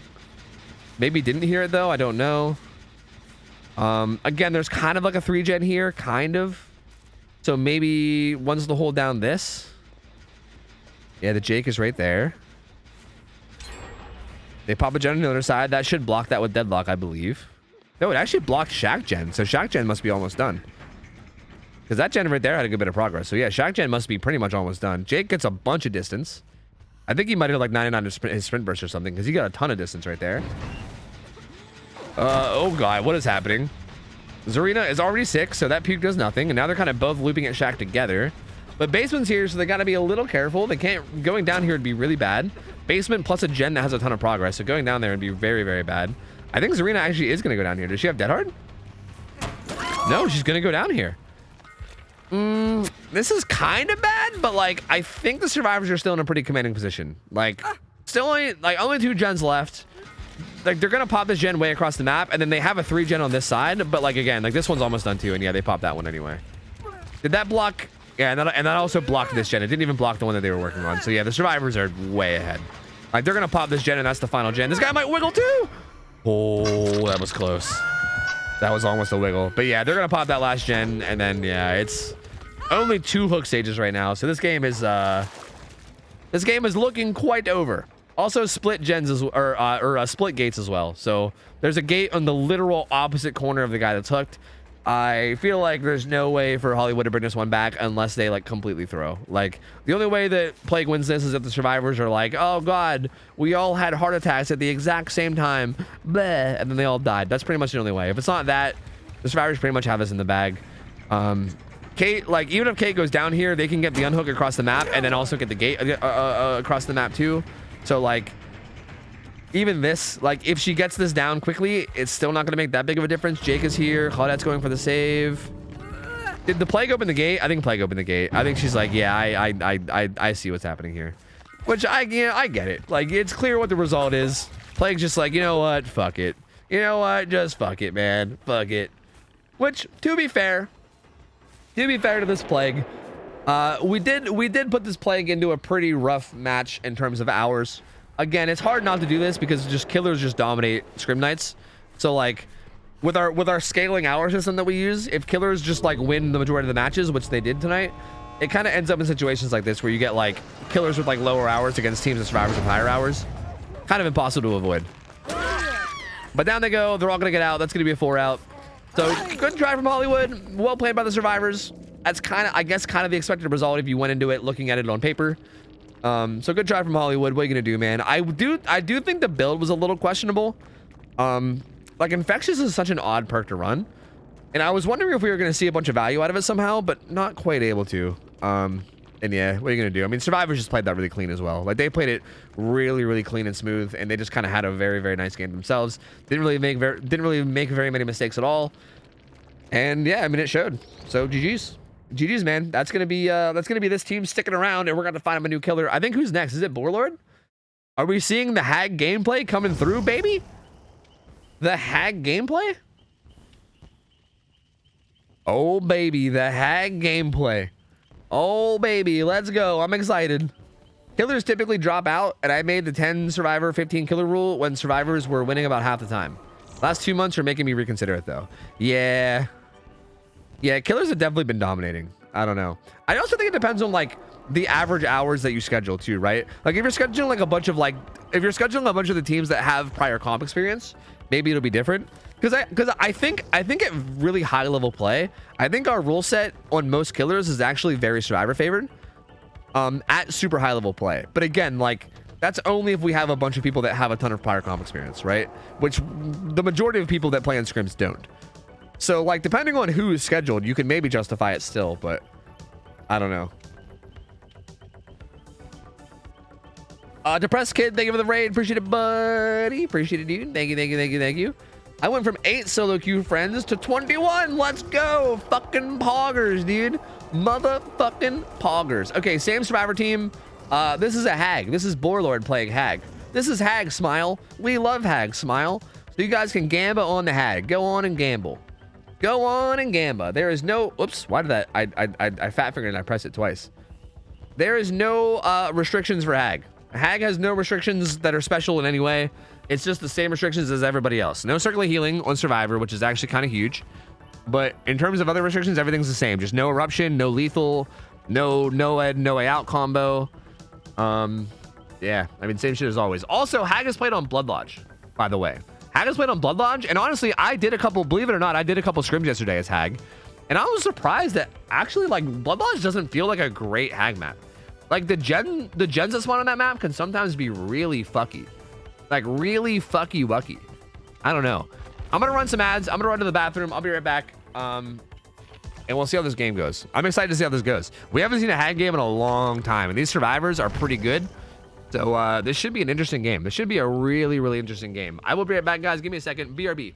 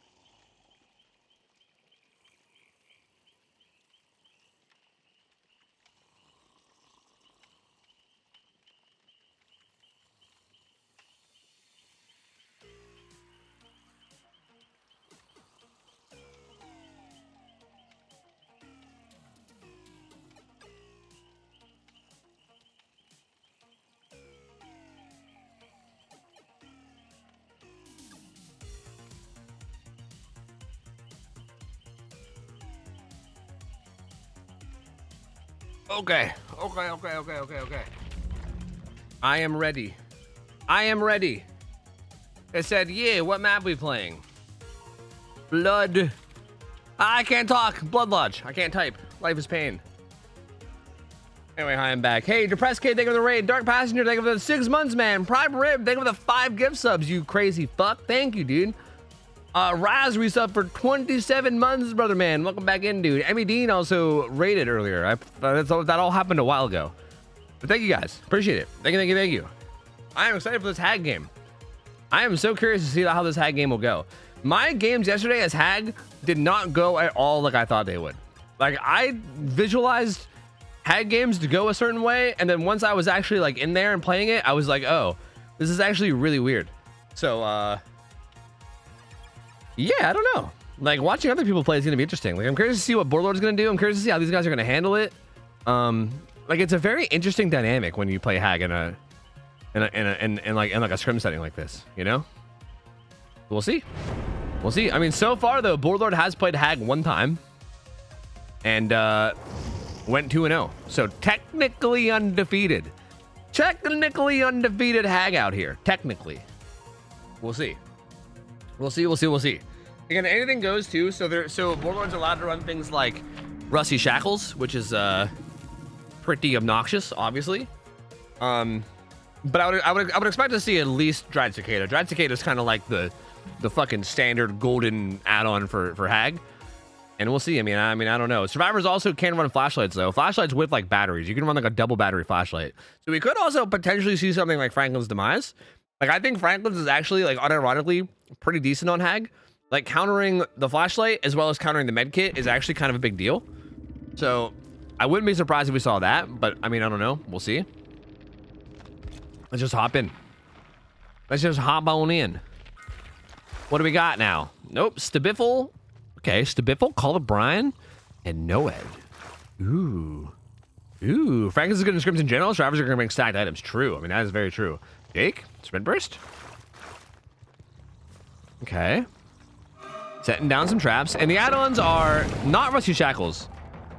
It's Dried Cicada and I forget the name of the other one, but it's basically like you set traps down faster and then you also can teleport from farther away.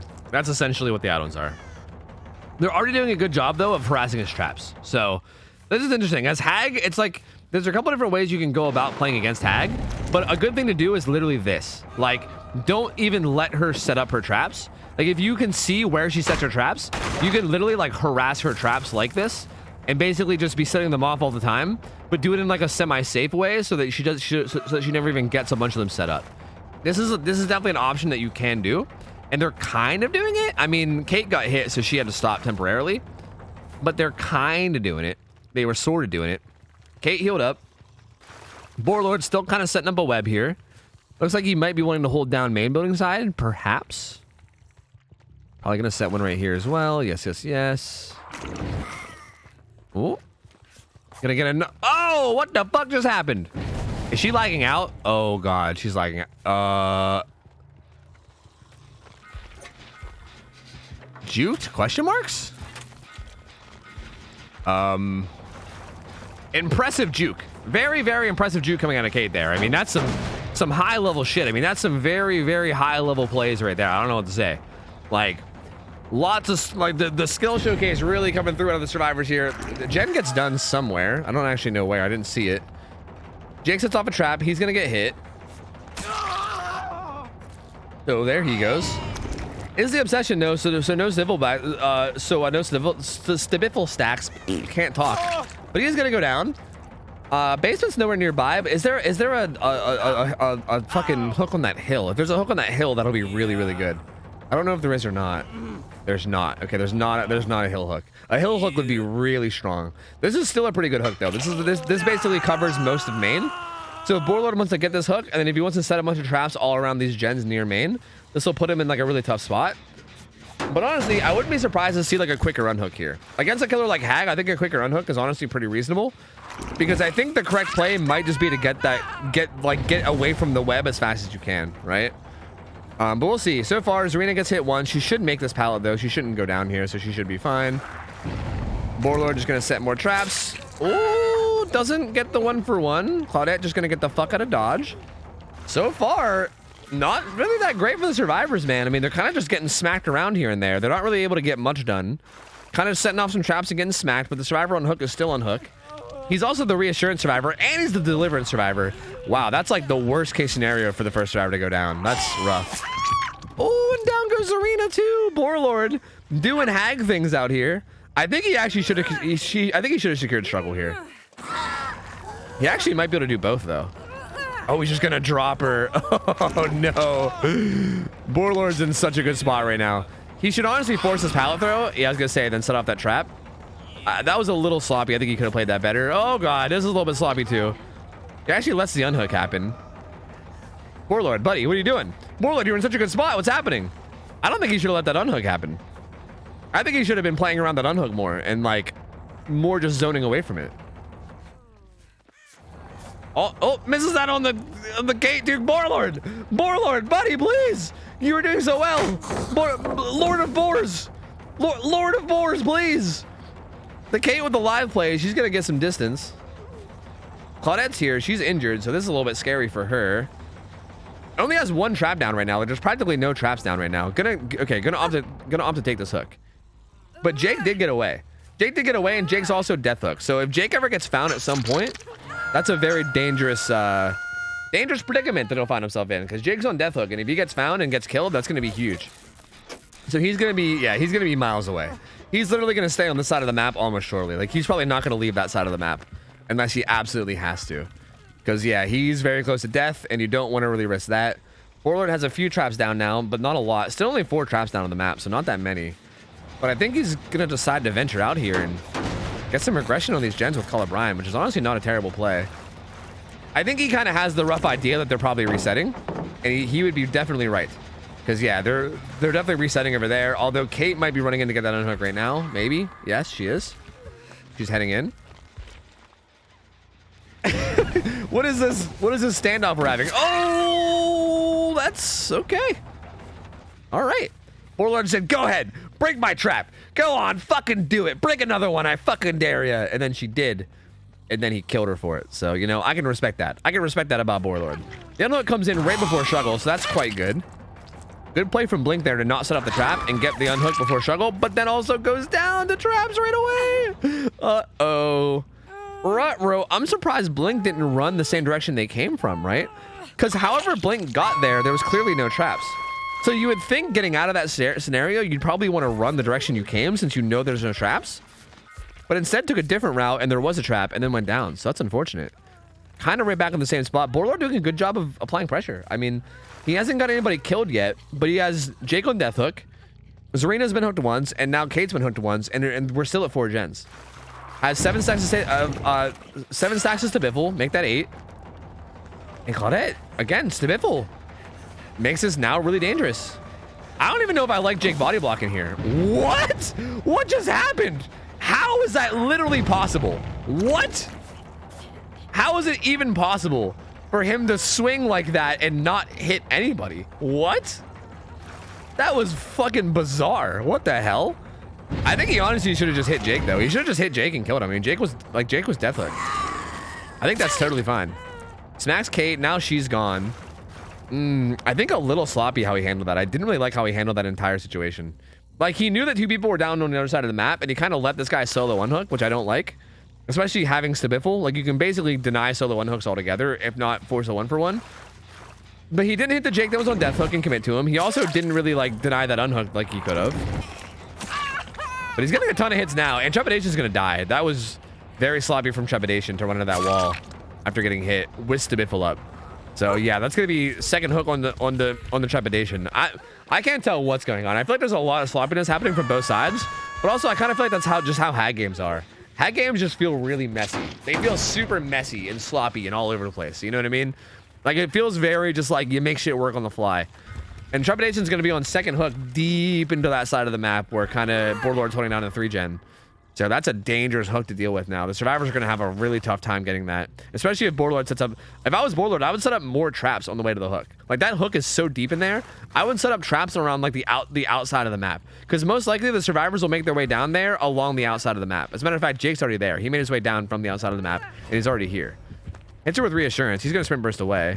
See, again, like this little like lane, like this lane out here, like this outside lane is like a lot of the times where they're going to go to make their way down if they're trying to sneak down.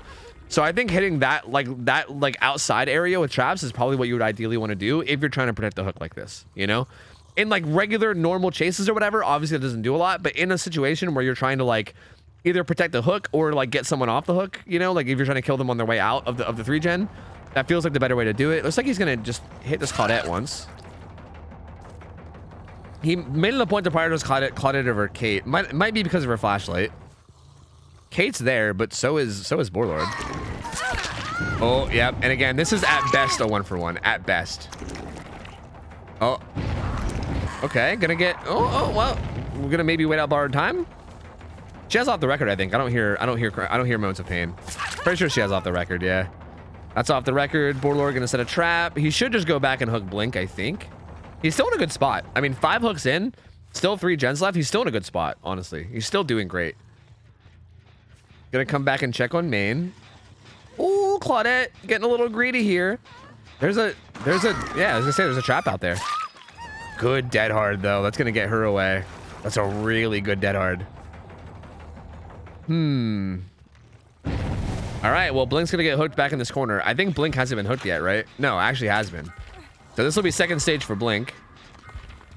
And again, they still have the 3-gen down on main side, right? Like, they still at some point need to take care of one of these gens down here. And so far, they haven't been taken care of yet.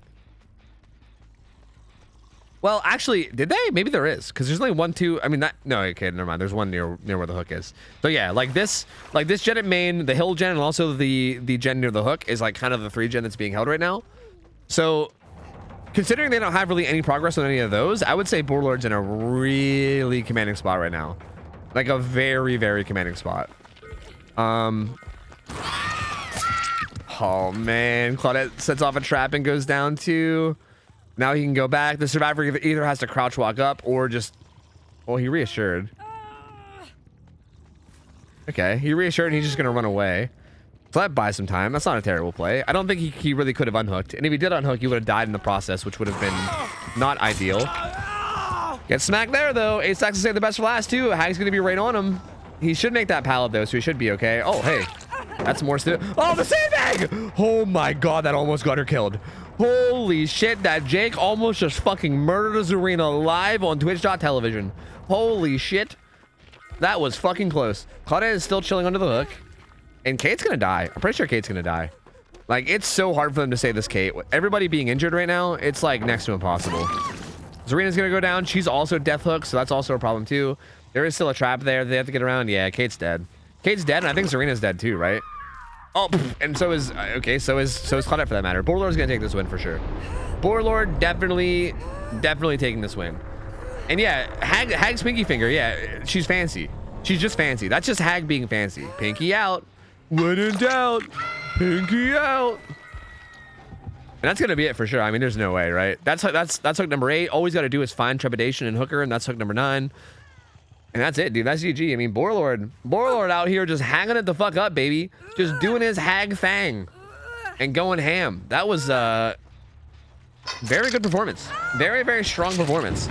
I mean, I do feel like there was a lot of sloppy play from both sides. I guess just a little bit sloppier from Survivor than Killer. Look at the old 360 victory 360s. You fucking love to see it. What's going on here?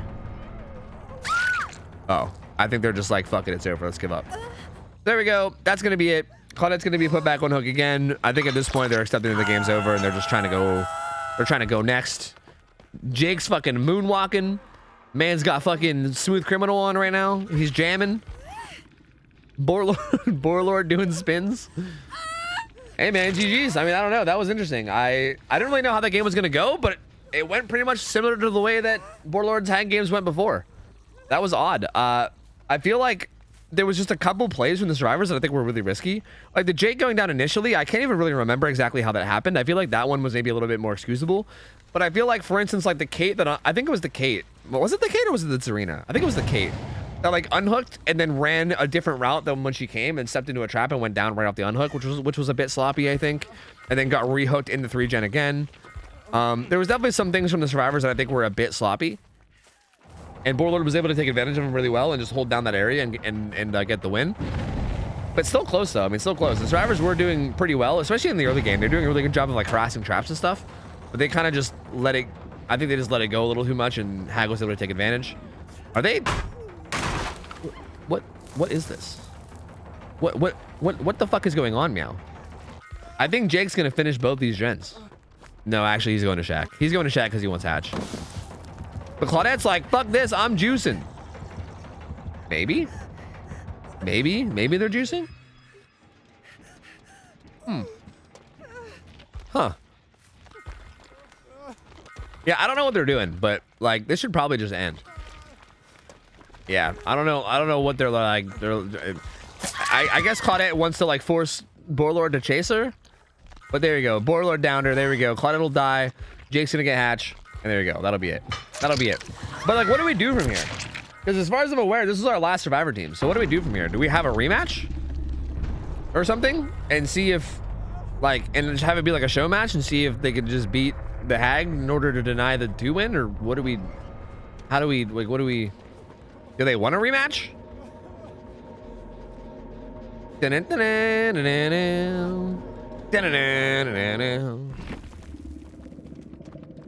I have survivors ready for show matches for the next killers until we're done. Okay, sick.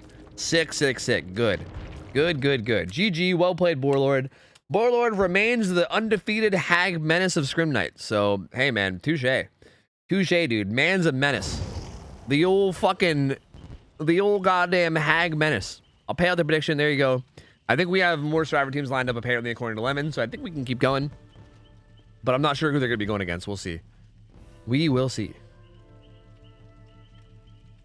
Dude, I heard that this killer, guys, this is kind of crazy, but bear with me. I heard that this killer is the literal lord of boars. All boars, every single boar. He's the lord of them.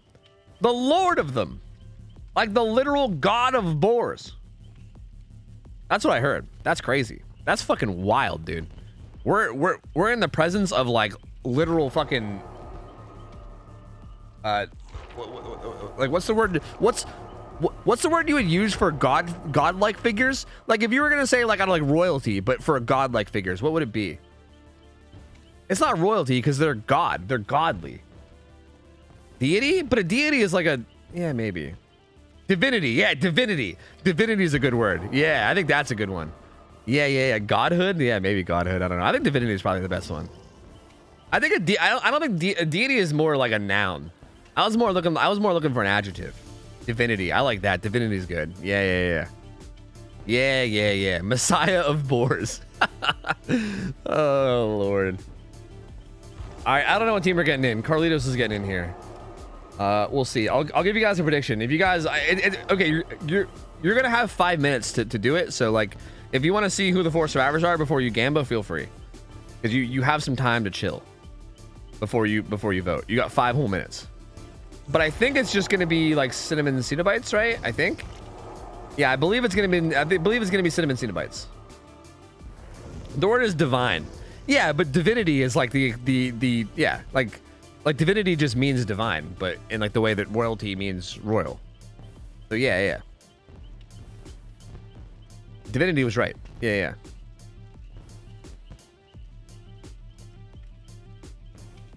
It's fine. It's fine.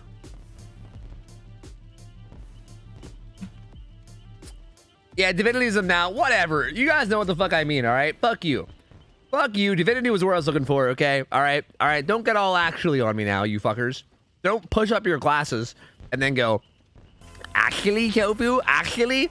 You said your divinity is actually an adjective when it's actually a noun. Because you're right. I said that. You're right. I didn't think about it enough, and I just said words without thinking about it, and you're right.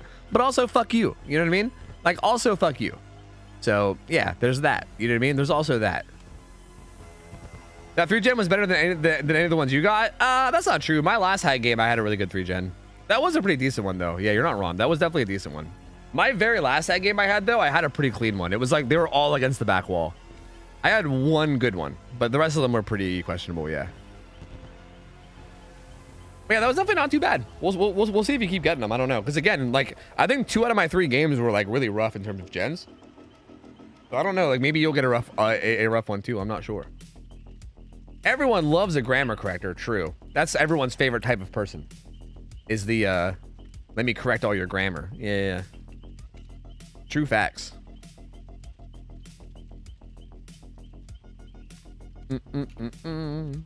Did you like the pinky? Yeah, dude. You killed very fancy like. I appreciate that. I like when a killer kills while being fancy at the same time. Like I can respect class, you know? It was hyped to have some Survivor wins tonight. Yeah, we actually had a Survivor team go 2-0, which is nice. We literally haven't had a Survivor team go 2-0 in so long. And on top of that, it was Power Struggle Rangers too. It was Tyro's team. It wasn't even like one of those like we're a comp team that came in and are playing and we have already played 1 million hours of comp, so we just come in and stomp the Scrim Knights and then leave, you know? Like it was an actual like team that spawned from Scrim Knights and went 2-0, which is sick.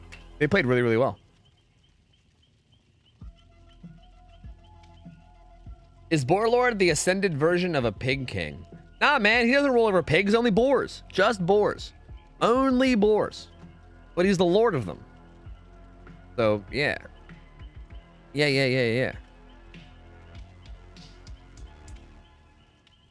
FLP went 2-0 our first game 3 weeks ago. Just saying. Yeah, but I think that was probably the last Survivor win that we had, honestly. Like, I think that was probably the last one. Like, or sorry, the last like 2-0 that we've had for Survivor. It's been a long ass time, bruv. Survivor's been getting fucking dookied on lately. It's been rough, man. It's been rough. Best 90-second action hero: Jean-Claude Van Damme, Chuck Norris, Sylvester Stallone, or Arnold Schwarzenegger. Bro, I don't watch any movies with any of those motherfuckers in it. I know Sylvester Stallone from Rocky, and that's basically it. Like, I know who they are, but I don't like watch their shit often. So yeah, I got nothing. I got nothing. Yeah, it was 90s, not 92nd. I know, I read that wrong. Because I saw 90s, and for some reason I thought you were going to ask about generators. I saw 90 seconds, and I was like, oh, they're going to ask something about generator repairing. And then I just read it as 90 seconds, even though that's not what it was. Yeah, whatever. Look, you guys got my brain fried, okay? You ever seen the Latin name for pigs? Is this going to be a joke about pig Latin? No, Rusky, I didn't. I called you Rusky. No, Rusty, I haven't. If this ends up being a pig Latin joke, I'm gonna be very disappointed.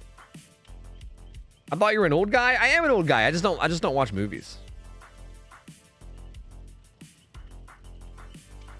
Like again, I watched Rocky because Rocky was on TV. Like basically, if movies would play on TV, I would watch them. So I've seen Rocky. I've seen like Dogma. I've seen like Forrest Gump. You know. I've seen like movies that played on TV. If it didn't play on TV, I wasn't going out of my way to watch movies. Ain't no way in fuck. Ain't no way in fuck. So yeah, there's definitely a lot of them that I haven't seen.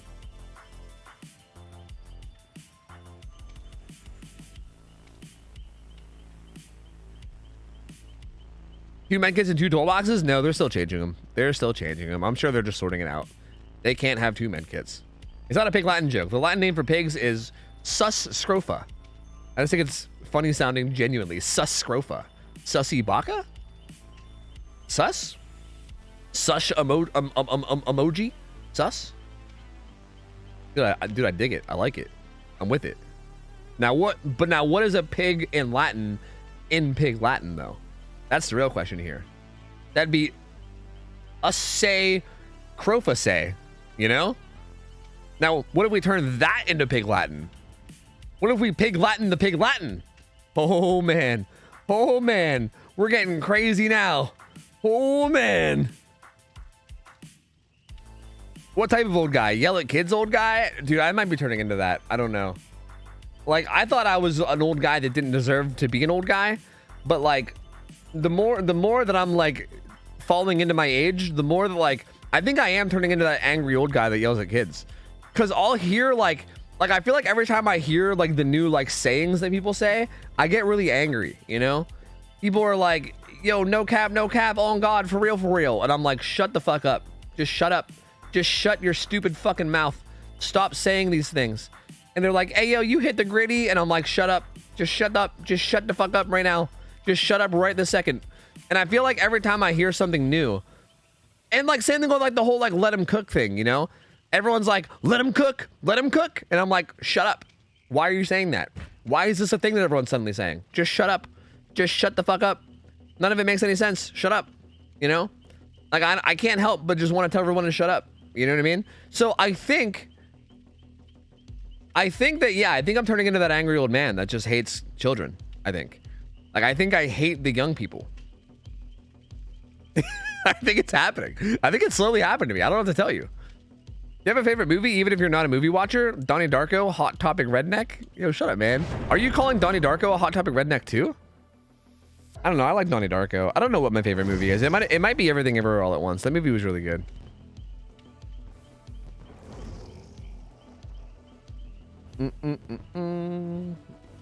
Tofu says Tyro like that. The boulder says the boulder. Wait, what? The boulder says the boulder? I say motherfucking Tyro. I don't even know what you're talking about with boulder. Does someone say boulder in that way? What do you think of Franklin's pinhead? Not a fan of it. Not a fan of it, to be honest with you. I think you're better off downing the person with the box rather than knocking it out of their hands. Ugly Chicken, thank you for the raid, man. Appreciate it. Mike, thank you for the 5 months as well, man. Welcome back in, dude. Appreciate it, buddy. Let's get started, dude. We got another hag game. I'm excited.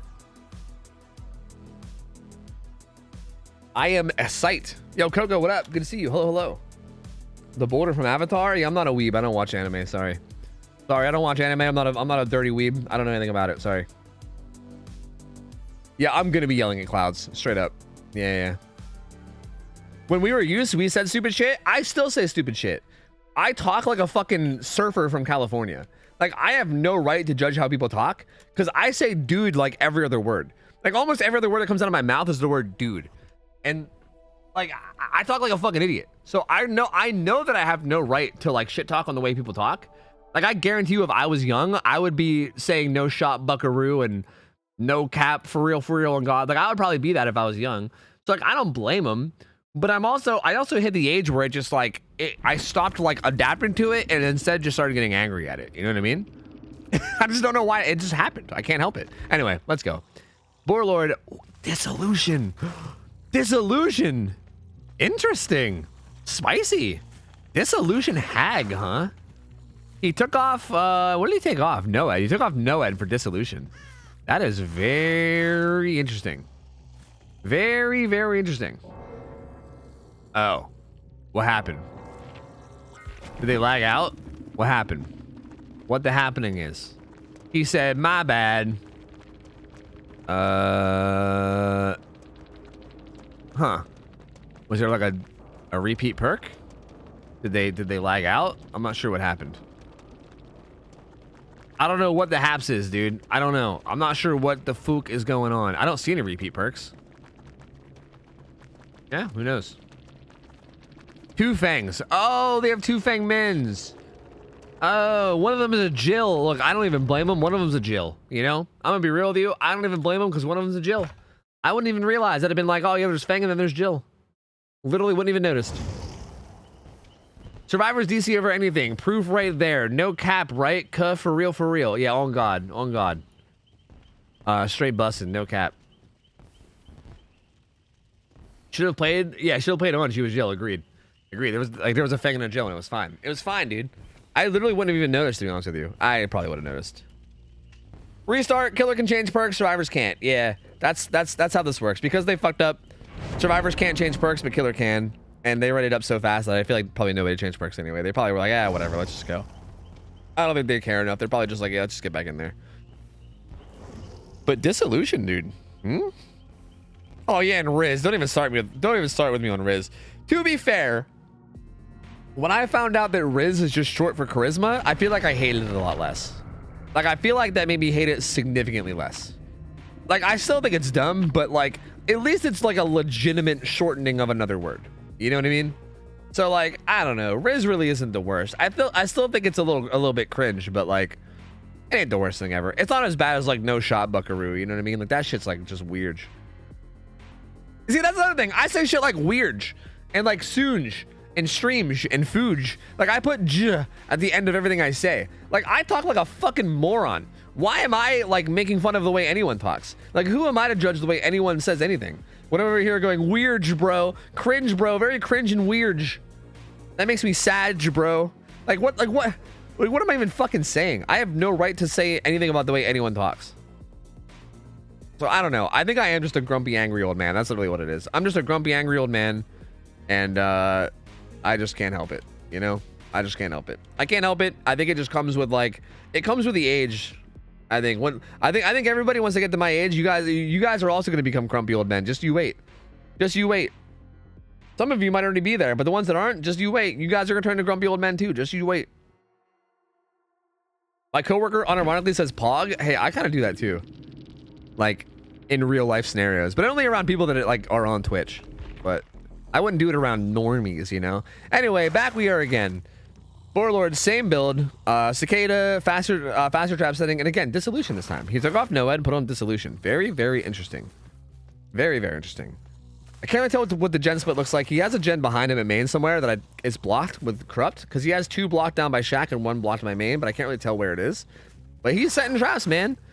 The boy Warlord out here setting a bunch of traps.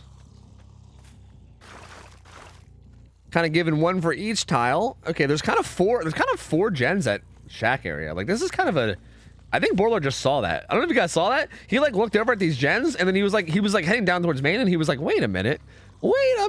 And I agree with him because that's a pretty nice gen setup, especially considering Shack has basement too. Like Shack also has basement, so like if someone goes down here, not only are they down in the gens, it's also in the gens and in basement. So like that's gross. This is definitely probably where he wants to be. Definitely probably. Although this opens them up to do these gens over here for free, and they are taking advantage of that because Meg is slamming this gen down by main right now. So that does give them a lot of gen progress completely for free though, which is definitely not ideal. He has all 10 traps down now. Make that 9 because they flashlighted that one. And they're also working on this gen. But again, I don't even know if he cares about those gens across the map at all. Misses that swing. Doesn't quite get it. Carlito should make this pallet too. You know, probably just throw it. No reason to really take any risks. Warlord wants him to loot by the window, I think. Or no, he doesn't have dissolution. He wants him to loot by the window because there's a trap there. Oh, and he sets it off while he's kicking. That's, dude, I feel for Warlord. That's pain. He was trying to bait him into setting off that trap, and then he set off the trap right once he started the animation. Like, it felt like it all happened accidentally too. I don't think Carlitos even knew it was there. That was just like never rubber ducky, dude. Unfortunate. Still on Carlitos though. Not getting hit yet. Doing a good job of making his way down the map. Gonna get a hit there though. Where is he gonna go? That's the question. Where does he go? Does he realize that Warlord is holding down Shack's side? I think so. He's gonna step in a trap here though. Dead hard. Good dead hard from Carlitos. He's gonna get away. What are the teammates doing? Janet, main's getting done. This gen's important. This is the hill gen. This is one of the ones that he wants to protect. I think Lori was doing it as well, so she's sprint burst out. I think Simon has balance, so yeah, Simon's out as well. The Warlord can kick this gem with Call of Brian, set a trap on it, and then just keep on defending. Just keep on defending, you know? Which is probably what he's gonna do. But really good job from the survivors so far to not die. Like, Carlito's not dying there is really, really huge. They just need to make sure that they continue to not die. That's the most important thing, is that they don't die. Because that's essentially it. If they die in the 3-gen, then they're gonna continue to die more. One die is gonna make more die, and then there's gonna be a lot of die, and then it's not gonna be good. So as long as they don't die, then that's gonna keep them alive. That's my insight. That's my insight towards the situation. They are doing this generator over here to the right, though. I don't know if Warlord, like, knows it. I think he's too worried about this hill gen, which is fair, because they have been working on it. He also should get a hit on Simon here. I'm still kind of surprised about no Franklins. I feel like Franklins on Hag is, like, actually unironically really good, especially in a situation like this, where you know the survivors are going to have strong, like, items. Like, strong medkits are good against Hag, and strong flashlights are good against Hag, and you know they're going to have each, right? Like, they have this fucking flashlight, which is insane, and then they're gonna have this medkit, which is also insane, you know? Like, both of those are just such powerful tools against Hag, and I feel like having Franklins to get rid of those, and even just get rid of their charges, is probably really valuable. But you said, nah, man, dissolution. And you know what? I respect it. I love dissolution, so sign me up. Meg running into the 3-gen. This is a little scary. I don't like it. I don't like it, Meg. Where are you going? You should turn around. Turn around, Megan. Okay, now she's running out. She gotta be careful to not step in a trap on her way out, though, because if she did, that could get bad. Oh, disillusion, baby! Disillusion! No, where's he going? I don't know. I don't know where he's going. He doesn't know where he's going. He's just spamming a scroll wheel, and it took him too far. He scroll wheeled too close to the sun. Not like this. I think Lori got away. He would have had that down, too. Oh, man. I think he was just spamming teleport, and he kind of got baited, dude. He got hard baited, and he teleported to the ace whenever he had the Lori dead. Like, the Lori was dead, and that would have been so good. Oh, man. That's unfortunate. Oh, wait. Is Borderline on controller? Oh, I guess he left triggered. Wait, what even is it on controller? I don't even know. What's like secondary action on controller? Left trigger? I don't know. He left triggered too close to the sun, maybe. They're all down here at main now resetting. They're not going to go back in until they're fully reset. So yeah, they're just going to chill down here. Warlord's going to take this opportunity to set more traps. And he's going to call O'Brien the gen some more. They're going to go back and regress him. Also, just set more traps. He also got some pallets broken too. So like every time they do that, more pallets get broken, which makes the areas a little bit weaker. So every time that happens, it makes the area a little bit more dangerous for survivors. So, but again, they've done a very good job of not going down. Because again, that's what it boils down to, is once somebody goes down in this 3-gen, that's going to be a nightmare. Especially if Borderlord can get them in basement. Going to get real dangerous real fast. Literally a scroll wheel controller, apparently. Oh. Like he actually has a scroll wheel controller. That's interesting. Meg is scaring me. I hate how Meg is playing this. Like, why is Meg running into the 3-gen? Oh, Megan, no. Megan! Megan, no! Megan, everybody was doing so good, and then you did this. Megan, please. Megan, please. Borlord might just hook her right here. I feel like he should have hooked her maybe like behind Shaq.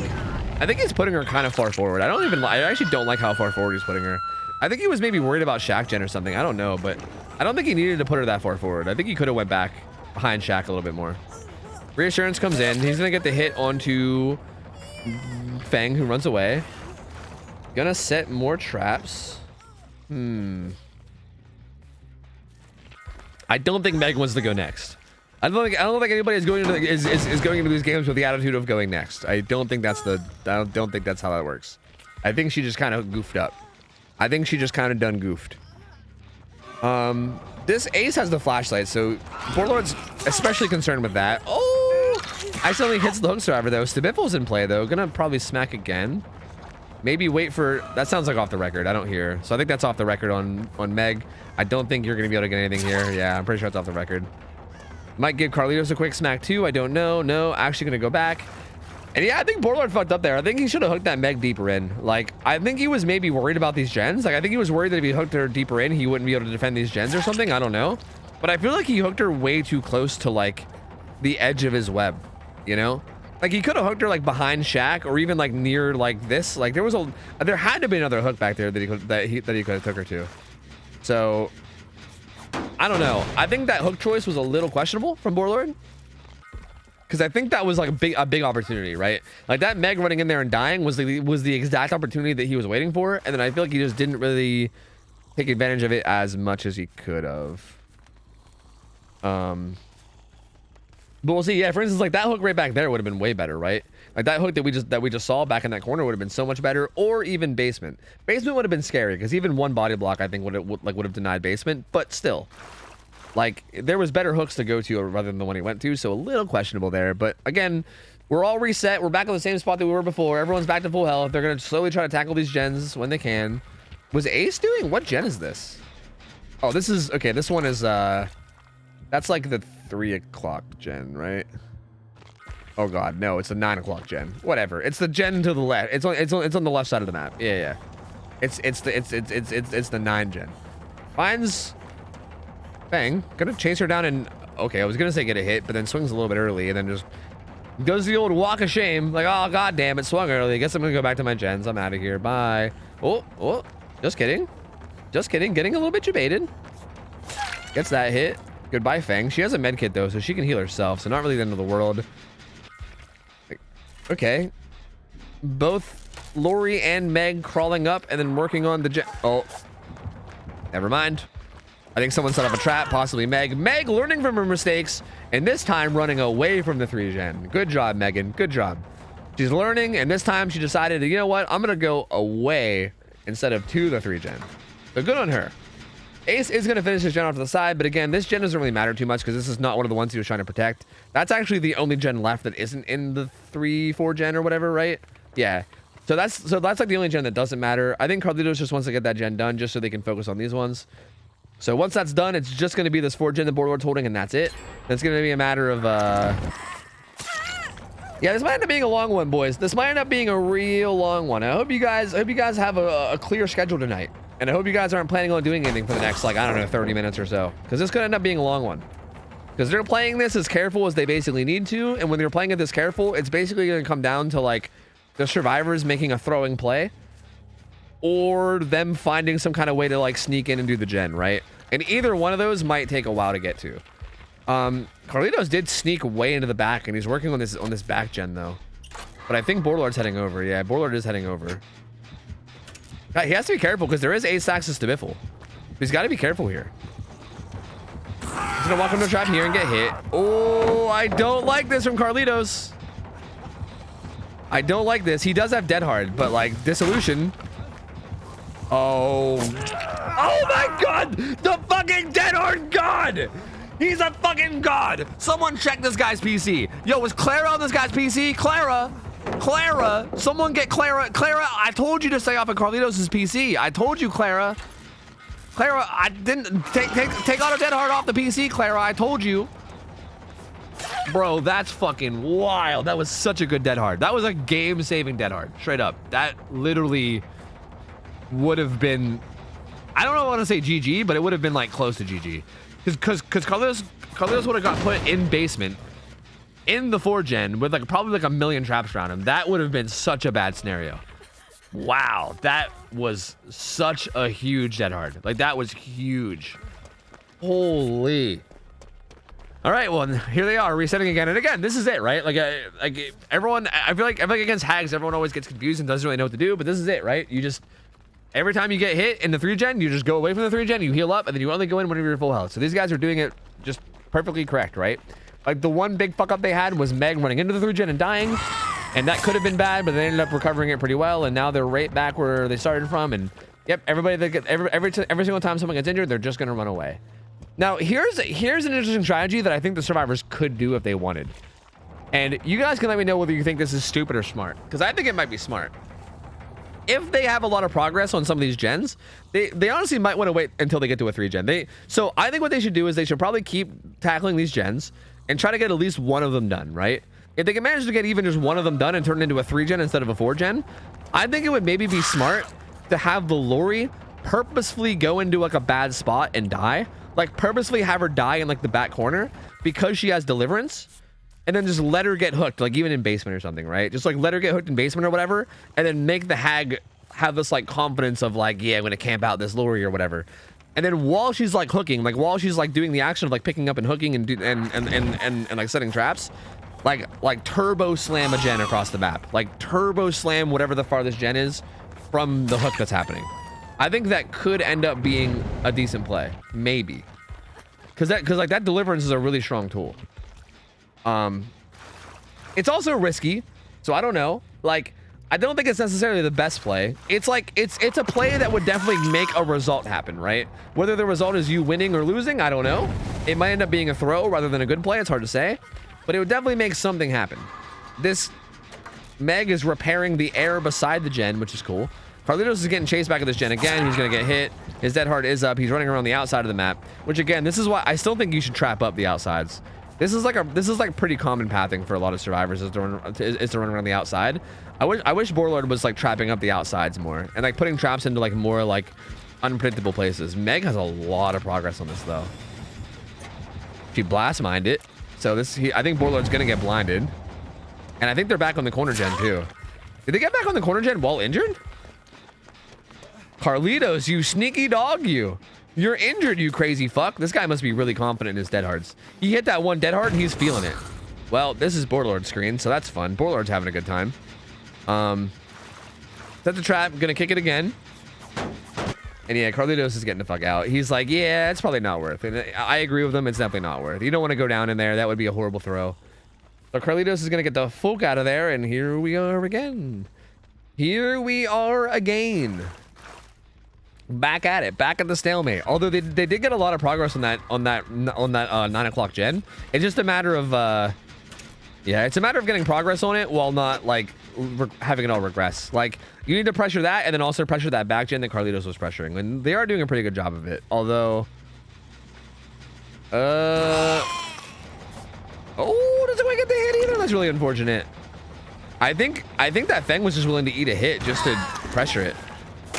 Okay, I like what Feng is doing right now. Oh, that actually made it so that there's no trap there too. So Feng can just run up and work on that right now.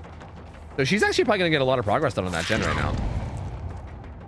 Okay, they're doing a really good job of tackling it. As a matter of fact, they're doing it. They might get it done. They might even just like get hit to get this done. It's gonna be really close though. Meg shouldn't stay. Yeah, she should go. No, she got a skill check. Oh no! I don't know. Maybe she let go. Maybe she wanted to let go and like decommit, but she blew a skill check and then it fucking regressed. Not like this. To be fair, with Hag having saved the best for last, I think that's probably the right play. I think they actually did the right thing there, because I think Feng let go on purpose, and I think that's the right play. Because like, if you get overly greedy there and you die for that gen, like if they finish the gen but die in the process, then then all that's happening is you're getting yourself hooked in the 3 gen, and then you're putting yourself in a bad spot. There's really no need to do that. Like they're doing fine as is, right? Like they're doing a good job as is. They're pressuring this gen with Carlitos and pressuring the other gen with the other 3. That they're already doing a good job of pressuring these gens, and that gen is gonna get done eventually. Carlitos also has the flashlight too, so he can do shit like that. So yeah, they're already doing fine. Like they don't need to die for the gen. That's not really necessary. Although this is a bit sloppy what they're doing right now. Uh-oh, down goes Meg. Carlitos is gonna finish that back gen though, I think, right? Huh. This is interesting. Is this worth it? Like, this might be worth it for the survivors. He's gonna have to hook her like right here. This shouldn't matter because of Stibiffle, right? He should still be able to make this easily. So yeah, that's gonna turn it into a just this 3 gen. He did lose that back corner gen, but he still does have a 3 gen, right? Because he was holding down 4 gens here. So yeah, now he's doing crane gen, hill gen, and then the back corner gen. So not the end of the world, but they did break one of the gens, so that's good. Like they did break one of the gens out of the 4 gen. So now it's down to a 3 gen. And now again is where you could potentially do that thing I said with the Lori. Potentially. You know what I mean? Maybe. If you want to get crazy. If you want to get crazy and spicy, you can do some dumb shit. Reassurance is on Fang. But they gotta hurry, man. This not very much left in that bar. Not very much left. Ace just kind of vaulting shit. He's just kind of having a good time vaulting shit, you know? He's just over here clicking buttons and having a fun time. Lori's not going to fully heal. She's just going to hover. I guess they want to try to get the save now, which is probably smart. Death is imminent. Okay, reassurance. Oh, God. This could be bad, though. Oh, going to try to get bounce landing off. I don't think she's going to get it off. Oh, no. And then she died, too. Oh, no. Oh no, all this hard work maybe for nothing? Maybe? This is gonna be close. Oh no, dude. Wait, did the reassurance not go off? What happened to the guy on hook?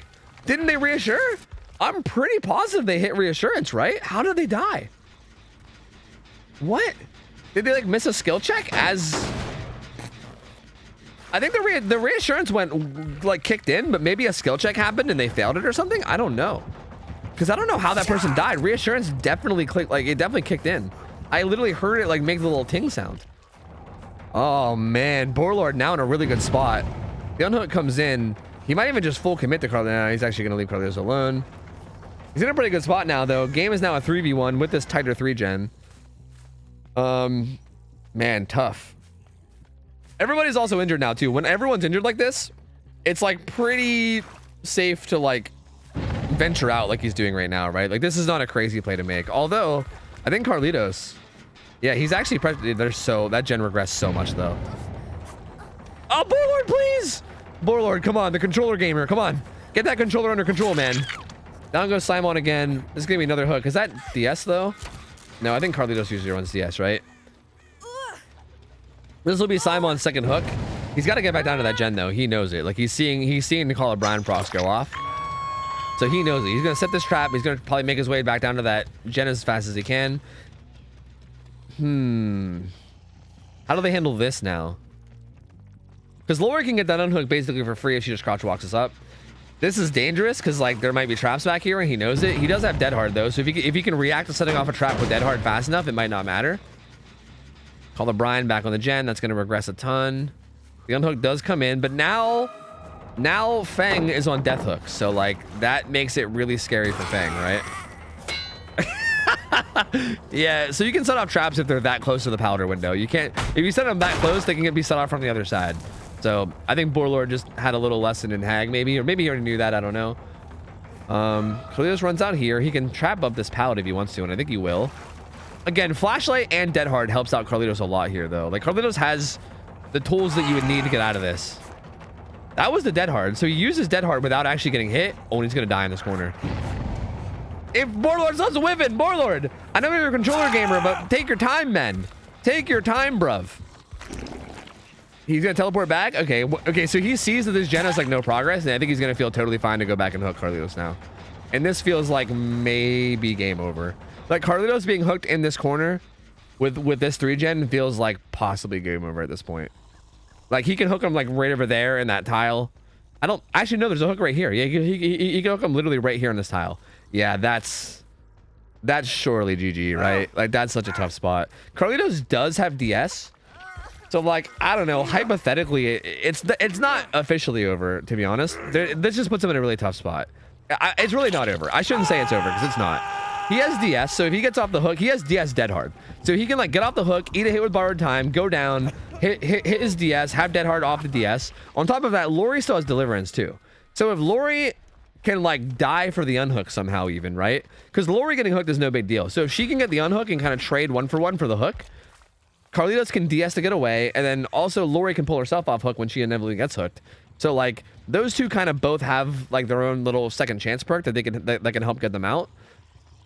Feng can't die though. If Feng goes down, they're going to be in some serious trouble because that's death hook Feng. So that's very, very dangerous. Borlord coming back. Lori kind of sneaking around, not really that close to the hook though. Still kind of down by the crane. Not even like halfway down the map. She's like right over there. So not really making any big moves towards the hook yet. Again, I mean, all 10 traps are down, so it's kind of scary, right? Doing anything right now is kind of scary just because of how many traps are around. Feng gets hit. That might have been on purpose to try to draw aggro away so that Lori can get the unhook. I don't know. But again, you got to be careful because if you die here, game's a 2v1. And Borlord might just full commit to this. I think this is the right play. I don't think he has to worry about the Lori soloing a gen, right? Like he doesn't have to worry about that at all. But he's actually just going to commit to this and he's going to kill Feng, and that's going to make it... I think that's really going to make it over. Because yeah, like the unhook happens, sure, but like, now what? You know? Like now what?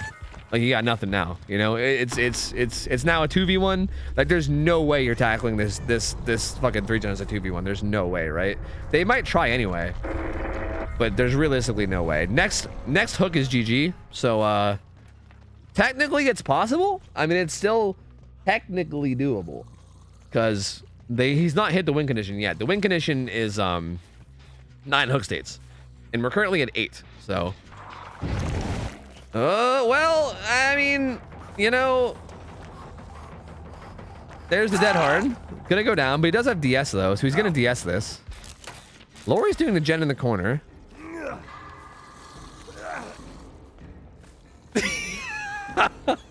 Carlitos. Buddy. Carlitos, man, buddy. Oh, it can't keep happening. It can't keep happening, Carlitos. This can't keep happening, man. This just can't keep happening. This can't keep happening this way, my friend. Oh, not like this, dude. Not like this. You should check the chant Litos made in chants. Yeah, because this just happened to him last week, didn't it? I'm pretty sure the same thing happened to him last week, I thought. Carlitos, please. Oh, yeah. The chant he made is take Carlitos off DS. Take Carlitos off DS. That's literally the chant that he posted. for his own team. So hey, at least he acknowledges it. I don't know how this man can be like a turbo god juicer, hits like the fucking dead heart of the century, and then just misses DS 2 weeks in a row. It happened yesterday. True, it happened yesterday whenever I was streaming them too. True. Oh Lord. Hey, but that's it though. GG. Borlord takes it. That was a long game. That was a very long game, but very well played from both sides. I mean, literally both sides played that so well. There was just a couple little misplays. Basically, that was just like a war of attrition, and Borlord just like made the game last so long that it just gave the survivors so many opportunities to make mistakes. And they did a really good job of not making mistakes for a long time. But then once the mistakes do come in, then, you know, Hag is just so good at taking advantage of those and snowballing with them. And that's exactly what Borlord did. So very nice 2-0. Very well played by Borlord. Good try from Cinnamon Cenobites. Not quite able to get the win though. And yeah, GG's. GG's, man. GG's. And yeah, that dead hard was sick. That was a fucking crazy good dead hard. I cannot believe. You usually don't see people dead harding mid 360 very often. Usually people 360 and then dead hard afterwards. So that was pretty spicy. I mean, I don't blame you for swinging during the spin. That's something that I've been doing a lot lately myself, is just swinging during the spin, because it feels like no one ever does that. But yeah, I mean, that was really good from Carlitos. But hey, what are you gonna do, man? What are you gonna do? You saw the dissolution? Oh, I did. I saw it. I seen it, dude. I seen it. I saw you replaced fucking Noed with dissolution. I respect it, you know? I don't know if I respect you playing Hag, but I gotta say, I mean, if you're gonna play Hag, I'm glad you're at least repping the dissolution, you know? I can definitely respect that for sure. I gotta play some ads. I gotta hold this lobby hostage. I also gotta pay you guys out and then give you a new thing. So here you go. Here's the payout. Killer, bam. Borlord, also congrats on the 2 wins. You get your prize. If you feel free to DM me on Discord, and let me know what you want for your prize if you want your prize. 2 subs to whoever you want. Here's the prediction. Tin Can, I believe, is playing Knight, right? Tin Can is playing Knight. Knight is played on Temple of Purgation. Someone tell Tofu he smells. I know he doesn't read. Oh, that's awkward. That's a bit awkward. Yeah, I mean, it's probably true though. I'd say it's probably true. Knight is played on Temple of Purgation, and I'm pretty sure Knight has no major restrictions. Knight does have an exposed add-on that's banned, but like, who the fuck would run that add-on anyway? It kind of sucks. So like, I wouldn't expect to see it anyway. So no real significant restrictions on Knight. Knight is played on Temple of Purgation, and yeah, I mean, really nothing else to say about it. Same restrictions. No lethal, no eruption, no Noed, no way out combo. Other than that, it's gonna be the same stuff. That one's probably the worst add-on in the game. Agreed. I gotta hold the lobby hostage anyway, so we might as well go look at it. That add-on is so bad. It's like if you place a guard right on top of somebody within 12 meters, they get exposed for 8 seconds. 8 seconds is like fucking nothing.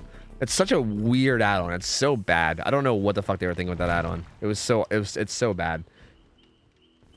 Also on our end, the reassurance came in on Euless and she still died. Yeah, I saw that too. Was there like a failed skill check or something? What happened? I was so confused. Because yeah, I saw the reassurance come in and I was like, oh, well, they got the reassurance off, so at least they're not going to die. And then they still died. And that shit was so weird. I didn't understand. They don't have to do 4 hatch offerings, by Phil. I think they do 4 hatch offerings sometimes just because they want to cover for their teammates. You don't have to do 4 hatch offerings, though. You just need to have that hatch offering altogether. It could be 1 out of the 4, but like if you want to cover for your teammates, right? Like if you don't want to take a penalty because you trusted a teammate and they didn't actually burn the offering, then you might as well just burn it, right? So I feel like usually all 4 burn it just for the sake of safety, but you don't have to burn all 4. All right, this should be interesting. Knight has been dominating in scrims. Knight has been doing very, very good in scrims. Knight, as you guys know, has been very oppressive, especially since they buffed him recently. He's been very, very oppressive. And he also is very, very strong at just holding down like 3 gens. Like holding down 3 gens is a very, very strong thing for Knight to do. And that works really well in like a scrim setting. So this should be interesting. I'm not really sure what add-ons Tin Can will run or what build, but I think it should end up being a very interesting game. Coco, thank you for the resub. 19 months. Welcome back. Appreciate you. Thank you. Outcast Andrew, thank you for the raid. Appreciate you, duder. Tortaco gave 100 bits and said tofu. Just why? I don't know why, man. I don't know. Thank you for the bits. Also, yeah, if you guys want to play in scrims and you guys don't have a team and you want to play Survivor, we have a solo queue form. Exclamation point form. Feel free to fill out the solo queue form, and then Shay will hook you up with teammates. So just saying. Just throwing that out there. If you guys want to play Survivor but you don't have a team, That's the way to find a team. Just throwing it out there. But anyway, let's see how this goes. Kel, what up? How are you doing? Hi, hello. All right, damn, we're already loaded. These guys got some beastie PCs, dude. Let's go. No fucking toasters out here. All right, Call of Brian, Overcharge, Nowhere to Hide. Corrupt Intervention. So 3 gen kick perks. Pretty much what I'd expect. Also, Dried Horse Meat, and I think that's Call to Arms, right? I'm pretty sure that's Call to Arms. So Call to Arms and Dried Horse Meat, which is kinda spicy. Kinda spicy. Very, very interesting. Guards do unhook when you touch and unhook, yes. Or sorry, guards do unhook. Guards do disappear when you touch and unhook, yes. Like if you even tap the unhook, the guard will disappear. That's chasing. Well, if they're chasing. If they're like actively in a hunt with you, then they will. Oh my god, that path. Jesus Christ. Not close enough though. Surprised that Tin Can's not running Map of the Realm. Decided to not go with Map of the Realm and went with Horse Meat, Call to Arms instead. So Dried Horse Meat, the left add-on, makes it so that chases, like hunts or whatever you want to call them, chases with guards last 4 seconds longer. So normally, though, like by default, Assassin and Jailer both do 12 seconds of chase each. Oh, so they actually took aggro. This was actually really good. I don't know if this was on purpose or on accident. And then Carnifex usually had 24 seconds of chase. Ooh, this Assassin might just get a hit though. Dude, Assassin is so deadly with Dried Horse Meat. It's like almost a guaranteed hit. Shit is ridiculous. So Dried Horse Meat turning that Assassin chase from a 12-second chase into a 16-second chase is disgusting. It literally makes it like almost a guaranteed hit. And yeah, it did hit Rat. Gonna go down here. It's a pretty early down. So that Assassin with Dried Horse Meat, dude, it's fucking deadly.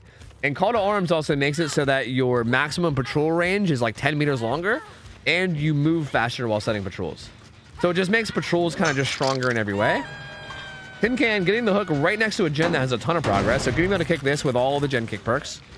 And that's going to regress a fuck ton. Like once Overcharge gets to maximum level, that's going to regress a fuck ton. Super long patrol from Jailer. That's going to be chasing around Claudette. Claudette should be able to avoid damage from that pretty easily if she wants to, but it's just going to keep her occupied for a bit. She could circle back around and grab the banner if she wants. I don't think she's even going to do that. I think she's just going to do circles over here by the tree. Tin Can giving some space, but going to go back. Okay, Young Jin's doing a gen the whole way on the other side of the map. Nia's also doing a gen kind of on the other side of the map. Yeah, they're doing 2 gens that are pretty close to the other side of the map. Sets up a Carnifex though on that gen, so that's going to keep Jennifer Draki busy. Again, this Carnifex chase will last 28 seconds. So really, the Claudette should grab the banner. Like, she should grab the banner rather than keep this going. The banner's right there. I don't think these guys... Maybe they don't play against Knight enough. I don't know. But I think the better play here would be to take the banner. Unless you're doing that on purpose to, like, deny... They might be doing that on purpose to, like, deny guards for their teammates. I don't know. But if you're not trying to, like, deny guards for your teammates, you can just grab that banner and that makes it disappear. But yeah, I do think denying the power wouldn't be that terrible of a play. That reassurance came in. I'm surprised Tin Can left so hard. That is interesting. That reassurance came in before. Oh my god, did you just put that guard on top of the tile? What the fuck? That was weird. That reassurance came in before struggle. So Rat actually didn't go to struggle. And the reassurance came in and Tin Can just left entirely. I'm surprised by that. Like they were so close. I mean, you just wait out that reassurance and that's an instant struggle stage. So a little surprised that Tin Can committed far away after that, and also kind of gave up the gen that was regressing over there too. So interesting. Very interesting. Edith Puthy gonna get put on hook, and also Jailer's gonna head over there, gonna chase Jennifer Draki around. Looks like Tin Can maybe just wants to commit to this too. I'm not sure.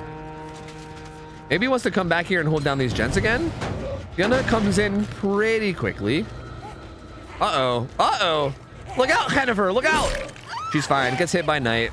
Gonna get some distance and run way over there. Looks like Overcome. Gonna bolt way over there with Overcome. Setting up a Carnifex chase, though. Right on top of the... Wow, right on top of the Young Jin, but actually doesn't chase her. Does chase Claudette, though. That's not good. That's a 28-second chase. So, with Tin Can following this up, this should be almost a guaranteed down. Unless somebody body blocks or something, maybe. Well, goes over to the pallet side. Actually, a little bit of a misplay from Tin Can, though. Instead of, like, zoning, kind of really hard committed to one direction, Jennifer Draki actually kind of given the business there. Kind of, sort of given the business. That was really well played. Tin Can kind of slipped up and hard committed to one side when they didn't really need to, and kind of let Claudette take the out route and get away from that. Does set up an assassin right on top of Nia, though. That's, again, assassin's so dangerous. That might end up, I think that one might have been live. Yeah, I was gonna say, definitely the correct play here is to not get hit by the guard and get hit by the knight instead. So good play from Nia there to just eat the hit and get the fuck out of there. Ooh, this is dangerous though. Round 2 with Jennifer Jockey. Gonna kick this with Colorblind Overcharge. I can't really tell what gens Tin Can's trying to hold. If Tin Can has a gen set in mind. Sprint burst on the Yunjin. This is kind of dangerous though. Guard's gonna be back very soon. Yeah, down goes Edith Puthie. Not what you would hope to see. No deliverance in play either. Kicks that gen with a guard. For the Peepo kicking in. Also resilience here. Don't fail the skill check. Didn't fail the skill check. That's poggers. But guard right back on it. It's just, man, it's so hard. Like getting gens done against Knight is just so hard. There's just so much pressure with the guards, man. Like, it looks like it looks like it might be like this gen plus these two. It might be the ones that Tin Can's trying to hold, maybe. It looks like if that wasn't their plan before, it looks like that's probably the plan now. Oh yeah, the guard kicked it. There was no skill check. What the fuck am I talking about? You're right. You're right. Sorry, I'm talking about, look, 5.5 hours of DBD, my brain's a little fried. So yeah, that patrol does nothing because the second you start the unhook, it goes away. But Edith Pussy is on death hook. So Tin Can might make it a point to chase her, and I would not blame them. I think that might be the right move. Hits that with Carnifex to break it really quickly. Okay, where's this assassin going? Assassin going right on top of him. Yeah, that's gonna get right on top of Hattie, who's gonna run away. But that was a really long patrol path. Oh, actually, I think Deadhard's it. Deadhard's the assassin and goes even further away. That's really good. That lets these guys work on the, and they fit. Okay, never mind. I thought they popped that gen, but they still did pop a pretty good gen. That was a pretty good gen in terms of like the 3 gen goes. So they pop a gen over there. This gen is still, they've been having a fucking war over this gen, dude. This gen has fucking, my God, this gen has seen some shit. It has been through some shit, dude. My God. I'm gonna come over here and kick this gen on this tile too. Ooh, Yunjin has to be really careful. This is super dangerous. This is so dangerous. Because she is death hook. I think she might have her sprint burst up. Yeah, has her sprint burst up.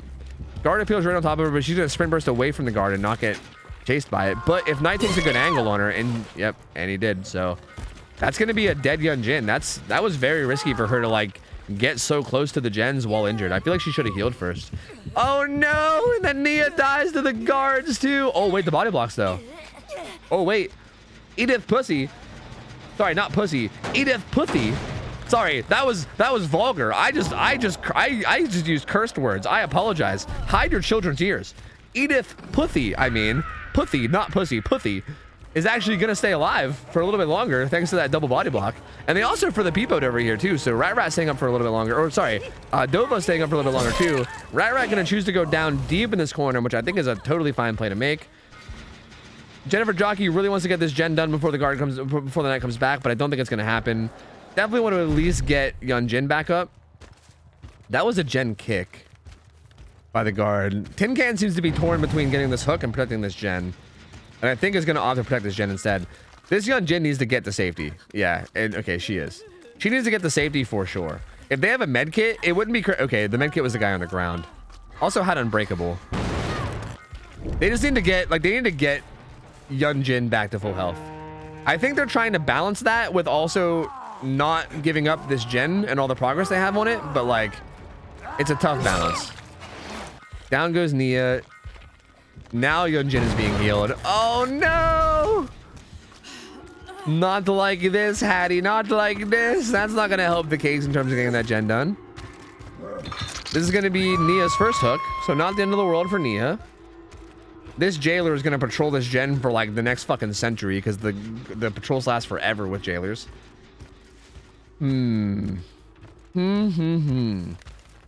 This is a weird game, man. This is a really weird one. Very close. So Yunjin is doing the gen downstairs now, which I actually like because she's on death hook.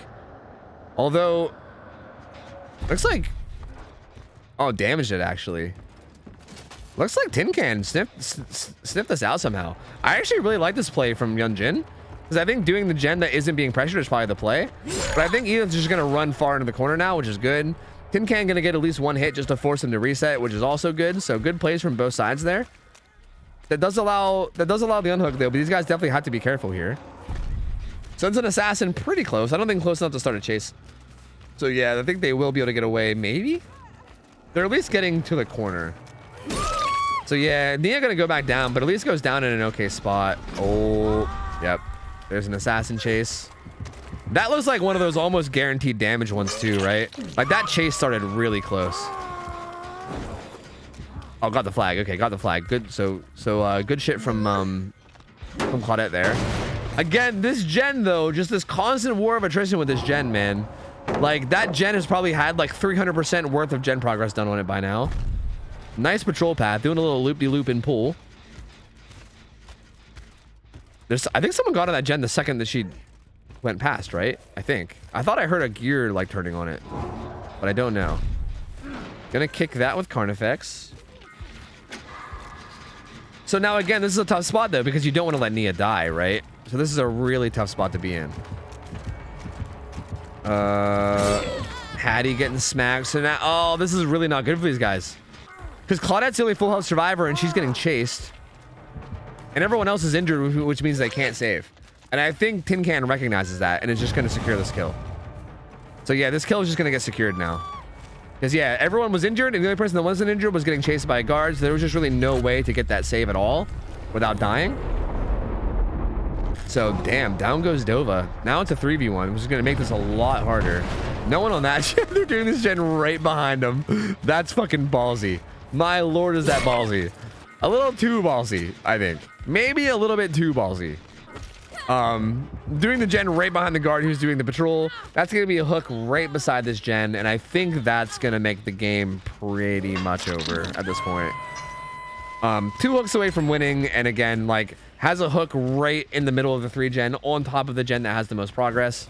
So yeah, Yunjin did finish that gen down below, and that takes it down to the final gen. But I think this final gen is just going to be way too hard to get done at this point. With it being a 3v1 and also with there being a hook right here, right beside this gen that has a ton of progress, I think this just feels a little too far gone now. Reassurance did kick in though. I think Yunjin did that from down below, so that's actually pretty cheeky. That was a good reassurance. But again, what do you do here? Like I think this Claudette's probably just have to keep grabbing the flag and trying to get gen progress, I guess. Because I don't think the knight is going to actually commit down there. Well, man, well, you know, I say that. Oh, no, there we go. Grab the flag. I say that, but maybe never mind. So I think Yunjin's actually going to be able to get this unhooked now. I think this is a little bit of a questionable play from Tin Can. I think Tin Can could have just kept sending guards down there while camping and been fine. A little bit of a spicy hit on that pallet, but does get the hit on the pallet. They'll be able to get away now. But here's the question, though. What do? Do they all run away and reset? Hattie can reset herself with a med kit. But I think they're going to have to run away and, like, heal themselves and get the reset. Tries to cut off whoever was running away there, but they might have went outside of the map. Oh, wait, they're just still at the corner. But they can go outside of the map. These guys are healing each other over here. Oh, uh-oh. Finds Yunjin in this corner. Ruh-roh, Raggy. I think Yunjin is motherfucking dead, zo. Good vault on the Z-wall. Abusing the Z-wall infinite. Scumbag. Absolute scumbag behavior. Down she goes, though. And yeah, that's gonna be another kill, which is gonna turn the game into a 2v1, which I think is just gonna make this way too far gone. Yep, and that's also gonna distract Hattie for fucking 28 seconds as well. So yeah, that's gotta be it. That's gotta be it. I think that's gotta be basically GG. This was a close one, man. They legit fought a fucking war over this. Well, hold on a minute. This is a wiggle, right? Never mind. Not over yet. Never mind. Not over yet. Is there not a hook in that corner? I guess maybe there's just not a hook in that corner. Either that or maybe Tin Can didn't realize that Yunjin is death hook and was trying to hook them close to the gen. I don't know. Oh, that was a really fast hit. Uh-oh. Jennifer Draki kind of in trouble here. Kind of in a lot of trouble. Yeah, that's gonna be like a guaranteed chase. And this feels like a death. You know what? I respect it, you know? And in the face of death, you just kind of shine a flashlight at it and you're like, take me away. Take me away. You know what? Do what you got to do. That's going to be Claudette's first hook. But next hook stage is GG. So if Claudette goes to struggle, or if anyone gets hooked, it's going to be GG. So definitely tough spot to be in. This gen's going to get kicked. And again, I think there's like really no significant gen progress anywhere, right? Yeah, because Hattie's not currently doing a gen either. There's really no significant gen progress anywhere. Dude, trying to tackle these like 3-gen scenarios against Knight is just such a nightmare, dude. It's a nightmare. Get it? It's like a nightmare. But no, seriously, it's a fucking nightmare. Like these 3-gen scenarios are like literally hell. Like it's so bad, dude. Like these like the guards with the like distractions, and again, if at any point if you just get caught out in a bad spot and you go down, getting hooked in the 3-gen is also tough. It's just so tough to get around these scenarios that you find yourselves in like this. And again, at this point in the game, with it being a 3v1, everyone being injured, so many people being death hooked and being in a dangerous spot, it just feels extra impossible now.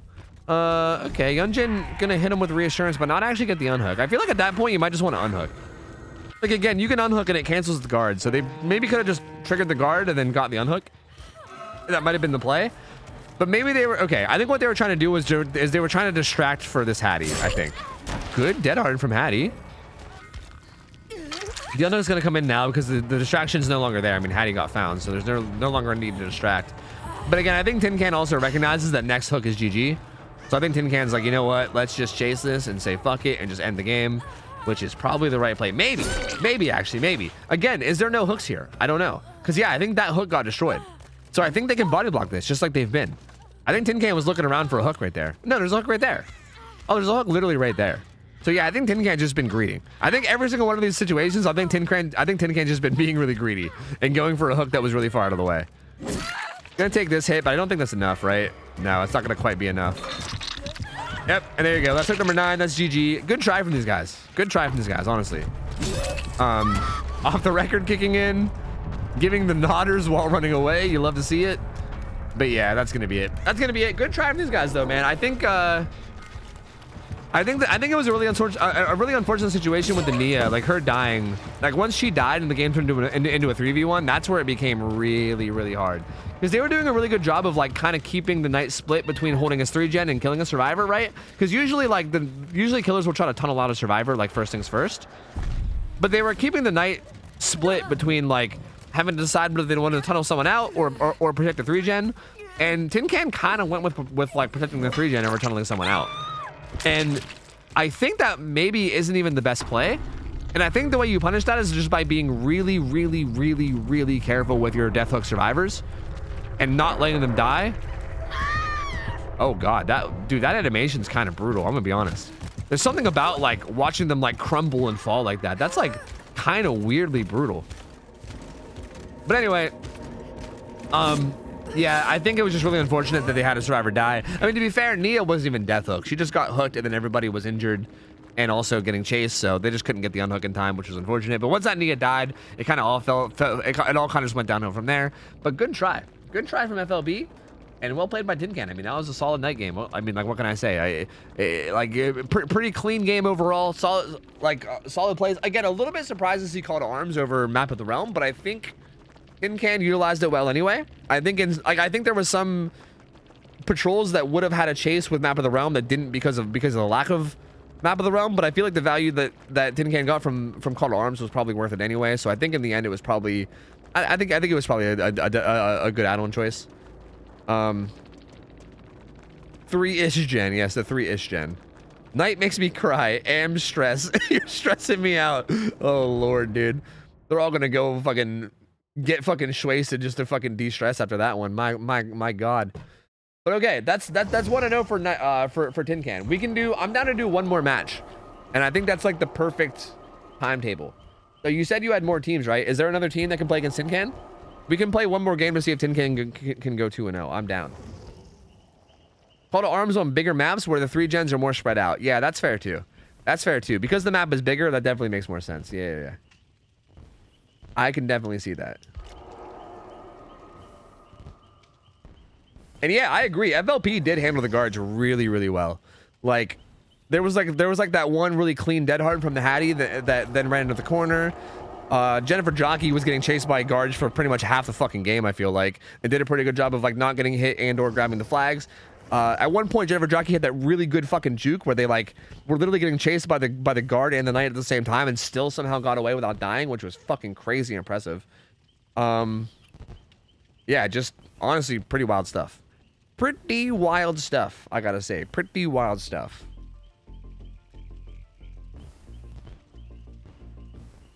But we'll see. We got what? We got Rats of RPD in for game 2. So here, let me pay out. Let me pay it out. Here you go. Hold on. Bam, bam, bam. There's the payout. And this will be the final game of the night. This is the same killer, but it's against Rats of RPD. You guys saw these guys play earlier. They played against Hag earlier, I believe, right? Well, no, they played 2 games. They played shit. They played the Plague and got like 4 out on the Plague, and then they played Hag and they got 4 kid. But these guys are a good team.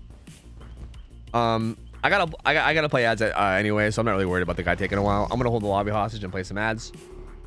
I think we're gonna need a pretty good buffer of ads anyway, because I think a night game might end up being long. Like I feel like a 3-gen night game has potential to be like a fucking 30-40 minute game, you know? So I feel like I should definitely get a good ad buffer. But there is a prediction up, so feel free to gamba. Feel free to gamba, my friends. Hey Tofu, how likely do you think his behavior would give us viable uncapped MMR, public leaderboards, and MMR-based ranks? A real comp mode to fuel the now fledgling comp scene. I would say not extremely likely, but not impossible either. And if they did do it, it would probably be a while down the road. I don't know. I don't see it happening anytime like anytime soon. But hard to say. I don't know. It's not impossible, but it's probably not. I wouldn't say it would happen soon either, if that makes sense.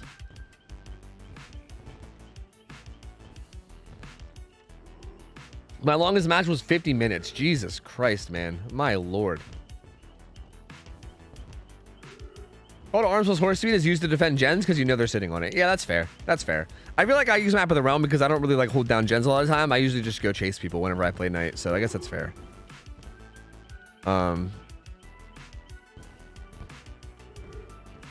Yeah. So fair enough. Fair enough, man.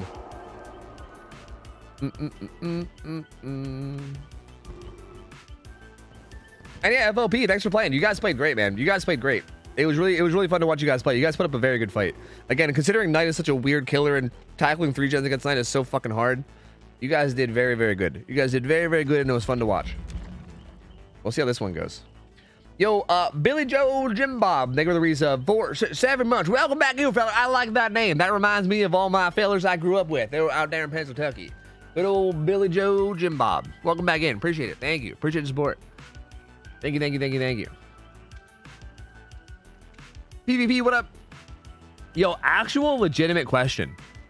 What happens if the termer, the termer, dude, I've been streaming too long, guys. I've been streaming and casting too long. I'm doing a thing where I like replace the first letter of words and I say, I was going to say the server times out and I said termer. The termer sives out. Legitimately though, what happens if the server times out? Like what if Tin Can is a hostage Knight player and we literally have an hour game and the server just dies? All the survivors die. So does it count as a killer win? Because that's kind of gross. I feel like we just count that as nobody winning. I respect this. I'm gonna be honest with you. I respect these offerings. I'm gonna be real with you. I respect it. They are the Rats of RPD, you know? Their team name is literally the Rats of RPD. So I respect it. It doesn't actually do anything because the map is selected and kill your friends. So we're not going to RPD. But I dig it. For the sake of being a troll, I dig it. I'm turning off the gamba. Hopefully you guys got your gambas in. RPD badges aren't against the rules. Hey, there you go. No penalty. Easy. It's not like they're going to RPD, you know? It's fine. Cool. It's fine. Totally cool. It's fine. I think it should count as the survivors win since they didn't die. Yeah, maybe. But I feel like if we give that win condition to either side, then I feel like it like gives us soft promotion to play that way, right? I feel like it's harder to play that way as killer than it is survivor. So I think if anybody got the win, it should be killer. But even that I don't like.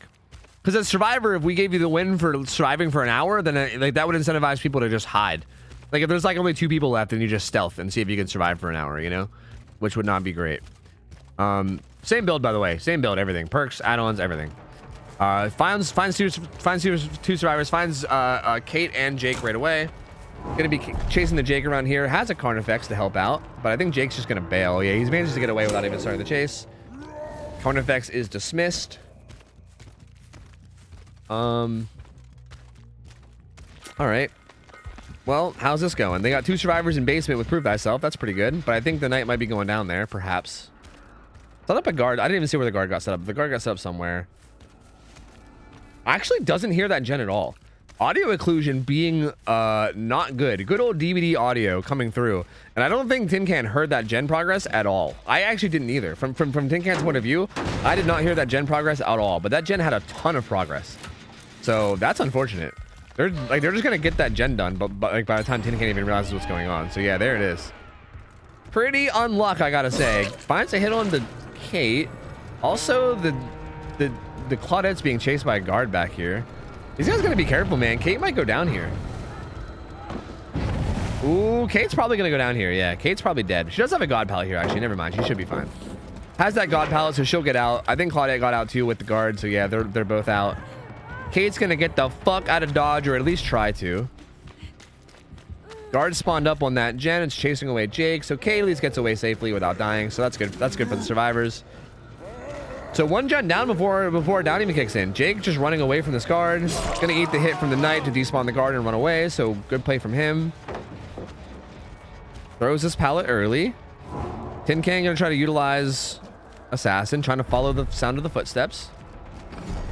Okay, and does get it. I am surprised that Tin Can's not committing to this chase. Is Tin Can just confident that the Assassin's gonna get the down? Oh, Serena took a hit. Because if you go into that chase, you almost surely get that down. It looks like it'll end up working out anyway in the end, because I think Serena's gonna die here. Yep, Serena does go down, and Jake's honestly in this corner too, so this is actually really scary. Well, he's getting away, kind of. I mean, yeah, I don't think, yeah. I think that's just gonna be more to buy time and distract him. I don't think that's actually to kill him. So Jake should be fine. He shouldn't really go down to that jailer unless he messes up something fierce. But that is gonna be the first down, the first hook, and I think they're about to get done with the second gen though. The second gen is popping very soon, right here, right in front of him as well. So that one gets done. And I wonder what the gen macro is looking like. Like, what's the best 3 gen right now? I don't know. I'd have to look. Looks like maybe trying to get a reassurance. I'm not sure. Oh god, get stuck on nothing. Not like this, Claudia, please. Don't get stuck on nothing. Not like this. That was not an attempt at reassurance. Not an attempt at reassurance at all, actually. Gonna send a guard to that gen. Nothing's there though. It looks like there's kind of a wow. Yeah, there's really no super effective 3 gens now. The gens that got done were pretty solid. Like, I think this gen was like a really good one. But honestly, this map in general just feels like it's tough for 3 gens, which is probably a good thing, considering a good 3 gen map with Knight would be pretty hellish. Like, it feels like this is like a, you can probably hold down any one of these 3 and it would be like doable, but not good. That's down a really long path for the assassin around the hook. It looks like this guy's gonna go to struggle, which is definitely not ideal. Oh, maybe not actually. The reassurance coming in. He can just get the unhook while, yeah, you can just make the guard disappear immediately. And allows the 1-for-1. That's surprising. That is really surprising that Tin Can allowed that 1-for-1. Because that Jake's gonna have deliverance now. Like, he's gonna be fine. He's gonna be able to deliverance himself. I think Tin Can should have just stood there and denied that. I don't think you set guards or do anything. I think you just deny it. Because guards don't actually do anything in that scenario, because you can literally just tap the unhook for like half a second and they disappear, which is what Jake was doing. Like, Jake handled that perfectly. He was like, yeah, if you want to set a guard, I'm just gonna literally like tap M1 for a split second and the guard will go away, which is good. But Tin Can could have like forced the grab there and basically denied the unhook, but didn't. And instead, now that Jake has deliverance, he's just gonna pull himself off with no help of his team. And he's in a pretty okay spot now. Okay, sets down that guard. Claudette's gonna leave and go over to this window. She does have this pallet too. So good job just walking away from that tile and getting away. Should be able to get to the pallet from here too. These survivors are doing really good. They're doing a really good job right now. Like, Tin Can doesn't really have much at all. Like, 2 survivors have been hooked once and that's it. No survivors are on death hook. The best 3 gen is like maybe like these 2 plus the one way to the left, I guess. But even that's not a very good one, right? Like, that's a mediocre one at best. Zarina is the one getting chased, though. She's the one that's been hooked, so that's a little, at least a little dangerous. This is going to get kicked with Columbine Eruption. Nowhere to hide, also a thing. Jake getting the fuck out of dodge. Zarina still getting chased. Okay, good pallet throw. I think Tin Can's just going to want to stay here and commit. The real question is, though, is what are the teammates doing, though? Because if you're trading this for, like, gen pressure or elsewhere, which... Actually, they just huck rate on... Wait, is this the same gen? No, this is a different gen. So yeah, they're kind of trading all this damage for... Wait, that's the whole way across the map, though. I feel like that gen matters the least out of all of them. Or was it this one? Actually, I couldn't even tell. No, actually, it was this one. Never mind, I lied. It was this one. So that gen actually did matter. Yeah, they started doing the gen, like, right behind them.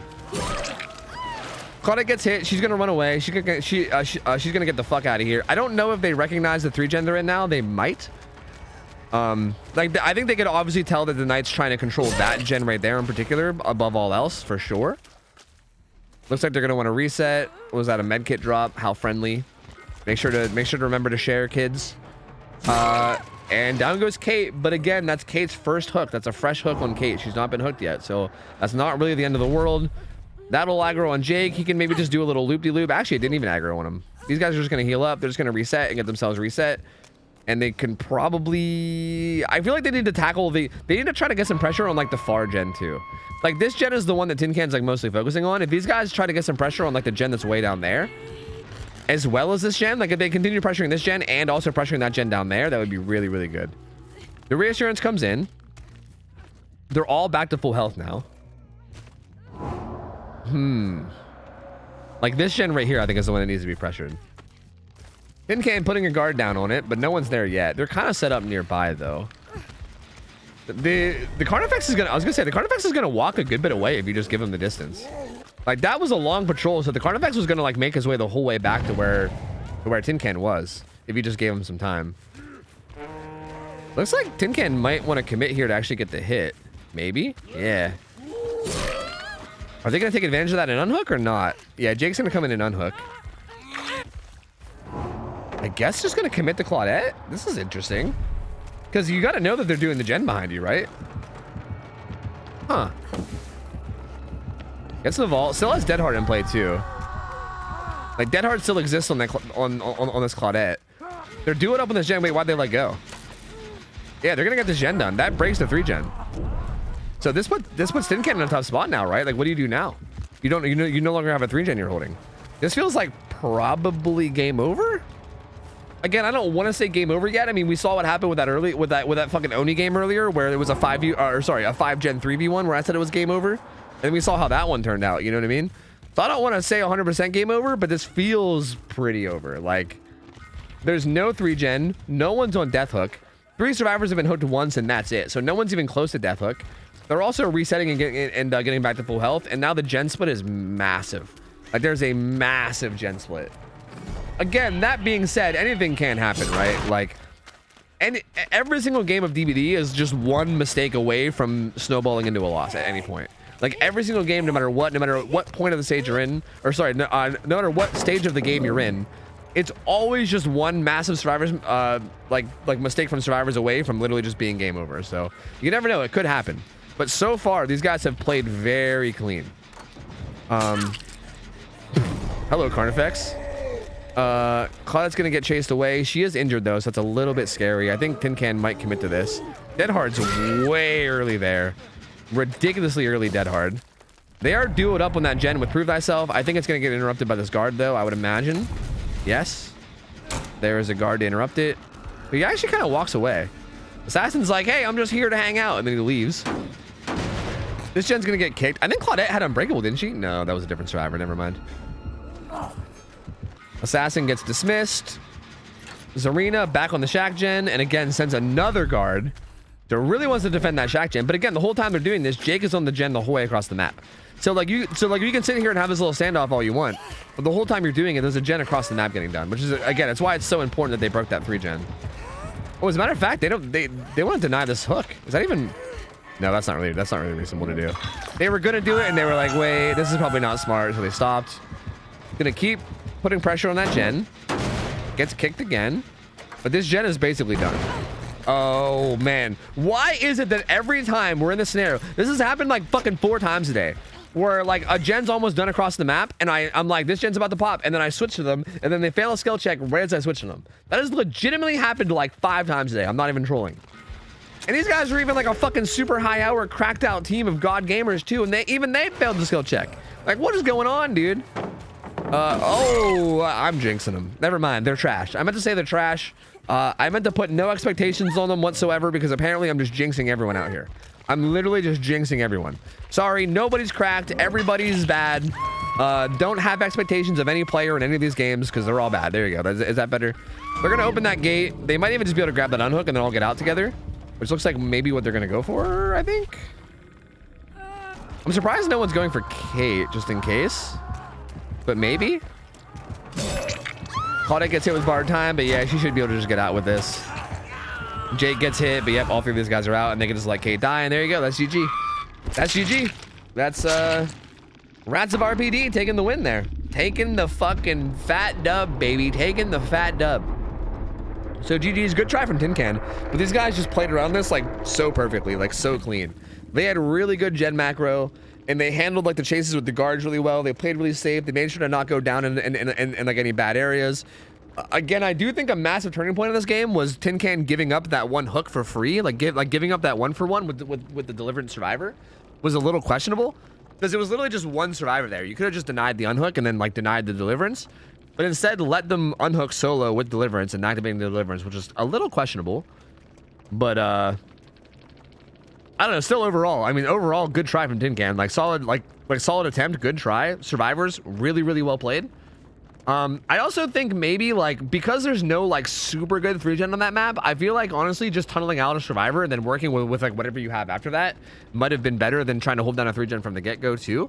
Maybe, but you know, who might have judged? Who might have judged? Good try either way. Very, very solid game overall. The Rats of RPD taking it. Taking it. So that denies the old 2-0 from Tin Can.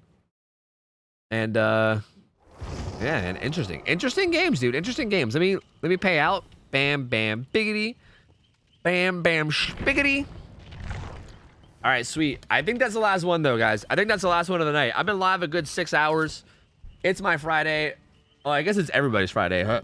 It's just Friday. Well, I guess for some people it's Saturday. I guess for some people it's actually Saturday, so never mind. But it's my Friday. I'm like 6 hours into stream. My brain is fucking fried. I think it's time to go. I think it's time to go. I think that was gonna be the last one. Yo, thank you guys for chilling. Thank you guys for hanging out though. Hope you guys enjoyed this. Hope you guys enjoyed the scrims tonight. We had some really, really good games, man. It was a good night of scrim nights tonight, dude. This was a really, really good one. I think I'm gonna have some good highlights to put on YouTube. And I think also just watching over the VOD, if you guys missed the earlier games, is something I would recommend because the games were fucking solid today. We had some really, really good ones. Thanks everyone for playing. Again, big shout out to the mods that run this behind the scenes. Again, everybody in here that enjoys scrim nights, you guys should definitely show them some love. Lemon and Tin Can and Shay and Dino Melon and Kurt and Lindy and everybody that's like putting in work behind the scenes. These motherfuckers are like volunteering their time every Friday and coming by and hanging out for like 6 hours and updating overlays and shit and fucking keeping score and organizing games. They literally volunteer so much of their weekend for this, so it's very hugely appreciated. Thank you guys again, as always. You guys are the best.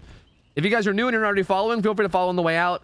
I'll be back on Sunday. Tomorrow's my day off, so I won't be here tomorrow, but I will be back on Sunday. And also, we do this every Friday, so every Friday we'll have scrim nights. Again, if you want to sign up for scrim nights, !point form will give you the form that you got to fill out in order to get in on scrim nights. There's also a solo queue form at the moment too that you can sign up with if you want. So that's also an option too. And yeah. That's it. I think I'm gonna raid the old final boss of scrim nights, the boy Array. You know, the boy Array, the cracked out blight god himself. I think I'm gonna raid him. Array's a really good dude. He's a really, really good guy. He's like a super wholesome gamer, and he's also a like cracked out insane god of blight. Like, he is so fucking good at blight. And he's also just like the most wholesome, polite motherfucker you'll ever meet too. So it's a nice combo. It's a nice combo of like polite and wholesome while also being a killing machine, you know? It's an interesting but nice combo. So go hang out with Array, go hit him with a get rated nerd debated, chill with him. And yeah, yeah, that's all for me. That's it for me. I'm gonna get out of here. I'm gonna go eat some food. Maybe take a nap. I don't know. I'll figure it out once. I'll figure it out once I'm there. I don't know. But I'm definitely gonna go get some food in me and chill. Thank you guys for hanging out. I'll see you guys on Sunday. Hope you guys have an awesome weekend and have a good one, guys. I'm out of here. I'll see ya. I'll take care. See ya. See you later. See ya.